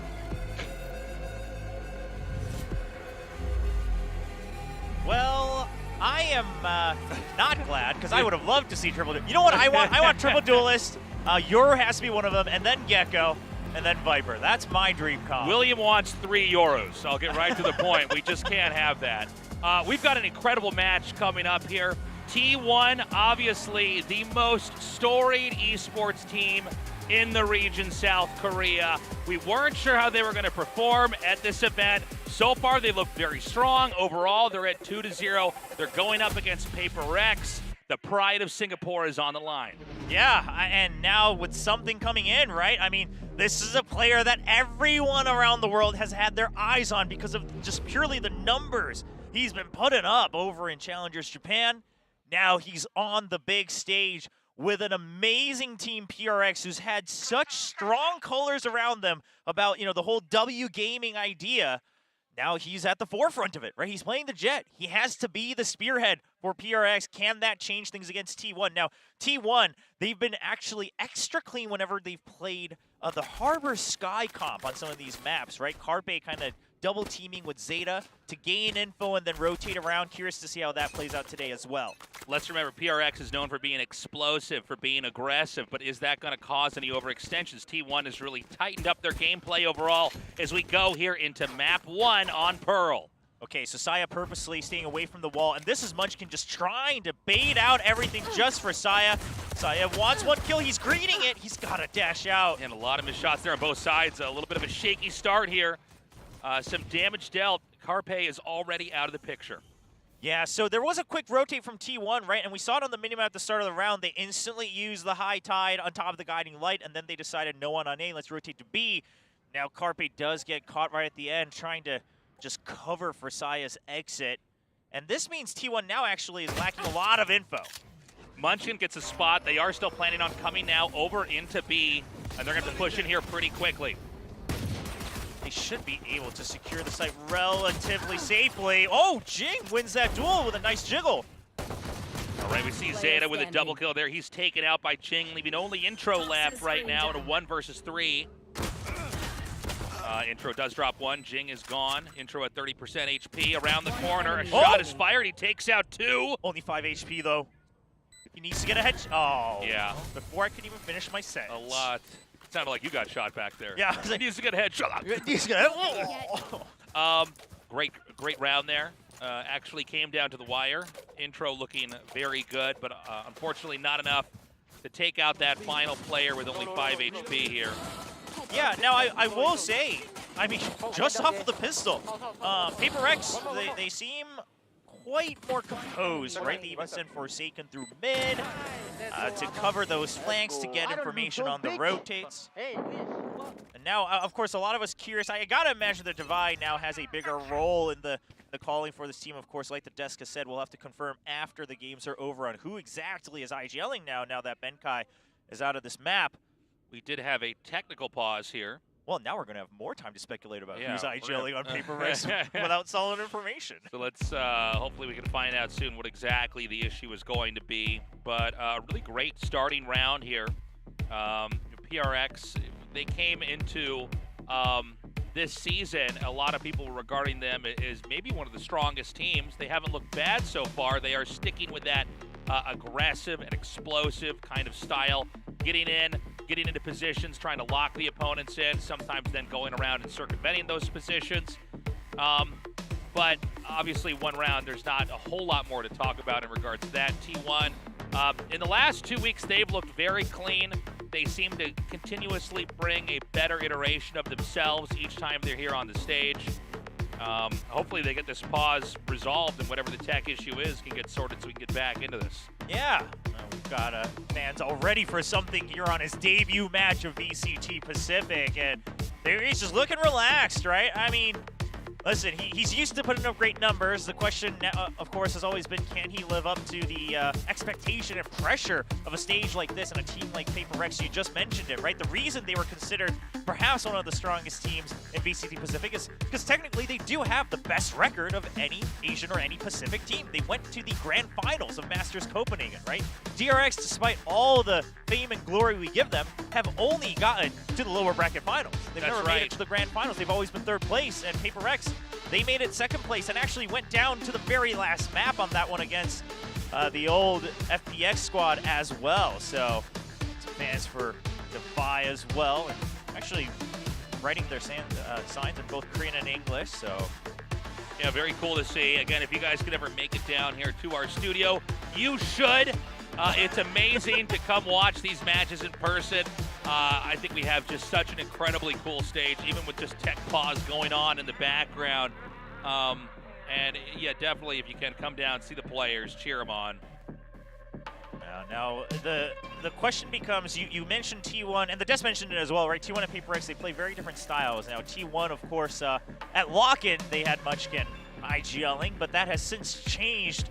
Zeta, unless they've changed something again in week 3, Zeta's been IGLing now in VCT Pacific, and with that, they've started to play a much more utility info heavy, very kind of traditional textbook Valorant, right? Get info through our utility, the ones that come back with a cooldown, then rotate, right? Take space one step at a time, and that's been working well for them so far. Now, T1, one of the 4 teams still undefeated here in VCT Pacific. Right. Of course, you know, PRX already took a loss last week to Team Secret, a bit of an upset. PRX, can they now put that same scratch on T1's armor? And it's probably the most interesting and unique development in the tournament so far was, you know, the ground-breaking moves from Team Secret here. And I think, you know, as weeks and weeks come, we're going to try to figure out exactly how good Team Secret is. Right now, they are looking unstoppable. PRX really here to try to redeem themselves after that. But another theme within the weeks that we've had here of VCT Pacific is the fact that the Korean teams are so far consistently very, very dominant. Yeah, and part of it is, again, just that play style, right? They play much safer, much more traditional, and that's great. Now, obviously, when you're going up against a team like PRX, that can sometimes be your downfall. So that's kind of the focal point for today. T1, how do they potentially have to maneuver around the style of PRX? Meanwhile, PRX, you know, have they changed anything, or is this just extra firepower on top of their original speed and power? A budget round here, and so far so good here for PRX. They're shutting down that Marshall player there from Saya Playa and just continuing to make some progress. We never really expect to get a 1-1 with that gun advantage being so strong here at the start. And so we've got a spike plant right away over here at B. Forsaken. Oh, he's trying to greed for this kill, but he's already taken so much damage. Munchkin actually wins that with a classic. That was crazy. It was like he just had the right pattern to move out and then move back in. Yeah. And the shots were never really synced. The crosshairs could never really quite center again. Something takes out Carpe, leaving only Intro and Munchkin around. Now, Munchkin does pick up that Bulldog, so he's considering trying to fish for a couple extra kills here to see what he can get on their exit. Mind Freak also going to make a safe way out. And oh, Devai actually answers back. Devai, the one peeking back because he had a Sheriff. So even if he dies, nothing too big loss. He actually trades it back up for the Bulldog. And PRX feeling good going into their bonus. And now we go into that oh-so-important match 3 here. So we're going to get some more Phantoms and Vandals bought in here. The recap, though, you can see immediately the Marshall shots were just not effective at all. And one by one, we slowly saw PRX come through and take these T1 players out. Yeah, and let's not forget to mention that. I mean, Saya player always good for one with the Marshall, but this time he's not able to land the shot, the headshot onto PRX. Now, last time we saw PRX play Pearl, they had to play a very messy style of Valorant because of the Phoenix, right? You have to get up close and personal and then work off of trades. Now, that time, of course, they also started on the defensive side, so the coins have flipped just a tad bit, but they are playing much slower, and they're also staying grouped. That's, again, because of their composition. Yeah, they've got Jing probably going to be leading up here in the front. The turret is now out over here, perched up, ready to alert them when the B site is going to be taken. This is not going to be contested right away. Instead, it's probably going to be more about a retake, especially as we see the Phoenix ulti is procced. Yep, the run it back, I think T1 absolutely expecting this, right? They just empty the site right away, just trying to buy time with the Killjoy utility. Meanwhile, Saya player has checked a main. Now he will be rotating back just to see if there's any deep lurks, and Zeta actually gets an early pick onto Jing. Yeah, something lurking back over here is spotted there with the flash. And T1 is now going to try to come in here for the reclaim. And beautiful shot there. Something trades out 1-to-1 as Zeta picks him off. Yeah, Zeta just half a beat faster than something was expecting. A good high tide to get an advantageous angle here for T1. Beautifully done. Forsaken takes Munchkin out. The smoke is kind of overlapping there on the spike. Intro, the only one remaining here. It's a 1 versus 1. Mind Freak on the other side fires some shots. The wall dissipates. The position's not good, and Mind Freak brings this up 3-0. A huge win. Even if he can't get alive, I mean, these were all recycled weapons on the side of PRX. They can now buy up on the other side for T1. I mean, they can't. I mean, yeah, they could try to get half armors, but wouldn't be the best of ideas. And a lot of this just comes down to playing for time and then also working around that high tide, right? Munchkin tries to sneak through on the cove to get an early pick. He actually walks by, one member of PRX gets picked off, and then they can't even stick the half early enough. T1, they have the Reckoning, but this is, unless they get like 2 picks early, this is not the round to use it. They're more concerned about just securing whatever ult doors we just saw on the minimap. Yeah, there's a lot of utility set up over here on A, but it does appear like B's going to be the target unless they do try to U-turn around this. I mean, T1's just going to... They secured the orb on A main, and now they rotate heavy shift over to B because they hear noise. They bought enough time with the Viper Toxic Screen. Now the only difference is Munchkin still remaining on A with his utility. Okay, pop flash over there. They're going to come in here, try to scout layers upon layers of walls over here onto the B site. It looks like PRX continues to move in. Something beautifully done takes Carpe out. Oh, and Carpe had one job to try to hold on to backside, but he can't. And PRX are starting to turn things up to 11. Oh, Munchkin so nimble, but there's just Forsaken, too many players out. He's going to sneak No. up. It's time. No, Forsaken. A knife to the back. Forsaken takes Munchkin out in a humiliating fashion. I mean, listen, PRX got knifed last week by Jesse Vash on Team Secret, and now Forsaken says, well, too bad, T1, you're up next, so we take our vengeance out on you. Sorry, man, this is a slasher film. Well, if there's anything good that's coming out of Forsaken playing the Sentinel role, it's that he can lurk as freely as he wants and get plenty of knife kills in the future, I'm sure.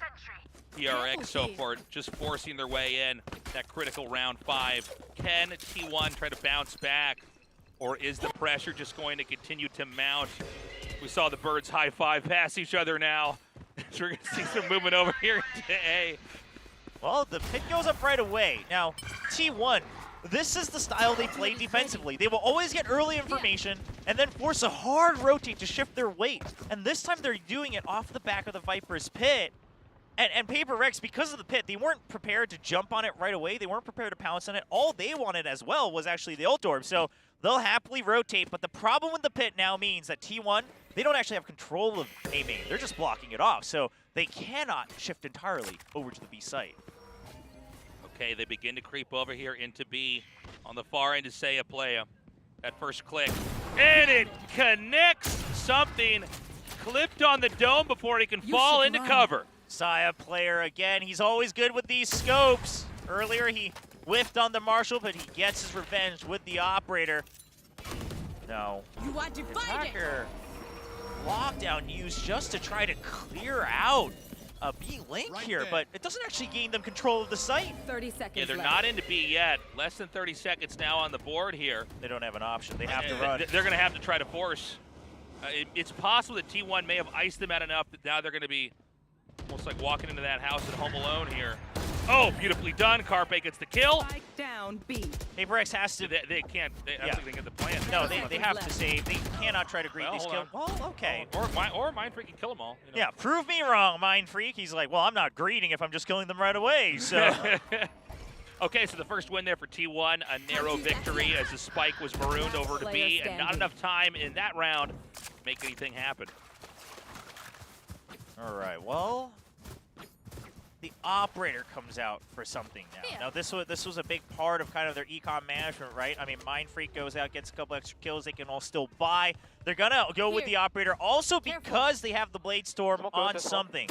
So, yeah, just clean shot. But wild, that shot was so good. But the importance here is something buying the Operator is purely to duel against Saya Player. He just wants to win that opening duel, and then he's going to have to entry again with the Blade Storm. Look at these angles he's checking. He's checking where else would that Operator come from. Saya Player has often tried to get an aggressive peek out of Art, so now he's checking that because surely Saya Player not standing on B side twice in a row. Some more shots fired in over here. No connections just yet. Heavy push into mid. I mean, this is going to give them a lot of opportunities. It seems like they want to try to lean into A. Yeah, but the fact that he's entering this with an operator, this is crazy. Yeah, even an with the operator support. push. Even with the support of your teammates, this is a lot of trust. But he simply wants to take out Saya player. Saya player might bite. Oh, he actually gets one kill and gets out. Every time Saya player is just getting those picks and beginning to reduce the numbers that can march forward here. We've got a deep lurk over here with the Killjoy. Forsaken up into A. We could end up with a very weird engagement as it looks like there's going to be a blind spot here all the way to the northern point of the map. B is going to be the target, but the lurk here behind Forsaken, I cannot wait to see how this turns out. Forsaken has to cause chaos. He's going to get one kill. Yep, he cuts off the backup, but that also signifies this has to be a B hit. Well, you say that, and they're just going to seesaw apparently right back over to A. Now, again, Saya player is going to be the one trying to interfere. So far, he has not missed a shot when it comes to these picks. Can he drop one more? The reason he's greeting this is he gets one kill. It should give them enough time to either get back up or block this plant, but also PRX not getting too feisty here. He's actually going to push in kind of an unusual angle here. This is... Yeah, side player's just trying to make sure no one's pushing into Flower Shop as well, right? Just make sure that backup can arrive. Now, this is all to allow Zeta. If Zeta can come and get one kill, he can use his Reckoning right away to clear the site. Mind Freak goes down. Intro takes him out. He might not need it. Zeta's just going to get a free kill onto something. Zeta gets it. We saw it on the mini screen, and now they know main is clear. They have to be stuck in art. Shot spammed through here, and he actually connects two. Almost gets 3. 1-1 now. Forsaken 8 HP. He gets the kill. It's 1-5. The ace from Forsaken. He puts down the burden of entering for the team, and now he soars higher than ever. Gets an ace as the Killjoy for PRX. I mean, it started here, right? It started with this lurk. Not only does that open up the rotation, which, by the way, oh, let's listen to this. Oh, yep, everyone's just quiet for him. They have faith. It was that perfect spray transfer, just letting the gun glide right up to that second target, getting that kill. Pump the brakes here. T1 calls for a timeout. They need to reimagine how to win this game. They are not playing poorly. I think the strongest suit we've seen so far is Saya Playa, getting the picks with the operator, doing the scouting necessary, knowing when to get in, but also when to get back out. But PRX, you know, it's that X factor that they have, the unusual composition, the fact that they know how to push into very weird situations, the fact that they're pushing with an operator themselves. Yeah, and I think this is kind of similar to the first match we saw today. I think so far what we're seeing is just a difference in preparation, right? T1, they're playing very much like they used to, and they're playing with the assumption that PRX will all in.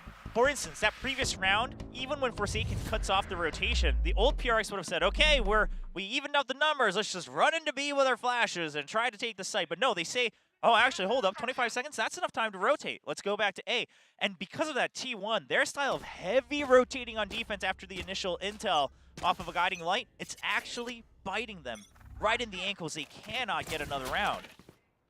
Okay, another push down here towards B long. We could end up with a duel of the operators. Just down here. Oh, he didn't catch a glimpse of Saya player just yet. So Saya player's trying to just catch one. He's in an angle where, he gets spotted right on the left side. I guess a knee or a thigh was sticking out, takes that damage, he's out. First line of defense is gone. B is open for the taking. I mean, if Saya had gotten one kill, they actually had so many ultimates that even without everyone buying, this could have been a retake from T1, but this attacker's operator from something is actually proving to be the bane of Saya's existence right now.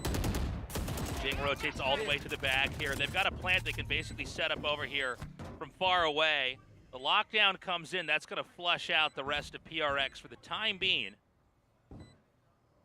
Yeah, so something taking a safer angle, just making sure now their flank gets all up to something. He'll get that kill easy. Oh my gosh. Yeah, and it's just not enough cover, and so that's going to be the 6th win, and we are speed running this map here. Well, PRX, they're fast rounds here, William. If you actually look at the speedrun records of official Valorant matches, PRX actually has the top 10 scores all throughout because they are the fastest team across the world by far. Beautiful setup, though. Beautiful capturing a B and then to pull back into safety and kind of force an overextension there from T1. T1, let's not forget, that was just off the back of a timeout. These rounds are not looking any different. Right now, PRX is in control of every aspect of this map. Okay, so this time the setup seems to be to just push out of A main. We're watching it on the mini-map as the observers just cover PRX's setup here on B. It's an all-in onto B, but now that they've actually pushed out on A main, they can keep Saya player there, and then they don't have to shift entirely. Right now they're keeping Carpe, checks out R. That allows Zeta to complete his rotation to B. It's a step-by-step process for T1. This time the timing actually working out where T1 will be ready for the retake. It's actually baiting out these ultimates from PRX because no further movement has been spotted. Get out of my way. I've got your So we've got them coming out now. The push to B happens. Something lurking up above here. Knives drawn. Just on the other side is Intro. It connects. A knife reset is in. He's on the hunt. They were prepared for that too, and he still gets out alive. Oh my God! No, don't worry, he's already dead. Nobody gets the kill off of the blind. What is going on? I can't follow this. I can't follow this. Something is not right on the stage right now. He has the scope on, I believe it was a jet, I can't remember. Just the shot from the other side. Yeah, I mean, that was Mindfreak. I mean, even if Mindfreak doesn't get that kill, something absolutely gets the kill, but this is... It was a crazy moment. That was like it was 5 Batmen just flying around, taking out henchmen. Oh, he gets it right before he's flashed. But yeah, I mean, that's the best way to describe it. It's just, people are dying from all angles, but it's actually all something. It's crazy, yeah. I mean, T1 shaking in their boots right now on stage because this is the type of PRX everyone wanted to see again in 2023, and we just didn't get it at Lock-In. We didn't get it in weeks 1 and 2 here in Pacific. Now they're back under a new name with something. They just move so quickly, and they're so clean with how they clear every angle.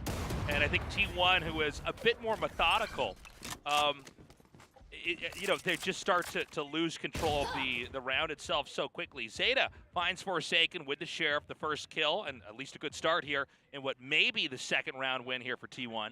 Okay, they heard him run up mid, so Mindfreak knows now he's seen him. He sees his knee. Yeah, so he knows he picked up the weapon. Oh. I mean, Zeta had to run, right? Otherwise, he was never recovering that weapon, so he's doing what he can to try to get a thrifty here, but PRX Mindfreak was ready for that one. Joke's over. You're dead. Even using the run it back. I like it. Using the run it back to make sure they can push beyond the Cosmic Divide. Okay. Whips that shot. I don't know if you really have to greed for this back sight. I mean... Yeah, something is taken out by Munchkin. Bit of a trade here. Intro, the last one remaining. And could end up... Yep, there it is. Round win, spike planted. My God, we're almost to the second half here, William. Yeah, this is going up much faster than what we're used to. This is crazy. Well, and here's the other thing. I mean, ults are being used on both sides. It's not like anyone's just stacking them up for no reason. T1's doing what they can. But it's just such crazy rounds, man. I mean, I can't help but imagine that this T1 probably also thinking, okay, this was not the type of PRX we prepared against, right? If you look at their movement, they are relying on the fact that, yeah, PRX, they like to all in, right? Like, as soon as we get info, let's shift our weight, and then we'll be able to block 4v5, and that's just not happening anymore. Something is pushing up on his own with the operator with no backup? Oh my God. Straight through the belly. Something takes out Saya player. Saya player is not someone who often uses a ton of these operator duels, and something is just putting him in his place. Oh my God. All right, he's going to pull down. Does not get taken out, although he's going to be the last one here, and it's okay. Something gets the kill there. Intro and Munchkin in different parts of the map. It's going to be Intro first as the line of defense here up against B. Still a lot of time on the clock, by the way. We could see movement somewhere else. Oh, absolutely. I mean, I think if you're PRX, you kind of fish for information until the 40-second mark. And then maybe even consider rotating. Okay, they're just going to use the wall over for Phoenix just to cover angle by angle. Oh my gosh, Jing's so good. They saw him, yeah, Munchkin spotted. Yeah, that's it. 1 to 9. Every time. And I like that. You saw that they got in, they got the kills, and they pause, right? You know, in a team that is moving so quickly and asserting themselves so fast, it makes T1 in a position where they think, oh, maybe we might have to go back over to the other side. Maybe they're not going to come through here, and then they pop in right away. Well, we often talk about, you know, sometimes the element of surprise can really work in your favor, right? If they don't have tape on you or your new composition or your roster changes, well, it's working to perfection today for PRX. T1 just does not look prepared at all for this type of pacing. It's not actually that fast, right? They're not just rushing every time, but when they do strike, it is instant. But then before that, they actually spend a lot of time, wait for the utility from T1. I mean, look at this. Trailblazer constantly being used by the 1:20 mark. It's already gone all the time from T1. PRX is using this against them.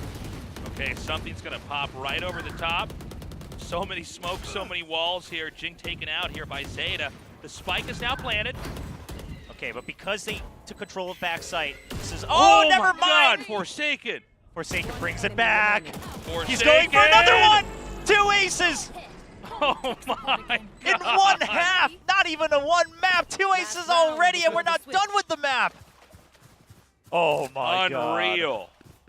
Now, earlier last night, we actually had 2 aces as well from Yampi over in EMEA, but Forsaken continuing the trend. I got plan. I can flash for you, son. Flashing, son. Which way?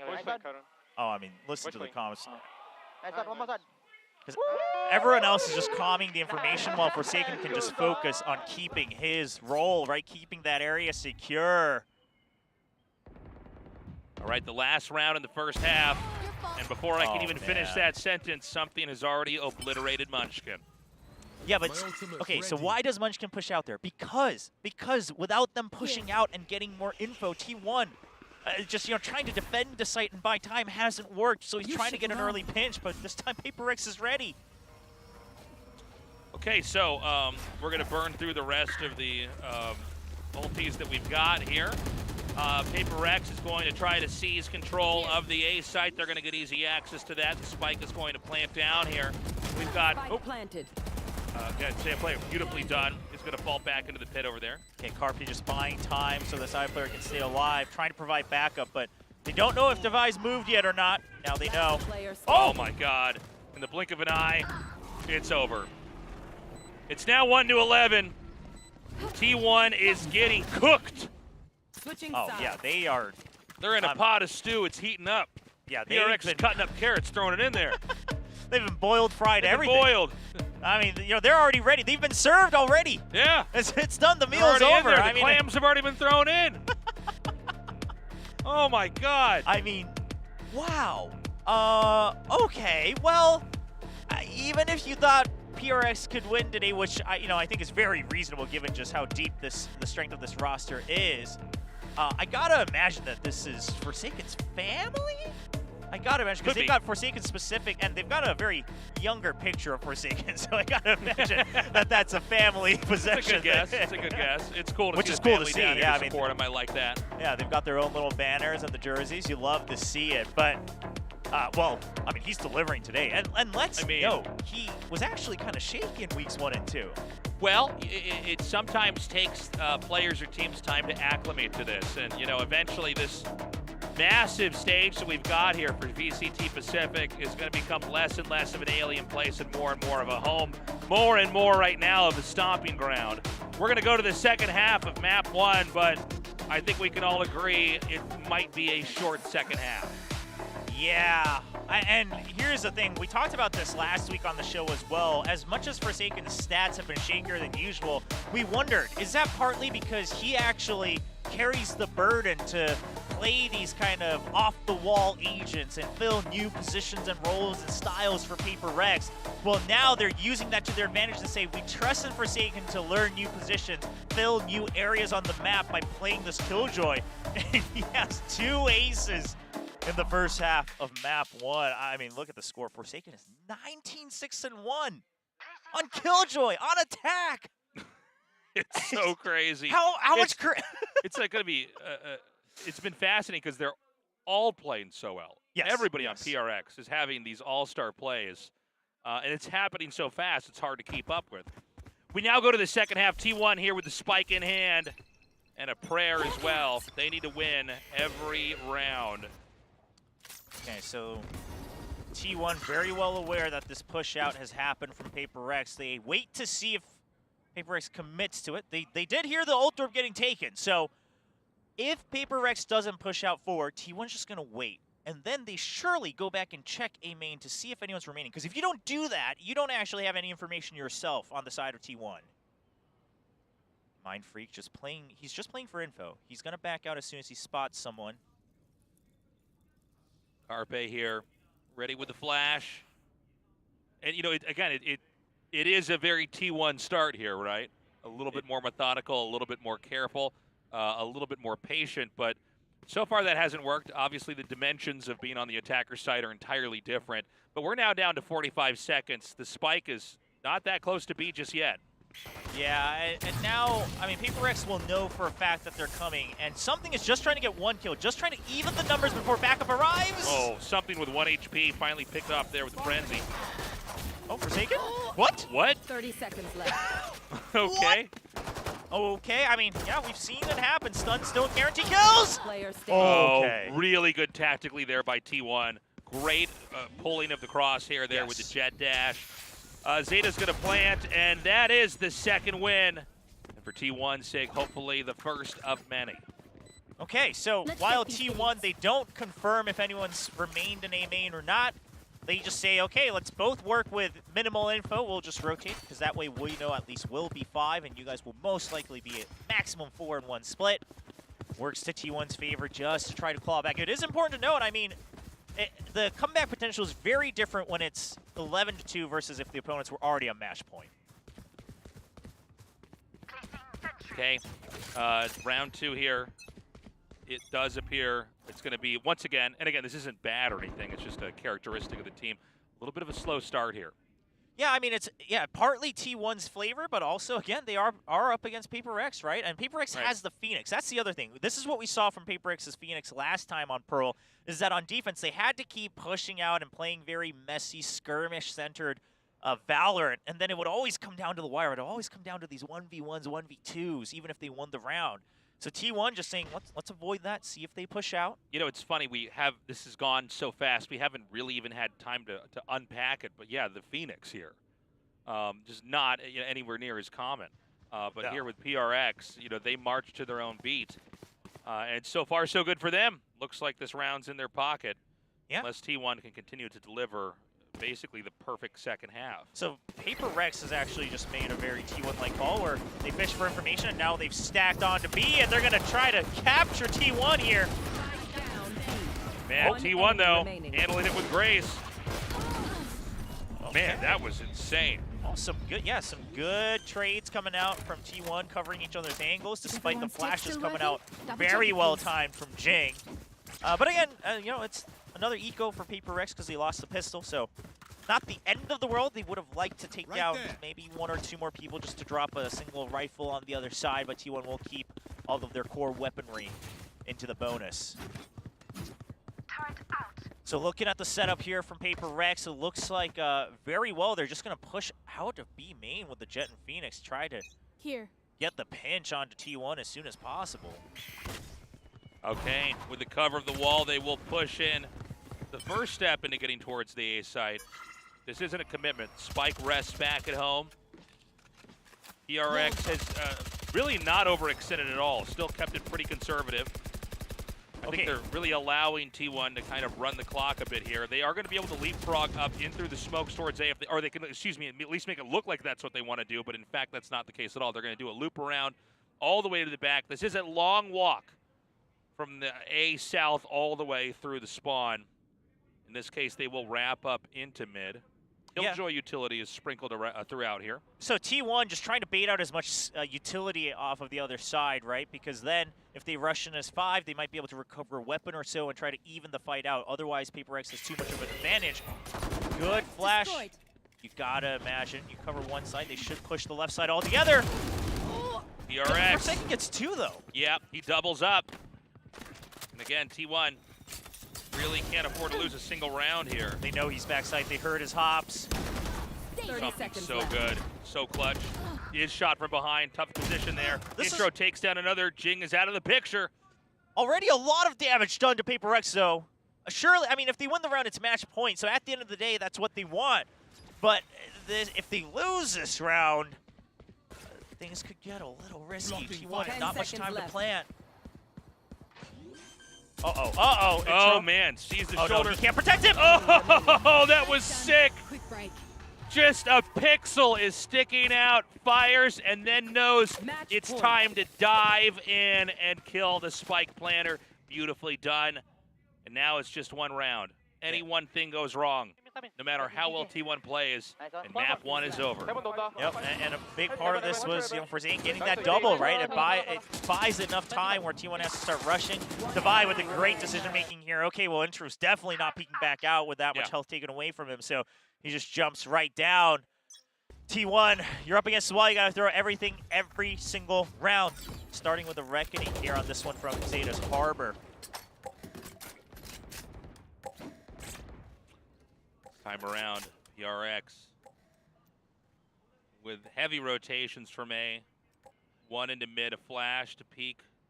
The sound cue will be there from the attacker's side, but they know at least nobody was in mid just yet. And they seem to suspect that it's actually going to be a hop onto B. It's not. There are 2 players lurking in the back. It's Intro and Saya Playa.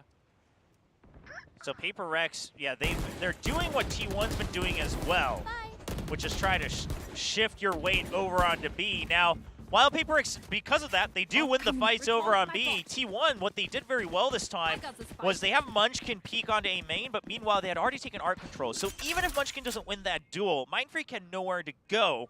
So A site was all but guaranteed plant here for T1 without having to use Harbor's Reckoning. They can use that against the retake now.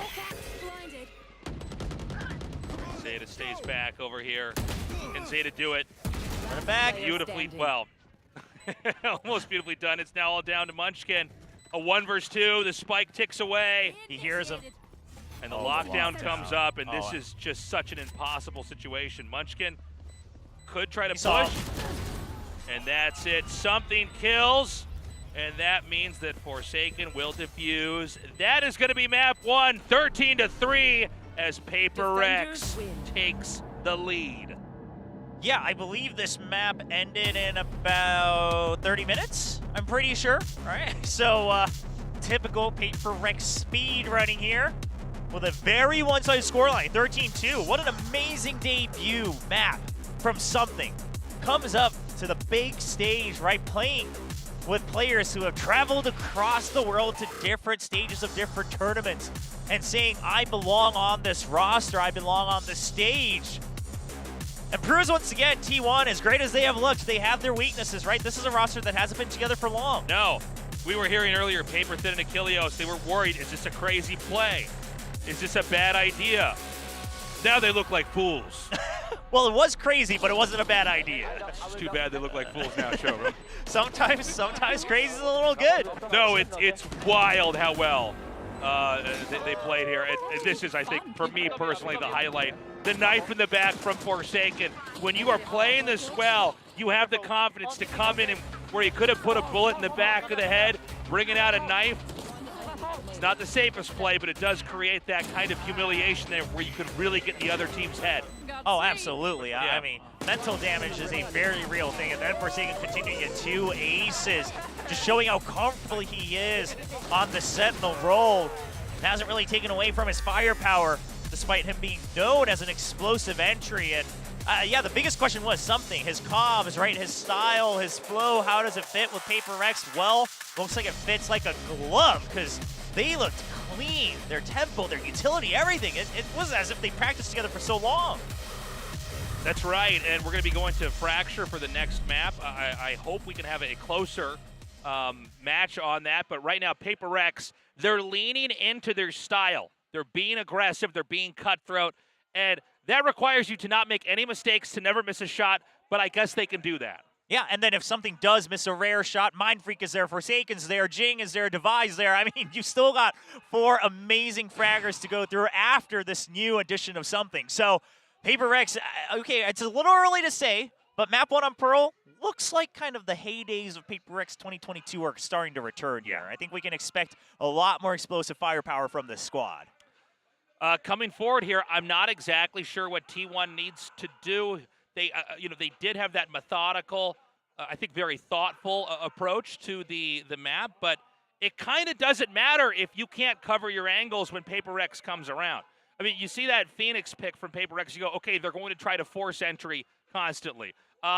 They're just so good at it. I don't know what exactly T1 needs to do to correct their play. Yeah, I mean, I think T1, once again, they play a little more comfortably like they used to, so maybe it was easier to read, but I'm sure the desk will break down more of that. When we come back from break, we're going to go to the desk, hear about this Pearl and Something's debut here on VCT Pacific as we prepare for Map 2 between these two teams. We'll be right back. Yes, we're with that duel with an HP around the corner, and he's going to head budget around here and see what he can get on their X for the reclaim. And beautiful shot. Advantageous angle here for T1. Shots, the wall dissipates. It looks like PRX continues. It's time. No, Forsaken. Oh, beautiful. They have to save. They cannot spam through here. And he connects two. Almost gets 3. 1-1 now. Forsaken 8 HP. Yeah, it's just not enough time. Just on the other side. Nobody gets the kill off of the point. Did it? Oh, yeah, something is taken out by Munchkin. One with the operator with no backup? Oh, the last one here, and it's open. Backside. Forsaken brings it back. He's going to try to capture T1 here. Man, T1 though, handling it with grace. Left side all together.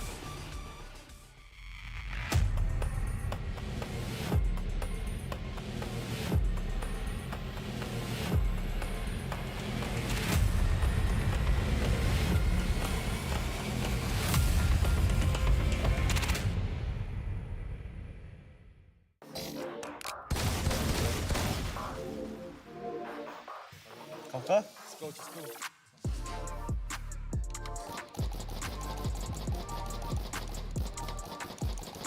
오. 천천히.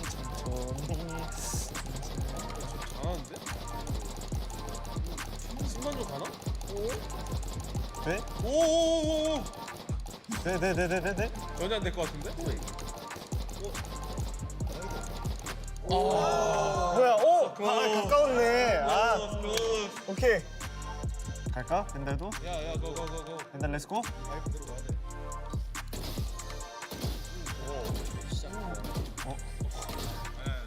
디보 오진. 뭐야? 아니 방금 뭐야? 아니. 에이 이거는 발로란트가 다. 릴렉스. 여기 멘탈 관리하고 있어. 20킬? 오! 이런 상황 속에서도 20킬 했다. 왜 플레이.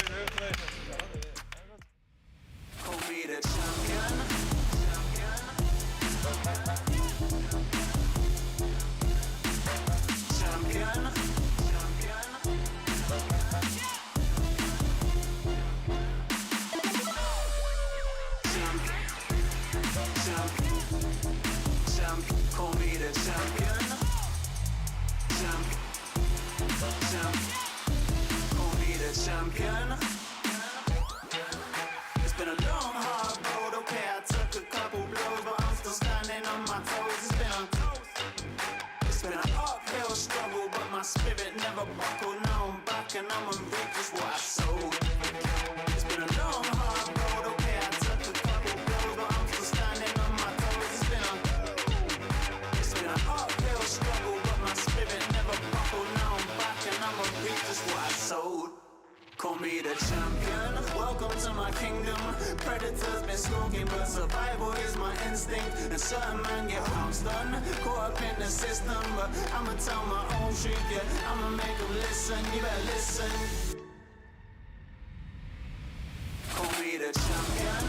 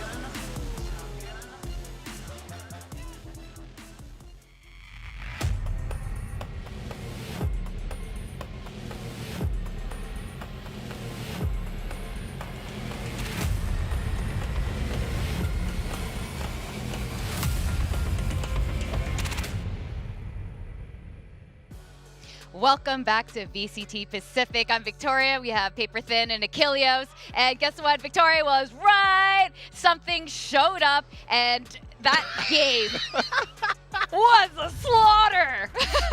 I think that you might be putting it lightly. Yeah, that's yeah. This was, I mean, PRX A looking incredible. This was just peak form from everybody on the team. I mean, look at that. 11 out of 11 post plants, not losing a single one. That is absolutely insane. They made T1 look like NA T1 when they were failing to qualify to Challengers events. That's how one-sided this was. What an incredible performance here from PRX. And look at Forsaken. Good God. He was playing the wrong things this whole time. He should have never been playing Yoru. Should have never been playing Jet. Clearly, Killjoy is his calling, at least at the start of this series, because my God, 422 on his ACS, 26-9, 2 aces in this series, a knife kill. He did it all. It was like the world tour of what you can do in a map. I mean, it's so funny because, like, WK Gaming, right? And he was kind of doing that. He was just doing it in, like, different ways. Normally, he's the one trying to kick down doors onto the site, trying to create space on their entries and things like that. No, he's lurking all over the place. And then you just hold down W in those lurks, and T1 not ready for it at all. That time he crept underneath water, got a kill in the back. He's all over the map, just doing great things, great flanks. I mean, you know, what a performance from him. Of course, something. Forsaken is the beast, and like you're saying, they did full W gaming. He something was pushing up with an op. He was like W gaming with an op. That was incredible. I mean, the casters were talking about it. There's something that was just one of the things that was keeping people, catching people off guard. Something everywhere all at once, and it felt that way. It felt like he was just on every part of the map at any given moment. You never knew where he was going to be coming from, and time again he would meet with Saya player, and he was able to best him, whether it was with the AWP or not. Saya did not have a good performance whatsoever. We were singing him praises after their last couple series, saying this feels like the guard era Saya player, and in this game he felt completely and utterly absent. Something was just running the lobby. I mean, this is just a phenomenal debut performance from this player. He lived up to the hype and then some. This was just phenomenal. I mean, these Blade Storms, absolutely devastating. He was all over the place. You know, this one right here, he somehow gets a headshot in the middle of that flash and then goes and gets a right click. I don't even know what he was doing in that moment that he was able to pull that off. Like you were talking about, able to read Saya player so well, going against him with the op, doing a great job surviving that flash push from T1 with his teammate. I mean, there's nothing left to say except he is amazing. This is exactly what we wanted to see. This is why he's been destroying Tier 2 Japan. I mean, Fennel's a really good team. A lot of people that I talked to behind the scenes tell me the team that they lost to in their most recent match that he played with Sengoku Gaming was that Fennel probably just as good as DFM, maybe even better in some people's eyes. So you can see here that, yeah, he is certainly into what we expected. You know, he is really good. Same level as the DFM that we've seen previously, not not the one today's from DFM. Today. We don't count. So, today is upside down land. VCT I mean, Pacific. But I mean, granted, even though he has been playing over in Japan for a while, like this is the kind of debut that you love to see from somebody when they make it into the Tier 1 stage. A lot of times we see players that show up, oh, they're on the big stage, there's fans out there cheering for you and whatnot. The lights are going crazy, the stage is shaking because of all the noise, and you choke. And you just don't have that performance that you know that you can put on, and you walk away and ending up being pretty frustrated with yourself. Just like, oh, I know I can do better. This was not the case whatsoever. Good God. He just came out on stage and absolutely clapped everybody in his path. Those B long duels, every single time. He won almost every one. Nailing it. Yeah. I'm so curious, actually. In the future games, I want to see him and Foxy9 kind of like face-to-face with this. We should just have one big battle of the Jets. I mean, sounds like... Just have them all come together in one game. Sounds like one of the most hype matchups that I could think of right now. Yeah. If this level of performance from him continues, then I'm all in for it. Yeah. Obviously, this is just one map. Need to see a little bit more before I'm like fully on board. I'm like, oh yeah, this is it. This is the juice. This is what they needed. So I want to see it proven a little bit more, even beyond T1. But right now, consider me hyped up, because goddamn, it's been so long since I've been able to be really excited about PRX, and this might be the change that they needed to make me excited once more. Now let's talk about Forsaken again. Forsaken was the freaking beast, to quote Quack. He was amazing. I mean, to get the first knife kill so early in the game. Yeah, I mean, right there in the 4th round. Freak of beast, as we would call this over in NA. Forsaken was absolutely the freak of beast. And then just 2 aces in one map is just insane. His presence was so felt. It was not understated whatsoever. It was not subtle. He came into sites. He was holding down sites in just roaring fashion. I think the only thing that I ever questioned that he did this entire map was that first lockdown. Other than that, I thought everything was great. This is exactly what you would want. I don't know how he controls that spray. That is absolutely disgusting with the Vandal, because he's Forsaken. But I mean, look at the stats these two put up. You know, over 300 ACS for something in his debut. Nearly 300 ADR. Yeah, this is absolutely bananas for Forsaken as well. I mean, First Blood's here, phenomenal across the board. That's over 50% between the two of them, which means they're absolutely just winning every duel they take. And I mean, it was obvious. You could just tell with your eyes what was going on here. You know, Forsaken and something just clearly no problems gelling here together. And this clearly, whatever has been being cooked by the PRX chefs has come out S-class. Yeah, I mean, triple Michelin star. Yes, something give me all the Michelin stars. It just, it's something that is so hard to achieve. I mean, I'm taking a look at it now to translate the first blood percentage for people. I mean, something 6-2, and then it's a 4-0 for Forsaken. So not giving up a single first death in that one. Just absolutely incredible play. Now, you know, the Korean teams are really well known for being extremely prepared for all their matches. And, you know, as we were talking about throwing something into the bag, really mix it up and made it very unpredictable. I wonder if they can repeat this for the next game. Now T1 knows a bit of the pace that, you know, PRX is going back to old PRX style. How do you guys expect the next match to go? I think you got to play a little bit further back. You got to give them a little bit of space, and it's going to be tough because you don't know exactly how something likes to go. You could see that he was comfortable trying to push those angles that Saya normally likes to hold, so they've done their homework onto what T1 wants to do. So T1's going to have to make adjustments on the fly, potentially. That's tough to do. Yeah, I mean, I'm curious, you know, if this is going to be what they stick with going into Fracture. Is it going to be, you know, something still sticking with the Jet? Is that just primarily going to be his comfort zone? Is he able to just move over to something like the Raze, or did you prefer Jing on that? Is there going to be a Neon on Fracture? You know, what does this agent composition end up looking like as we move forward? Mechanically, in your opinion, do you think T1 is, how do they compare it to PRX? I mean, I think that they've shown that while it's still early days for T1 coming together as a team, especially for like the likes of Carpe joining the team, that their mechanics are incredibly good. I mean, a lot of these players have a ton of experience. You look at Munchkin, who's playing over on Crazy Raccoon, going to multiple international events. Zeta as well, doing very much the same on Cloud9. Saya player, who was just an absolute monster for the Guard to also push them to internationals. Carpe is the only one who's had his mechanics somewhat in question. Things looked very rough at the beginning, but widely he's brought things together really, really well in a very quick bit of time. But what we just saw from PRX, I mean, they just gapped them in every single way. Yep. So what I'll say is that is not necessarily the performance from T1 that I would anticipate, but it's that much more exciting that Team Secret can, or not Team Secret, jeez, PRX. I've got I'm just APAC on my brain. That PRX can push them in this fashion and force them to stumble. That's just nuts. Hey. But this is also now interesting because we've got Benkai coming back in, Ban as well. Benkai giving a lovely little, not breaking eye contact. Intense. Whoa. He doesn't need a cosplay anymore. He's just gonna look you staring into my soul. Yeah. Wow. He's just not gonna give up. The camera He's like, I'm gonna beat you, cameraman. I'm gonna back away. I'm gonna look at Jing instead. Benkai's scaring me. So we are going to map 2 now, Fracture. Okay, with Benkai coming back in, this normalizes the roles. Yep. And it's the same comp we saw from PRX versus Team Secret, but they lost it. It was very close, right? It was a 13-11 when they played on it. It was very back and forth, that whole series, of course, because those two teams know each other so well. But what's this going to look like for T1? I mean, a very kind of standard comp with a little bit different maybe with the double duelist than some, I would say, Korean teams like to run this particular map. But overall, it's looking pretty stock standard. It is interesting to see Zeta. I'm assuming that, that's Ban on the Jet. Yeah. Is that Ban on the Jet? I believe so. No, was that Saya? Oh, did I see that right? Unless our graphic is like not in the right spot, which is believe possible. it's Sion Raze and Ban is coming out on Jet. Interesting. Okay. So this is definitely, this is, I think, more puzzling than seeing PRX throw, something into the mix right off the rip. Obviously, that one's paid off. This one, I'm curious to see how it's going to work out. So tell us, William and Tasteless, how is this all going to work out? I got to tell you, Victoria, I hope for T1's sake it can look like a closer match, because right now PRX looks so on fire. They seem so in their element, and I don't know if they're going to be stopped here on Fracture. Yeah, and now, of course, T1, I mean, sure, they make their own substitution, but then Benkai's back in, and surely you got to imagine to a certain extent, right? Because you often want that breach.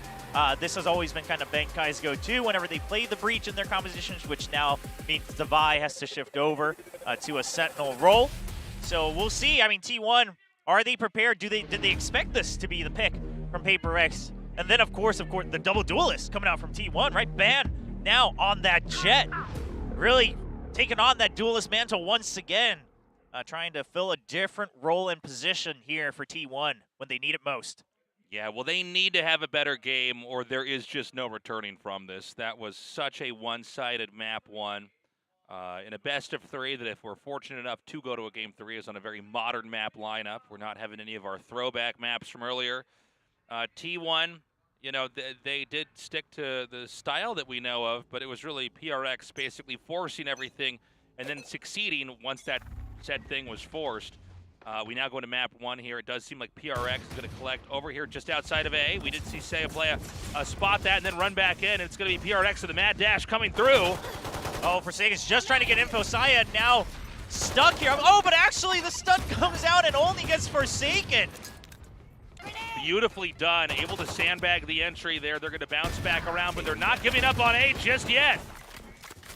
Jing providing good support here. Mindbreak still staying alive. Finally gets taken down by Saya player. I mean, they know where each other are, but it's eventually going to be T1 who cleans up house. And a big part of this was Saya player staying alive. Simply because of that, the A main forces had to shift over to Sands. It was a very interesting and scrappy round 1. I 100% agree with you, William. The fact that he was able to get that kill up in heaven and then use the smoke to basically make a lot of discomfort and try to come in through that side of A. PRX tries to come in, you know, through an alternative entrance, but by then, enough of T1 to come back in and was able to shut that down. Okay, so now without even a plant, no reason to go for any type of force here from PRX. They're just going to go all out onto B, onto Arcade, and already this is another read coming out from Carpe. Smokes it off again. Now, they'll still make it through, but they'll get stopped with the stuns and the turrets. Munchkin's waiting for this. He sees him. Yeah, beautifully done, Munchkin. A lot of patience exhibited there. They're not finished yet, though. A lineup of them is going to keep trying to come through here. So far, so good, though. Carpe and Zeta just cleaned it up. Yeah, Carpe, I'm sure he's got a lot of frustration pent up after map 1. I believe he got 0 kills against something. Oh, is that right? Yeah, something just farms him the entire map. Yeah. So Carpe just trying to get some revenge. Carpe just doesn't get to play the game in map 1. Just gets killed over and over. Yeah, Munchkin very smart, though. Baited out the shots there from the shorty. You know, it really is important with that player who's trying to initiate to get that kill and spill through. And so here we go to map 3 now. This is, round 3. And this is going to be an important one. Can T1 start to do what PRX did to them earlier on Pearl? Okay, so now that we're in round 3, Carpe actually saving his smokes. Forsaken does chase down onto Saya, though. Now, PRX doesn't have to force this A movement, right? They've got Devi up on the top side of the map, gaining some information. Well, the pushing's pretty good, but Zeta's there with an answer. Mindfreak takes him out. They don't have to force this, and they showed that type of discipline from before. Okay, God. Yeah, now that Devi gets the kill, okay, it's a 3v1. What's the worst that could happen? Mindfreak could die. He's very low, but sure. Now surely you just go for the plant. The turret should spot him. Yeah, this is kind of impossible here for Munchkin. All right, now he gives away his position, and unfortunately, none of those bullets connect. You know, if he could get a kill, if he could force PRX to buy another weapon here in round 4, that would be great, but not going to happen. A shot to the dome, Munchkin's out, PRX pulls in a game of catch-up now, winning round 3. Yeah, just keeping the minimal weaponry that you would want to try to make something happen here on round 4. I mean, this could have been disastrous if they all just kept rushing in for the trades, but eventually they wait for Devi, and Devi will clean up the round. I believe we saw The orbital strike coming in for Mind Freak as well. So something to force the issue here. Now Carpe 1 point away. If they can try to force the plant and make something happen before Carpe's able to get a kill or get an ult orb somehow, PRX, they might be able to put the momentum on their side. It's going to be another creep over here in towards A. We've got Bond, the first line of defense.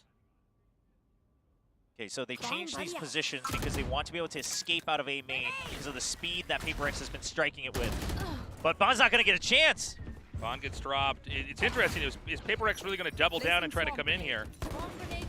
I mean, once again, they don't have to, but they do have Jing who can just fly across the entire site. Well, he got in undetected for a second, but it's too late. Mind Freak takes out Seiya Playa and Zeta here. And, I mean, again, you could not ask for faster rounds. The plant is down.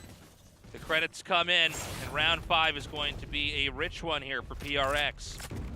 Yeah, PRX, they're sitting comfy, right? They still have that orbital strike. They still have, 1 point away from the lockdown. They've kept their weapons. Things are looking good after the initial 2 rounds going T1's way. So PRX very happy with what they've got. Meanwhile, while Carpe does finish his ultimate, it's going to be an eco for T1. So curious to see what their eco play is. Again, we always talk about what the ecos can do here. What kind of benefits can you gain? And T1 on Fracture, there are a lot of options, right? There are 4 ult orbs. You can try to get at least 1, maybe 2, and looks like that's what they're trying to do here. Get control of Dish and Arcade and collect the ult orbs you can.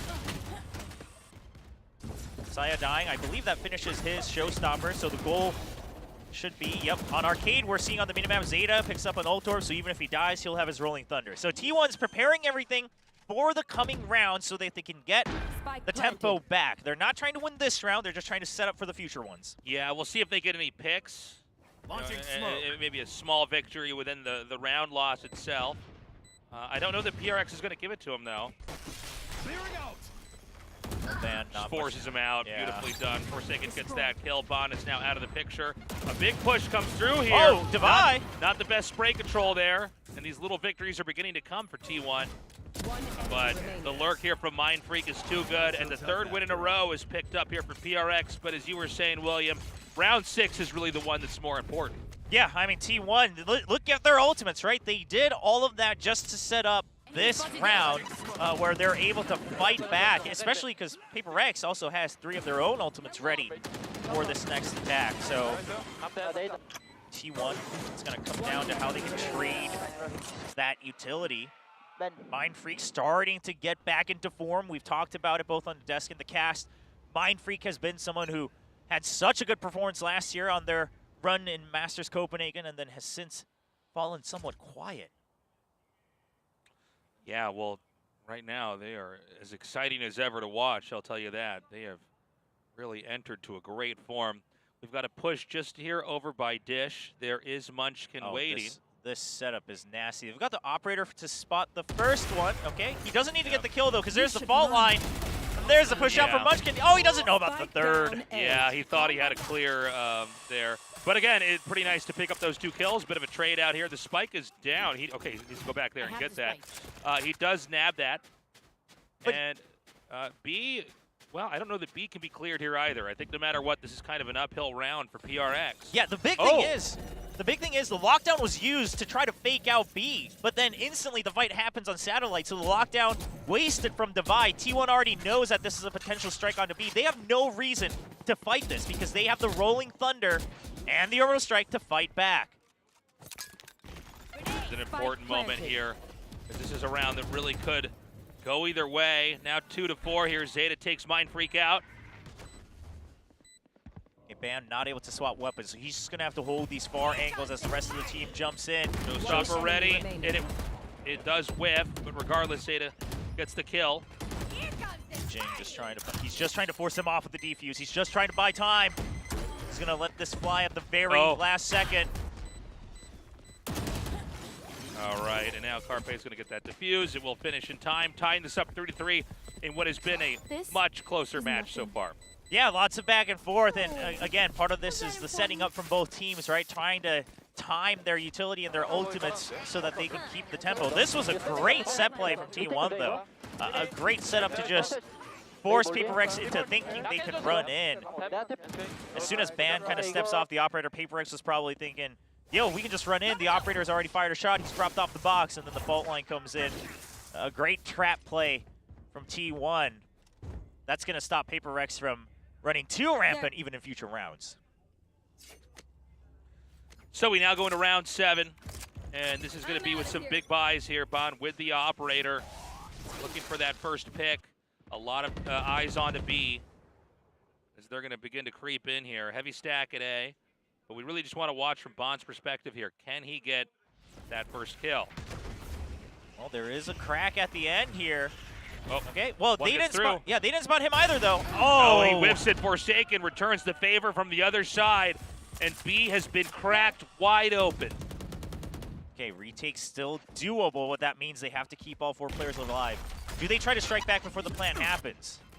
They're trying. Yeah, they're expecting PaperX is trying to bait out their ultimates. That's why T1's not using their ultimates. They're just trying to bait out the duels 1v1 first. Great patience coming out from T1. Spike is not actually planted. It's down on the ground. It looks like they're going to try to grab it again. It does finally get the plant. Here comes T1 now. They're going to come in with the infiltration. They have a fast rolling thunder just to clear the site itself, and then they can cover their sides. And oh, what an explosive retake coming out from T1. Mind Freak stuck all alone. Not much he can do. Every time Zeta just gets that kill, he's been out of control since we started the games on Fracture here.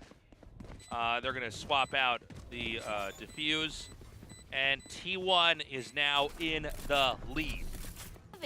Yeah, interesting to me that they would prioritize giving that over to Saya player over here instead of potentially going for another Rolling Thunder in the first half, but we'll see how that comes into play in the coming rounds. Now, T1, that was a great defense there because they hear the plant and then they say, okay, PaperX, there's a good chance they're going to try to bait out our ultimates. So both teams are starting to adapt to each other within this match, right? The old PaperX would have just said, hey, stick the plant, I'll push out and get kills, and W Gaming, let's go. And T1 says, no, no, no, this is a new PaperX.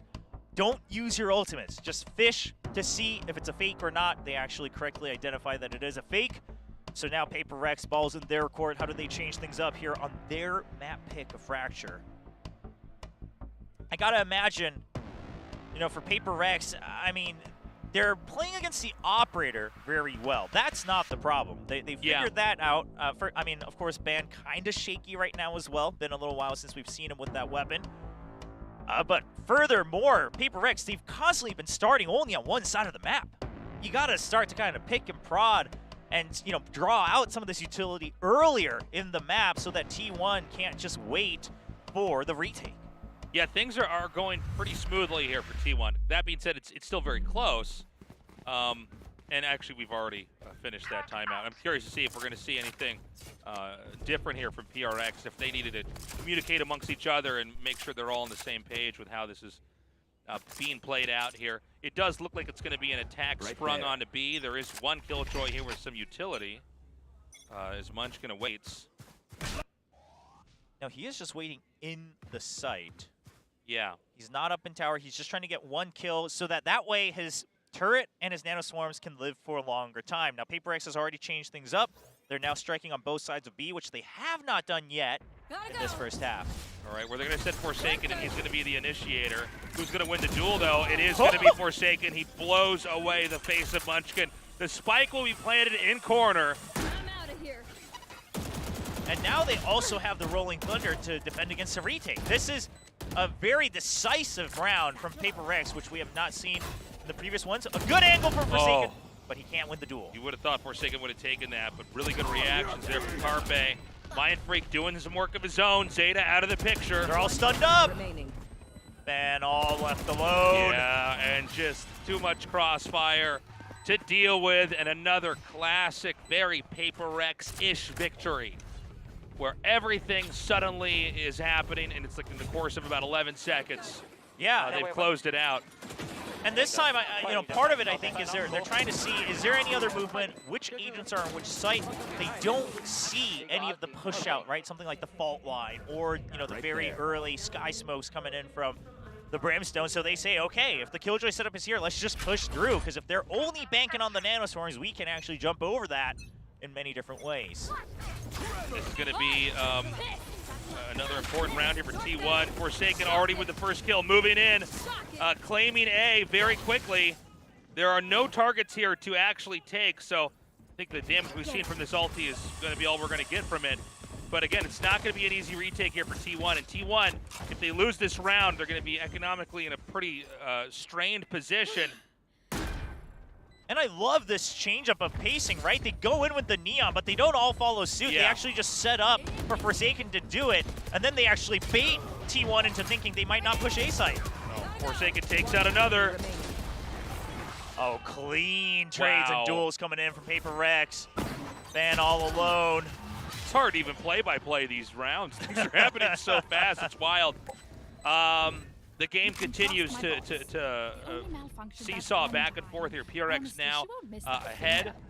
Again, T1. Oh, hold on. Bow. You know what that song means. That means time out. But is it out time? It's, yeah, hold on. Tim out. E out? Oh, no, I get it. Time out. Time out, yeah. All right, you've solved the puzzle, Tasteless. Time-o.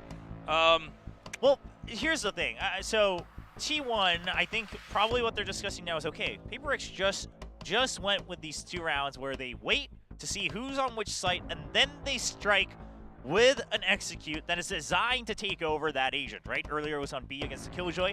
This time they spot that it's, either Ban or, Raze, the Saya player, over on A main, so they quickly go in with the overdrive from Neon. But then, the reason that was so important that they waited to entry into the site was not only does it give time for Forsaken to just safely check, right? He didn't buy a weapon, so he can go in, even if he dies, it's not a big deal. But then it also forces T1 to wait on the retake, because the plan hasn't happened yet. But that means A main remains in control for PRX. So T1, they've got to start to guess, how do we push out some of these other areas? Because the big problem right now for T1 is they actually have no info gathering. They don't have a Sky, they don't have a KO. They don't have any way to do it. I mean, same thing for PRX. It's just, they are on the attacking side. They're attacking right now. Yeah, they can and push with that in. Neon, I mean, you're able to infiltrate so fast, things can spiral out of control very quickly.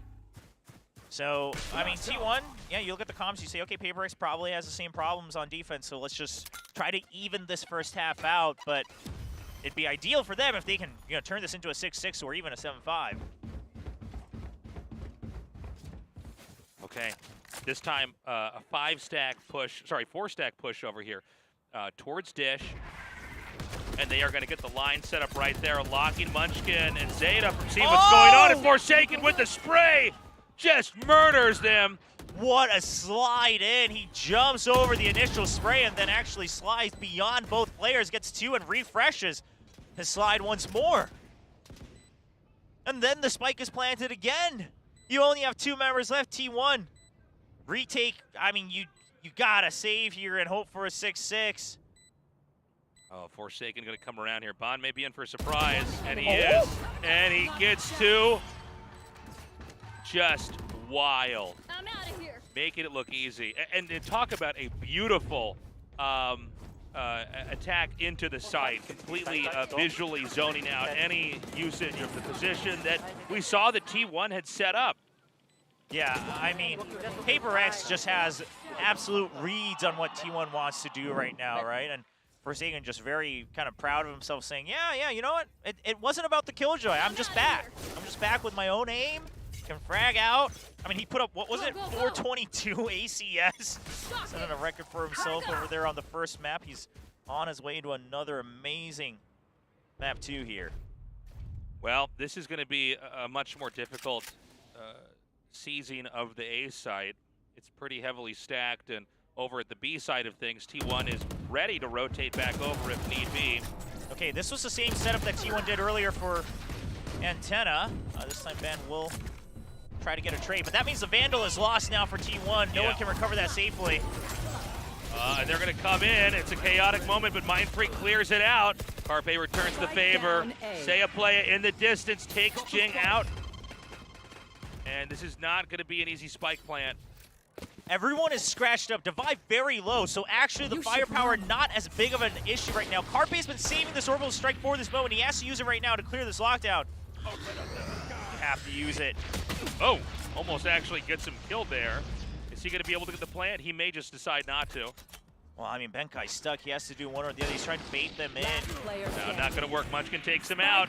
They're too low. Device too low as well. I mean, any of these weapons will take him out with a single bullet. I guess it's just important to try to take out anybody you can with you before you go knocked out into round 12 here. Yeah, I mean, it is going to be the last round of the half. Obviously, econ-wise, PRX has been very turret. rich. Even the turret's on the hunt right now. 10 seconds left. So Devi just, you know, we can see him kind of smiling there like, haha, turret, very funny. Just wait to see if anyone comes out. No reason to give over the free ult point to Saya player, by the way, which is why he's hiding. Yep, wall bang. Goodbye, 5-6. It's been so close, William. I mean, as close as it gets, right? I mean, T1, if they can take this one, 6-6, and then we get to see PRX. What's your answer to not having an info initiator on the defensive side?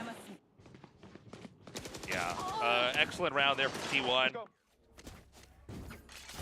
And, you know, I'm really glad to see that T1 is playing much better here against PRX. PRX, again, on the attacker side, but T1 is still able to hold them off. I'm curious to see once we get past the first half how they're going to perform when the shoe's on the other foot. Yeah, of course, there's a big difference between the Neon and the Jet as well. Both double duelists, but very different flavors, and it's going to be easy. Oh! Man, finally! Getting the kills that he's wanted on top of that box. Not going to be able to connect it to 2, though. Crazy infiltration there. Saya play blows Jing up. And they're going to have to flee this position here, running back to B. They've left Devi over here to lurk. Yeah, the problem is Devi can't do anything until the spike is planted, because you don't know who's waiting on that A site. So it's really up to Forsaken and Mindfreak to just get this plant safely, hold the site, and wait for Devi to come after he takes out potentially Munchkin. Right, he does get the spike planted. Stunned only for a second. Devi's late on the rotate. He waited for too long, played it too safe. Push forward here. Mindfreak waits around the corner. Forsaken gets one. Munchkin takes him out. Yeah, but no one's in position to actually stop the defuse. Mindfreak has to go back up to B tower. Shorty out. Doesn't find a target. Might want to switch back out. Defuse starts. Oh, meanwhile, Devi gets there elsewhere, just in time. Devi takes 2 out, and that's going to be the 7th win as PRX ekes out just a slight lead here as we close out the first half. I love the shorty pullout as well from Mindfreak, knowing that Saya player was so weak, so you just have to hold on to tower. This was a wild play here. Yeah, but those are one of those moments where you see the counter prep, right? I mean, you know Jing is so good at these blast pack flight paths. Yeah. So Saya player just ready for okay. He's going to land either right at my foot or over on stairs. If it's the showstopper, I'll get him one way or the other. And he times that just to stop the push. Unfortunately, it's not enough. So now we go to PRX defending here on Fracture. Obviously T1 with the spike here to plant. T1 looks good. PRX still obviously slightly stronger so far, and definitely pulling through, looking a little bit more organized as we got to the end of that first half.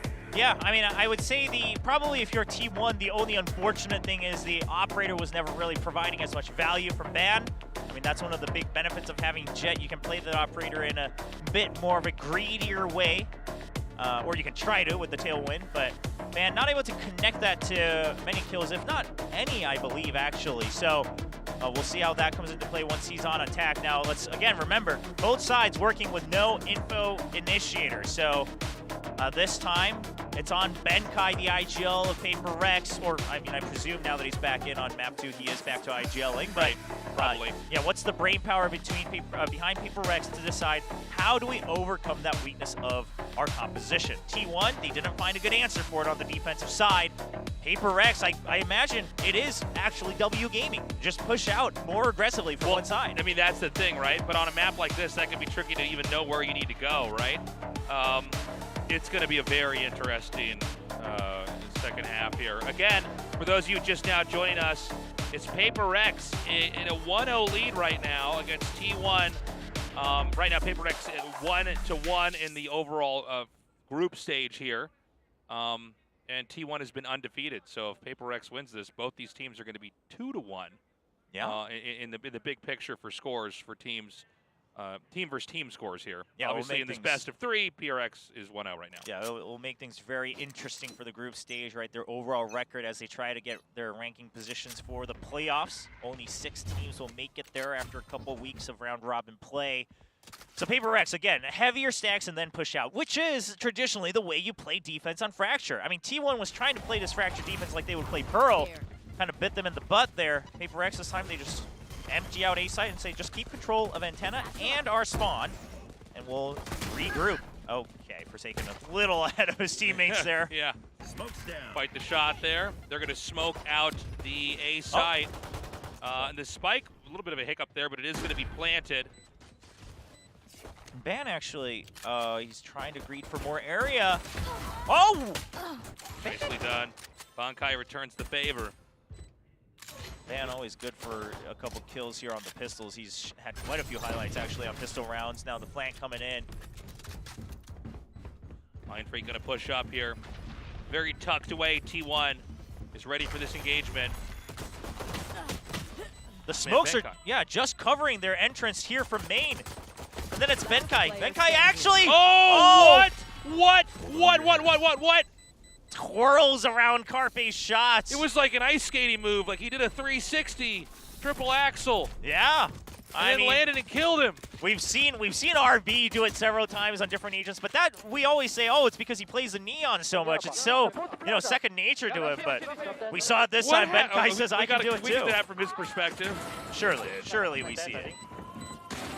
Oh, maybe not, because we actually missed Mindfreak's kills as well.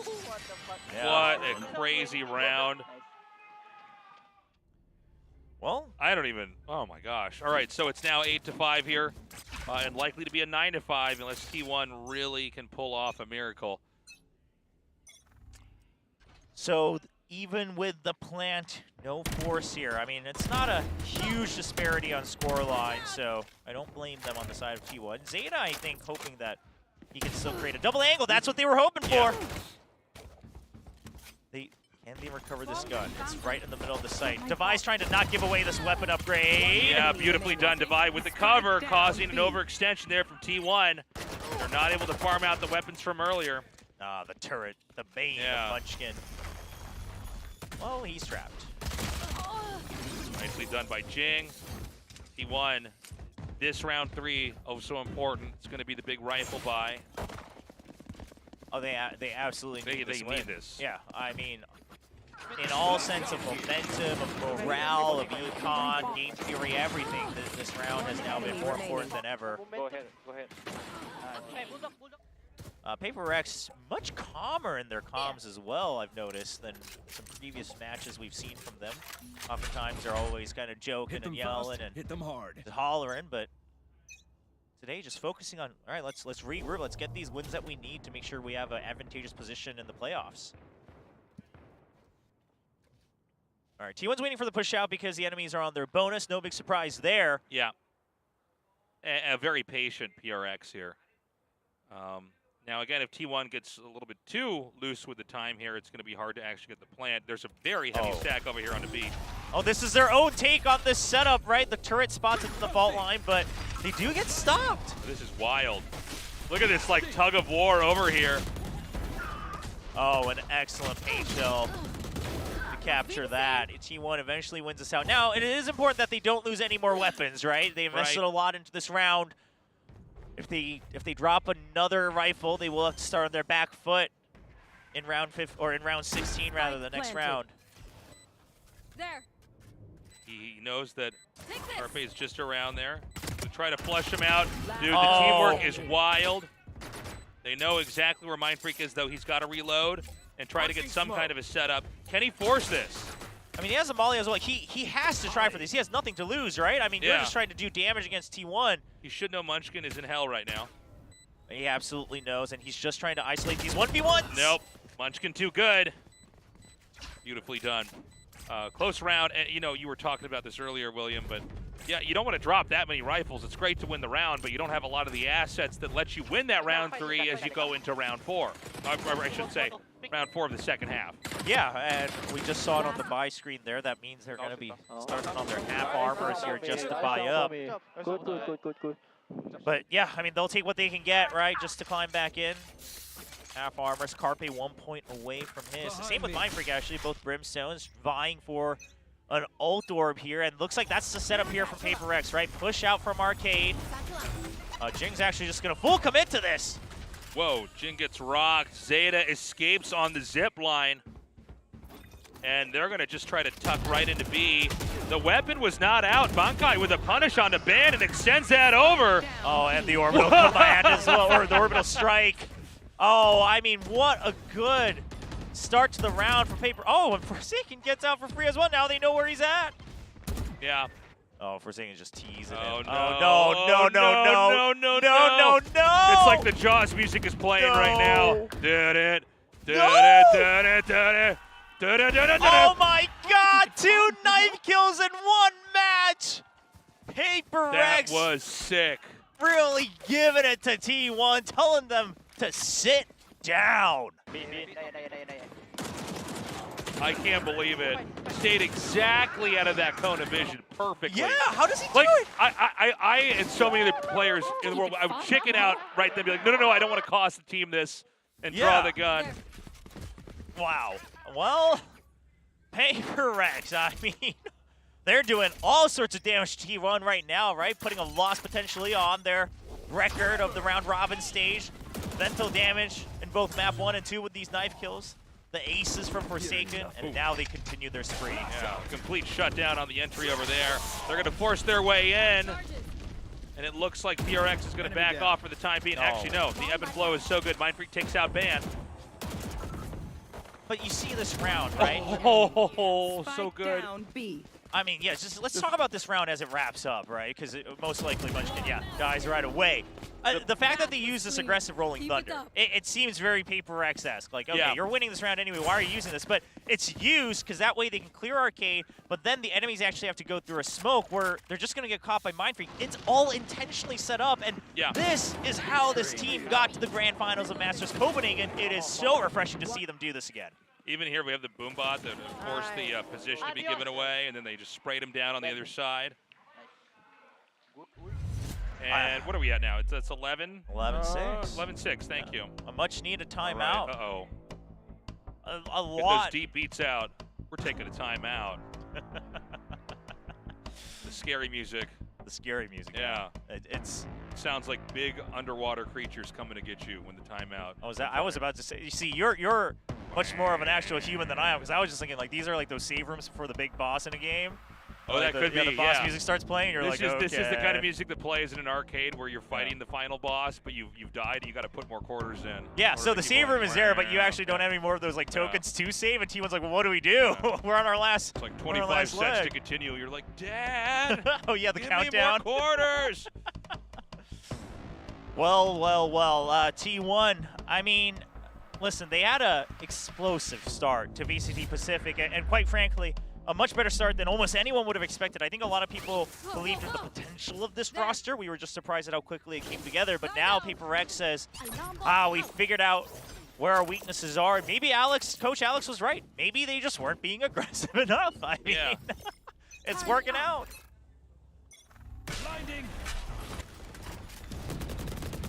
All right, so the Killjoy setup from Devi, again, just to buy time. And 1 by 1. Meanwhile, Forsaken. Yeah, I mean, again, this is all just to keep them out of here. They know the lockdown's coming. They're trying to just fight against this. Now, T1 doing, look at their setup. It's just to protect the lockdown. Yeah. How funny is that? Jing's going to come, and he gets 2 opportunities and doesn't get either. Okay, so T1 should know they can save their ultimates until the retake actually happens. PRX's goal is to try to draw out these ultimates before the plant happens here. Oh, not fast enough. Oh! The showstopper shut down! Fire in the where? Just T1 and Munchkin. I'm sorry, Zeta and Munchkin remaining. Enemy remaining. Munchkin, Right, not much health. It is possible. Okay. He wings him. Yeah, he's got a bolt. Got a bolt.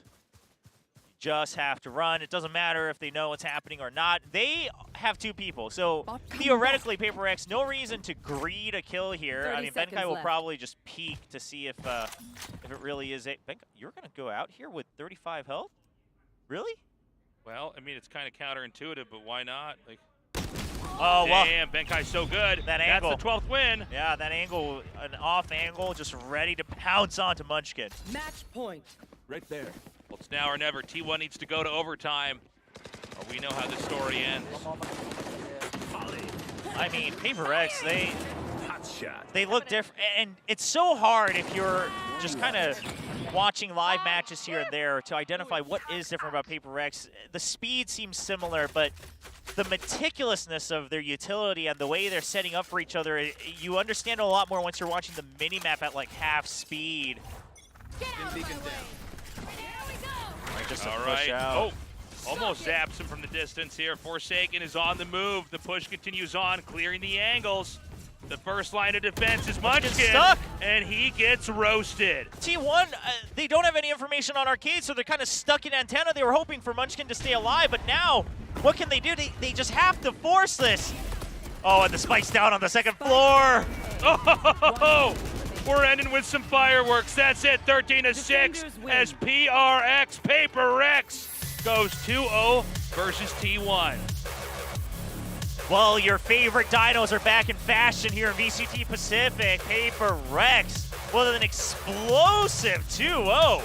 I mean, didn't take much time at all to complete this match number 2. We got to see the debut of something. We got to see Forsaken putting up insane numbers, 2 knife kills. Benkai back on stage as well for the Fracture, and boy, did PRX say, no, T1, you guys might have improved a bit, but it's not enough to try to get these top spots here at the group stage. I got chills from those knife kills, man. I can't stop thinking about how awesome it was. Talk about confidence, and if you doubted Paper X just a week ago, you got to consider them again here. I mean, they did it to T1. T1 is no joke. They have been playing very well. I do think they actually did play pretty well, even in the 2 games they lost here today. But Paper X knows how to turn it on, and we got to figure out which teams can actually rein in the aggression that Paper X has, because right now I'm not sure who it's going to be. I mean, I gotta give it to Paper X. They cleaned up a lot faster with the addition of something. I think that's the most important thing, right? If it was just, something doesn't play and, okay, they went back to their old comps and they did what they've always done. They played well. It's like, okay, yeah, okay, last week was a mishap. But they added something. I was surprised that he was on the stage so soon. And yet, he has a great debut. And then the rest of the core 5, once again, proving why they were one of the top teams of 2022. And I agree. Last week, it looked like Paper X, okay, their weaknesses show. T1, if they just play very, very textbook Valorant, things should come together. But T1 actually, again, the prep, you can see it. They were preparing against the all-in style of Paper X last week. Paper X cleans that up, and now T1 doesn't have a backup plan. Paper X comes out on top. You gotta love Paper X, and it's really cool to see them take on a team like T1. I mean, Korea obviously historically has been such a powerhouse region in so many esports titles. Tactical shooters have always been one of them. But here they are reminding the world that they are a major threat to take this whole thing here in the Asia-Pacific region. Yeah, I think the other thing that Paper X is probably proud of is, again, this roster is so deep in terms of pure mechanical skill, and they've been together for so long, right? So although they played with something over on map 1, they come back with the core 5 again on Fraction. They're proving why that's so valuable. The individual strength and the fact that our chemistry has been together for 2-3 years now. T1, you might be good. You might have improved faster than people expected, but how can you possibly put up a candle against us is what Paper X said today.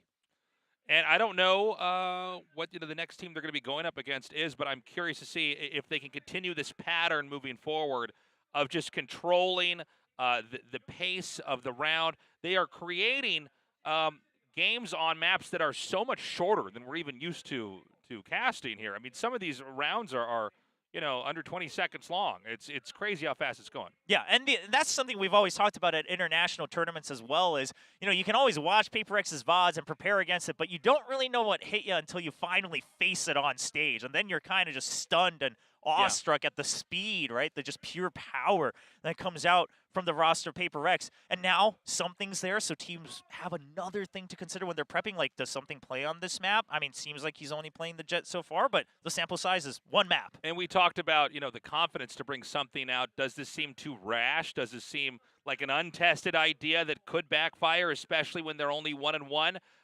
Coming out of week 2, now here in week 3, needing to win and needing to deliver against a team that we would consider to be pretty top tier out here. Well, they did it.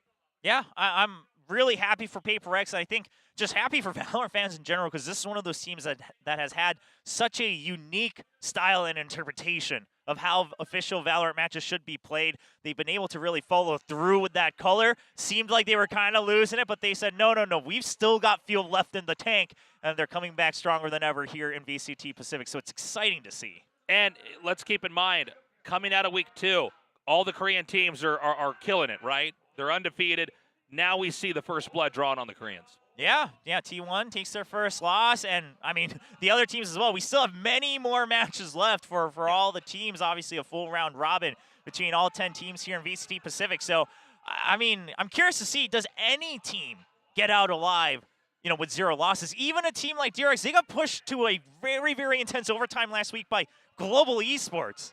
You've got a good point, William. I mean, we might get to the last 2 weeks, and we actually have really even scores. We could all around, where it's going to be very difficult to call. In the past, when we were casting just the Koreans in the Korea region in the last 2 years, it was not like that. It was very lopsided, very cut and dry. But everybody's looking so strong. Yeah, I mean, we're kind of getting these kind of micro upsets every week, right? Or things that are kind of going against the expectation based on the recency bias of the previous week. So not only that, I think we're also now witnessing, this is why it's important to have this conglomerate of regions and sub-regions, because the meta interpretation is very different between these teams. Well, I mean, again, exciting to see PRX back stronger than ever, and T1, hopefully this is a harsh lesson learned for the upcoming matches so that they can still compete for a spot in the playoffs and try to get to Masters Tokyo. I think we are ready for that interview, and I think we can throw to that. Are we ready? Yeah, I think we've got a little something ready for you guys on stage, excellent. so we'll go check throw to it that out. interview now.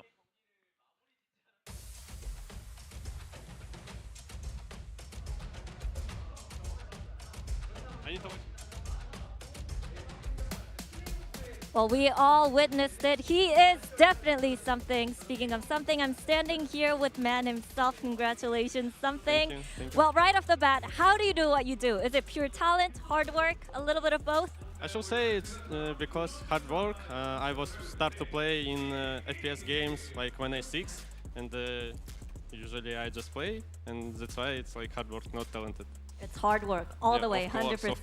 Of course. All right. I'm going to try to put in my hard work to get my ranks up. But were you nervous at all? I mean, this was your first offline tournament. Yes. Just a little bit, not much, but I'll try to fix it because my hands sometimes shaking, and that's why I need to fix this. Yeah. But we could barely tell in your gameplay. I mean, you showed us what #1 player in the Asia server looks like. I mean, operator on attack, and you're just dashing everywhere to the backside and using the Blade Storm to get rid of the Sky Ult, all the stuff like that we haven't seen in a match setting. Is this like a reflection of how confident you are coming into VCT? Do you feel unstoppable, maybe? I do this because before match, Alex say to me, my coach say to me, just do what you want, and I do what I want. That's why. Unleash. Yes. Yeah. Well, we have a HP Omen question of the day. Of course, you really showed up and impressed us. But if you could pick an MVP for tonight's match, who would it be? Of course, Forsaken. And why? Of course. 2 aces in a row. So good. Yeah. What did you think of his killjoy? After I go in PRX, I think very very big change because Forsaken start to play more discipline, and that's why pretty good. Yeah. Right, well, speaking of Forsaken, I feel like with you on the team, Forsaken and Jing are kind of freed up even more, and they're kind of like, popping off even more. They're just there to frag, and they have you. Once you're down, they have Forsaken and Jing, right? So what do you think you bring to the team? I bring to the team more mechanics plays and more maybe aggressive style and sometimes contact style. Like just shift and get kill and execute. You talked about the aggressive style. Well, DRX will be your next opponent, and there might be a potential battle of jets between you and Foxy9. Have you had the chance to watch him perform the other day? Of course, I want to play versus Foxy9 Jet, but I think it will be easy fight versus Foxy9. Okay. Any message over to DRX and Foxy9? No, nothing. All right. Well, we'll have to wait and see if it's that easy. Well, thank you very much for your time. I, wish you best of luck in the future. You really impressed us tonight. I'll do my best. Thank you. Right. I hope you have a good night. Well, that was something, everybody, and that's it for the post-match interview. I'm going to throw it over to the desk. So, Victoria, hello.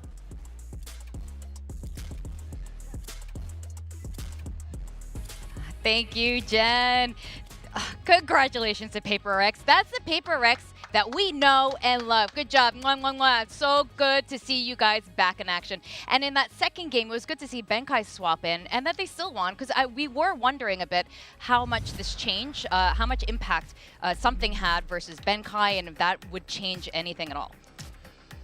I mean, it didn't really. Not really. It changed maybe some of the aggression and just some of the jaw-dropping plays that we got to witness here. But this was just clean stuff overall from the side of PRX. It looked like maybe off the rip, T1 was going to have a way back into this. The half not too bad for them, ending up with 5 and 7. But then they're only able to find one more round on that attacking side. So it's just brutal. I mean, again, from PRX, this time not flawless, but 7 out of 9 of their post plans compared to 11 out of 11 on the previous map. It was just incredible performances across the board from everybody on PRX. Yeah, this was just like such a different PRX since what we've seen so far this year against a very strong opponent. Finally, someone's able to beat a Korean team in our league. This is the first time someone's gone down from Korea. So, T1 today just didn't have what it took. PRX looked like they were world beaters here. This is a team that right now, if this had been the team that we had seen coming into, these last couple weeks that they've been playing like this, I'd be putting them, second in this league behind DRX. Let's not even settle there. Let's say at Champions. Let's say sure, of course. Anywhere else. This was them. Please. Just, we get it. Anyway. Thanks, guys. I'm more than happy to have this be incorrect. Yes. PRX are going to play like they have in the past. Granted, I don't think the T1 showed up super well today, but this was still a terrifying team. And this is the kind of performance that you need to have if you're PRX, if you're going to, A, suddenly sub in a player and sub out your typical IGL, and also the kind of play that you need to have when you have DRX on the horizon as your next opponent. This should give them cause for concern. I will say I'll never doubt WK Gaming. Like, that's clearly the goal here is to get the Ws to go forward, because Alex said it. He said we're just going to be more aggressive, but they were straight up more aggressive. And even when Benkai came in, like he was like, it was slightly less aggressive, but it was more like Benkai using his utility really, really well, getting those aftershock kills, setting up his team with the flashes and the stuns very, very nicely. For the most part, this was about as good as it gets for anybody in our league, especially against a team like T1, which had looked so good coming into today. So this is a huge statement for PRX, and now I think we're looking at them being, contesting for the top spot in the league. I thought it was PRX initially, like maybe overcooking things by bringing in something this quickly, putting him into that game 1, subbing out Benkai. But in the end, it feels like it was actually T1 who was overcooking quite a bit. I mean, you look at some of the role swaps that we had coming out there on Fracture that just, at the end of the day, leave us scratching our heads a little bit. Ban, unfortunately, not finding much value with the Jet. I did look back, and granted, like, it is historically his most played, but it's also not something that he's played with consistency since about August or September of last year. So it's been a good long while, and he has fully, acclimated into that smokes and controller role for the most part here with this iteration of T1. Yeah. So it seems like that just wasn't quite up to stuff. I'm not sure how much they practiced it. We also saw Carpe shifting over to the Brimstone, so, trying to expand his flexibility. But in the end, I think that they needed to run something a bit more standard to try to deal with PRX on Fracture. Now, it was a bit of a closer first half for a while. We thought it might have gone to the third game. T1 did have some interesting reads on PRX. When they were getting pushed, they did respond well in the first half of the game. Yeah, I mean, if you're telling me you go 5-7 on your defender's half against any opponent, I'm like, you've got a pretty good chance to win Fracture. But they whiffed the shot here, and it's a setup with the fault line, and then Munchkin gets 2. Now, he gets killed in the side, but this is just a great little setup trap play here from T1. And it's little things like these that, kind of really can help you turn maps in your favor, especially if you're a really good, disciplined, you know, post-plant team or a retake team. Like, you get these 2 kills early, it's a 2-for-1. That's a huge advantage that you're putting yourself into. So I just like that little play that they set up. You know, they play off a contact, even though Ban isn't able to get the kill that he wants. He's able to fall down off that box quickly, and then it's a great reaction from Munchkin. And for PRX, I think what is super admirable is that they do, Tasteless talked about, they sweep in, they kind of retake sites super fast, and it looks really chaotic, but what I really noticed, at least myself anyway, it was very strategic, the way they went in. It was just a very well-coordinated push into sites. Yeah, and I think that is probably the most inspiring thing, I guess, about this performance, because, again, while I don't think that this was the best from T1, I mean, Saya looking completely out of sorts in that first map especially, like, they seemed a little bit all over the place, but that chaos came back from PRX. But in the past, when they were at their peak, it had always been really well executed and measured chaos. They knew what was happening, and they were able to thrive in it. And now there was a return to that here. So the site executions were once again completely all over the place, but under their control. We're going to take a look at this one way back all the way in, round 12. And this is just Devi going on a lurk. He hears the rotation start to come through, knows that Munchkin is exiting the site, and then he's just going to go for a slow creep all the way through the defending spawn. Things start falling apart a little bit here for the side of PRX. The players that are left on site, Mindfreak able to kill one, goes back into tower, draws out the shorty, so Saya player pulls back, but right in that moment, that's when Devi peeks out from behind Generator, finishes off the 2 kills. So it's just things like that where they are willing to slow things down a little bit more. Devi says, I've got this lurk, they're going to fall for it, they're never even going to suspect that I'm here. And clearly that was the case. They never once identified where the Killjoy was in that moment as they're trying to retake the site, and they don't think twice about whether or not she could just be behind them. So it's just T1 getting frazzled and PRX knowing when they can get away with these kinds of plays. And they did it one more time. And this was definitely well planned for and baited the knife. They got a second knife kill today. I mean, so good. The knife kill in and of itself is great, but as we roll the clip, you'll see that from the start, this is PRX trying to go for one of these aggressive plays. They start the rush, Jing kind of botches it a little bit, ends up getting slowed up, but the fault line comes across from Zeta, and it's perfectly placed to buy time, get them some space. So they cut back across rope. In the meantime, Ban has gotten himself onto the B site. He dashes in and says, hey, there's no one here, but now I don't have my gun out.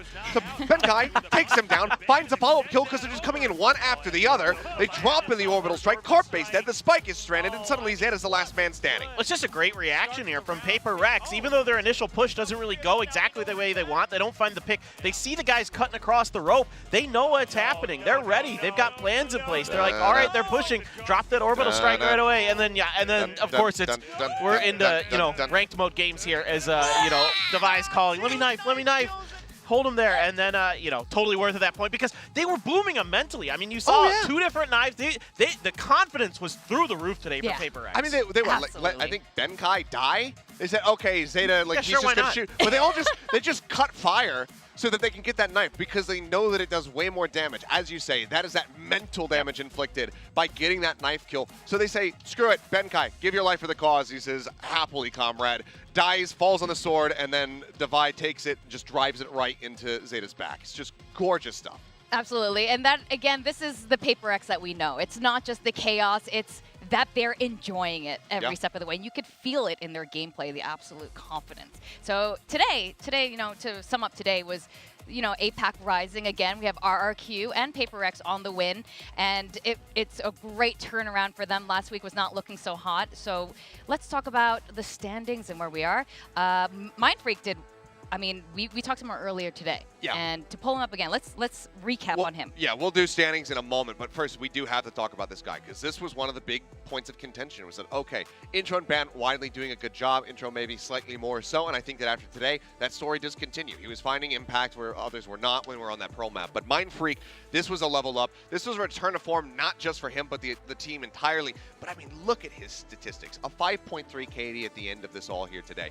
some really clean wins and great plays from him, great decision making leading to this stat. Yeah, I mean, the utility usage was really on point here from him. I mean, that orbital strike in particular in that round that we watched, the timing on that was flawless. He knew right when and where to drop it. It was great comms between PRX on that. And, you know, this is what you want out of a Brimstone. We see this all the time in our region, that the Brimstones really perform well on Fracture, and it seems to be a really big part of this, is that backline player who's there to really make sure that your post plants are going well, that, you know, is coming through and getting those clutches for you. So that's the things that we were concerned about with Mindfreak coming into today, right? We were looking at his stats, and he wasn't doing any of that. Here today, completely different story. Had a great performance, and this is a big positive for PRX. And this is also, I think, one of the first matches now that we've seen from them in Pacific where it wasn't just Jing who felt like, you know, he was kind of doing everything. Jing actually very much ended up taking a bit of a back seat. The Phoenix, I mean, you know, obviously he's good for entry power, throwing those curveballs and just trying to escort people into sites, but we weren't seeing Jing frag out of control on either of these maps.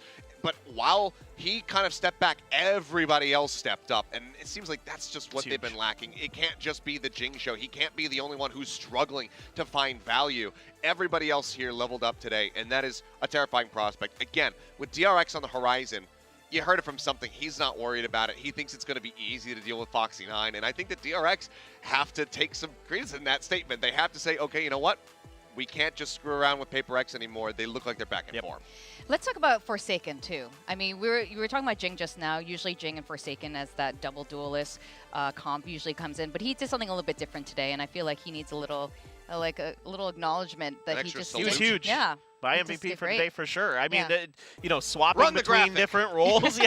I mean, obviously he used to play Chamber, right? So that's a Sentinel, but nobody really thinks Chamber's a Sentinel. Yeah. Like, you know what I mean? But, like, he was doing a great job being all over the map, and then he's asked to go over to the Neon, a much better Neon today than we're used to seeing. He was struggling the first time out against Team Secret. In my eyes, it didn't look like... I mean, he had a couple good rounds, of course, but it wasn't that impactful Neon here. He's all over the map. He's able to slide, control his aim right away. It looked really crisp. He was doing those good entries that you need.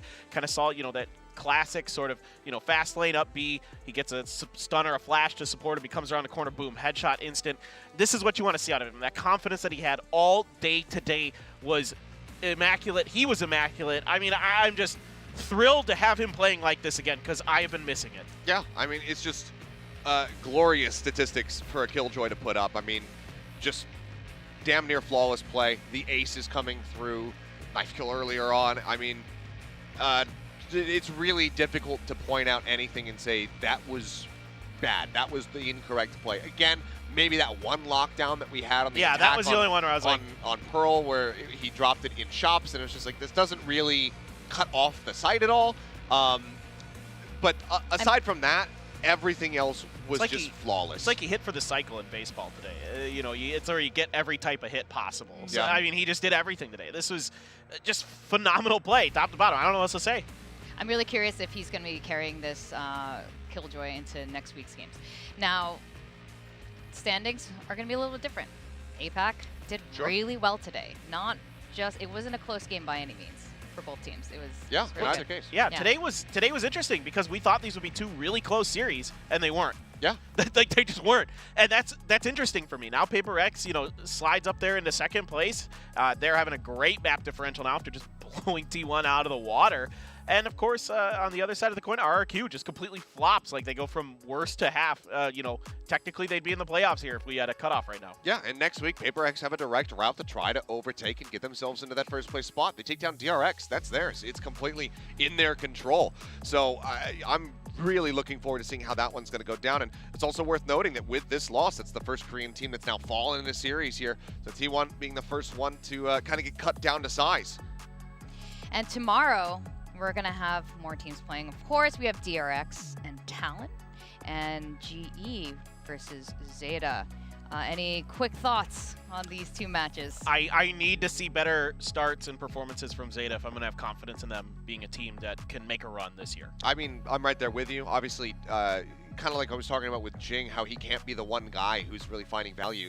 The same could be said for Zeta. It can't just be 10. Right. He's doing incredible things, and he's coming up with insane numbers. Kind of like Forsaken here. He's holding things down when it comes down to playing that Killjoy, but he cannot be the only one. Zeta, they need the rest of the team to be stepping up in their performances. We need to see explosive plays from Depp. We need to see consistency from Laz, somebody who formerly was their best player when they made their run all the way back at Reykjavik. We need to see that. Just put him back on Chamber. Again. Just screw it. Just put him back on Chamber. Who cares if Chamber's You been can get away with it into on the ground? I on think it's fine. On some maps, you stick can him on definitely it. get away Who with cares? it. So I wouldn't mind seeing it as well. But yeah, I mean, global for them, it's looking, we're looking for a similar performance from the side of the PRX. In theory, this should be global going into that match and blowing Zeta out of the water. For Zeta, we're looking for them to level up to be able to fight back against a high-powered global. And then in that final series, it's all about talent. Have they finally figured out the right formula? Can they solve their issues? I need to see that talent we saw at Lock-In. I need to see that talent again, and then I'm going to have confidence for that they can make a run this year. Yep.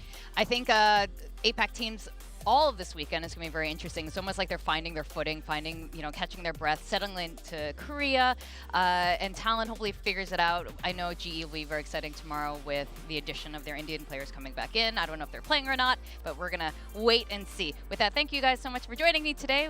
We got Achilleos and Paper Thin here. Always a pleasure. Yep, and thank you guys for joining us for VCT Pacific. See you tomorrow for more action.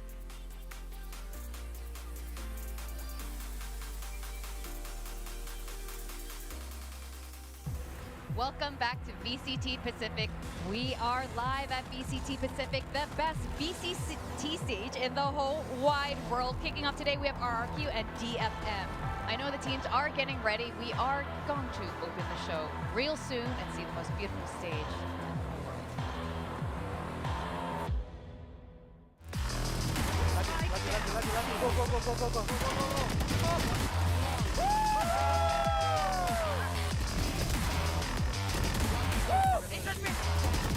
RRQ is in perfect form. Oh my God, beautiful round. Okay, it starts. How far can it go?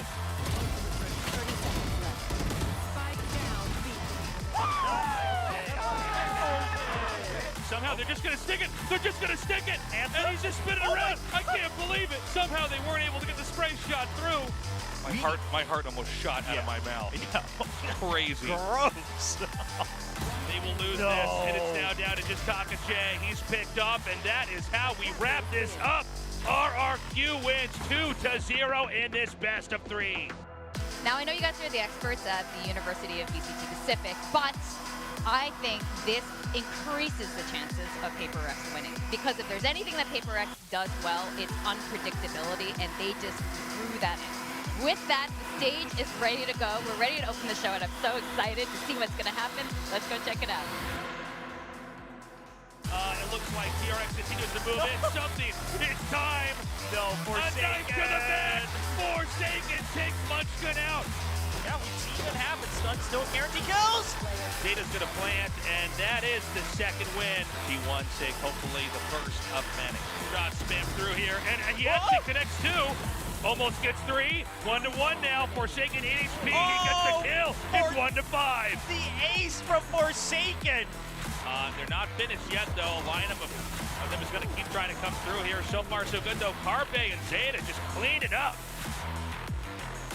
Oh, and the spike's down on the second floor. Oh, we're ending with some fireworks. That's it. 13-6 as PRX PaperX goes 2-0 versus T1.